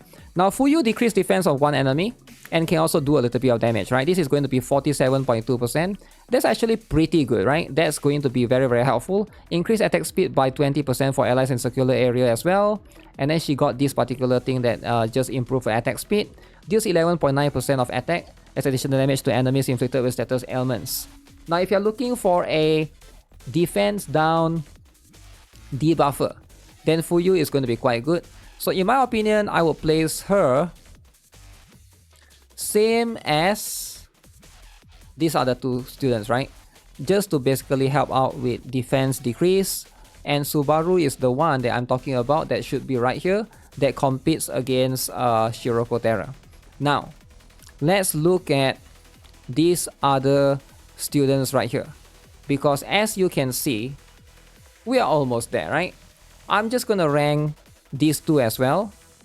And the rest, we're gonna jump into it when we're actually really close to catching up with JP actually. Now that I think of it, we're not that far behind in terms of the number of students. Now let's talk about Magical Suzumi. Alright, where does she lie? I think right now, Suzumi is probably going to be an S tier because she's a very solid choice for character that improves the overall viability of the character. But Reisa, my goodness, Reisa is broken. Alright? Reisa is absolute broken, absolute bonkers. Right now, I underestimated Reisa, man. The amount of viability that she has is just insane in a special slot. So what she does is she basically appears, and right now, alright, the pink termite or whatever, right, basically takes Reisa's stats, right? HP, attack, and healing. So what she does is she is going to be able to do a little bit of damage, and she applies healing, alright? She also, you can see, increase attack.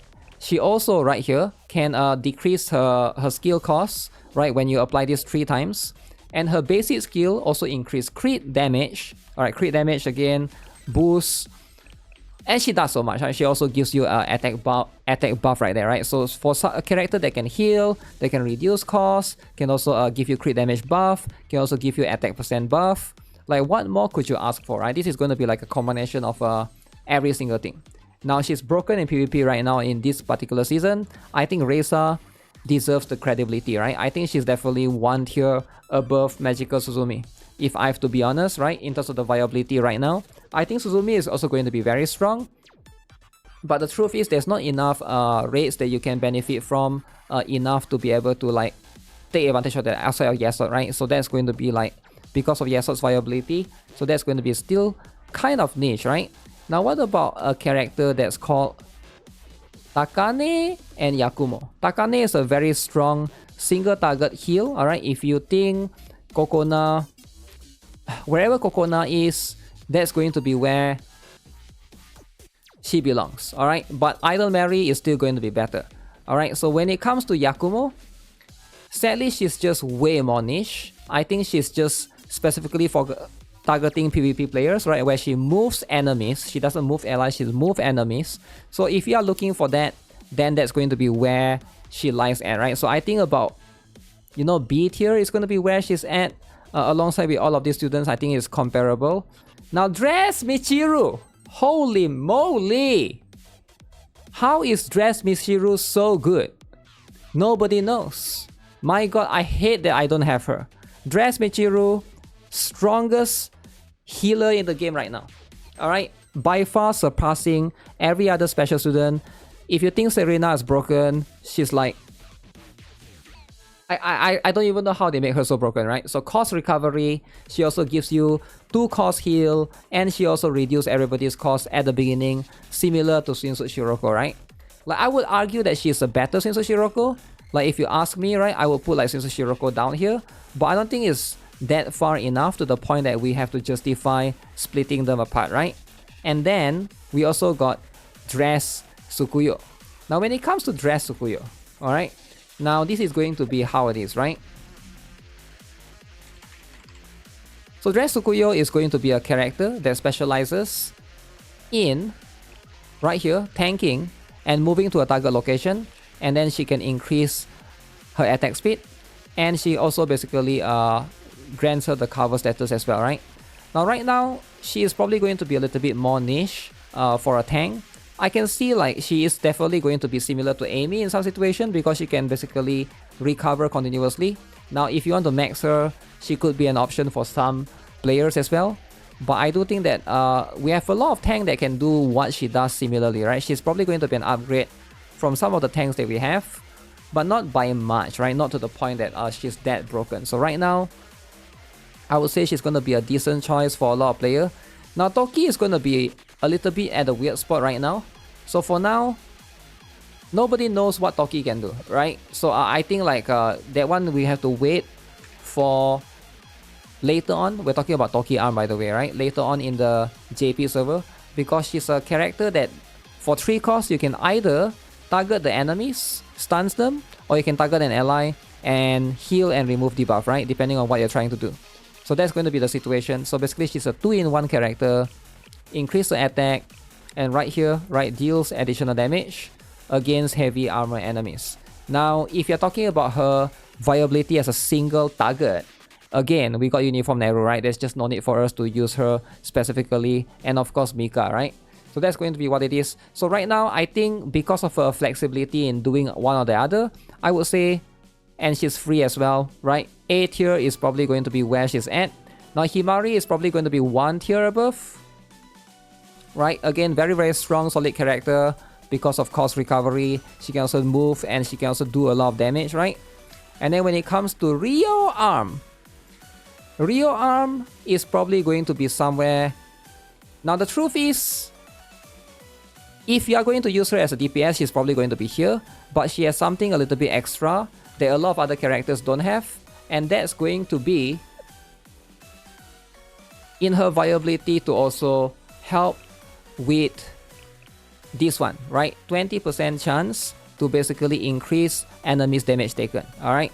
So that is going to be, again, very, very helpful, very, very good passive skill. If you are using her for rotation bonuses, you can basically benefit from that, right? In a lot of situations, that's going to be very, very strong. So even if you don't want to use her as a single target for her EX skill, you can use that particular one, because let's be honest, Dress Hina exists, and it's really hard to compete against Dress Hina, right?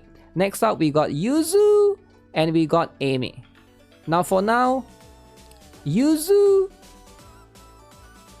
no way Yuzu is not top tier, right? 3 EX skill, half cost, that's like better than Seiya or better than Ui. However, Yuzu is going to be in a special slot, so I can understand that's going to be a little bit tricky, a little bit different. But right now, with the existence of Yuzu, does it threaten New Year Fuuka, right? As far as I know, not yet, because there are still going to be a situation that you can rotate better with New Year Fuuka because of rotation wise, right? And also, the ability is going to be dependent on the special students mostly when it comes to buffs, because Kisaki is going to be mainly there, unless you're going to use like Swimsuit Seiya in that particular case. But in most cases, Amy is probably going to stay at I would say A tier, because that's the place where she's going to be. And then the rest of these are going to be JP exclusive, which I will not rank for now because this video is like 2 hours long. Actually, it's like 3 hours long. Holy moly, somebody's gonna bitch in the comment section, aren't they? But now is the important one, guys. This is going to be the important one. This is going to be where we rank the fast students. Are you guys ready or not? Because when it comes to this be what it is. This be what it is. We are almost done. Chill out, chill out. So here's the truth, right? How strong are the fast students right now? Alright? Like, let's be honest. Should they all be SS tier? Because all of these fast students, they are super omega viable. How do I do this? Okay, let me drag all of them to the top first. Okay, managed to drag them all up. So let's talk about this a little bit more. This is going to be a very important one. It is going to be a very interesting proposition because I do think that some of these characters are just way more broken than others, and we gotta separate them even further. All right. Now the truth is, I think when it comes to certain characters and certain viability of some of these characters, there are going to be some that just shines above all. And who am I talking about specifically, right? I think this is going to be where we gotta, I don't like to overcomplicate tier lists, but we gotta add one row above. Alright, this is going to be what it is, right? And right now, this is going to be, I'm going to put this as blue. Okay, so this is going to be the SSS. Alright, the top that will basically shine above all, because let's be honest, right? When it comes to the best of the best, when it comes to the strongest students of all, you're not going to be able to put Shun and Swimsuit Hanako on the same tier, because let's be honest, one is just significantly way more powerful than the other one, right? So Swimsuit Hanako, in my opinion, like deserve the SSS tier. Alright, she's the strongest student right now for AoE. 2 cores, absolutely broken. Alright, I don't think there's a there's just no reason for her to be that broken. But I think right now, we just can't deny how broken she is, right? Now, when it comes to supporter, alright, you cannot deny that Kisaki is also going to be up there, right? There's just going to be every single raid, you're just going to use Kisaki. And everyone and their mom is just going to use Kisaki, right? Doesn't matter, you know, if you play in the top ranks, for whatever raid that you're doing, Kisaki is pretty much essential, right? And that's just going to be the truth, right? That's just going to be the matter of fact. Now, when it comes to some of these like crazy stuff, right? Single target DPS. You cannot deny that Dress Hina triumphs above every other red explosive type DPS. She just destroys everyone else. It doesn't matter what other single target character you have. You got Azusa, you got Saori, it not matter. Dress Hina is the one that matters, right? You're gonna use your own Dress Hina, you're gonna borrow another person's Dress Hina. So that's just going to be the truth. I would say the same thing is gonna lean towards Swimsuit Mika as well. She's probably going to be there. She's the best Sonic type single target DPS. It doesn't matter what you have Chiaki or you get Maid Midori, Maid Momoi, it doesn't matter. Swimsuit Mika is going to be the one to go to, right, when it comes to that, right? I feel like it's a little bit more complicated when it comes to Mika and Neru, because I think these two right now, like I think a lot of people can agree that Neru probably is going to get much more usage compared to Mika, right? I feel like right now, if I have to be honest, I would also agree with that. I would say Mika is probably now has fallen off one tier, alright? Sadly, they used to be about the same, but if you can look at for what we have experienced in the past year, I would say Mika is going to be one tier below Uniform Neru, and Uniform Neru is going to take the crown or the reign of the best single target for piercing type, right? That's just going to be the fact. Now, what about for the blue, for the mystic type though, right? Because now we got a couple of different options, right? We got Shiroko Terror, we also got Wakamo, we also got Hoshino Arm, but sadly, if you look at JP meta and if you understood how JP meta shines, right now Battle Aris triumphs. Who did I drag? Battle Aris triumphs above all three of those that I mentioned, right? Sadly, she is probably going to be the top of the top, the cream of the crop. If you're looking for one specific Mystic type DPS, she's probably going to be there, right? In terms of like the viability overall. So I would say when it comes to all of the viability right here, this is probably going to be in line. Now, they are going to be a character that I think deserve the top spot, right? Now, in terms of healers, right? When it comes to heal, Idol Mary definitely is going to be there, right? She's going to be triumphing above everyone else, and it's not even close. And of course, Dress Michiru is going to take it for the special slot. So, as for the rest of this, I think this is going to be solid in terms of like where it's at. Now, I understand that with buffers, it's a bit complicated because they compete amongst one another, right? Because like when it comes to like Seiya, Ui, and this one, I don't think like any of them like are like one tier above the other one. But I do think that when it comes to one character that's unique here, that's going to be Swimsuit Hoshino. I think she's definitely unique and she deserves that SSS tier spot, right? Because she's still very, very strong, very, very solid. And I don't think that SSS tier and SS tier is going to be too far apart. But right now, I do think that if you're looking at overall viability right now, in terms of like the students that we have right here, this probably makes a lot of sense, alright?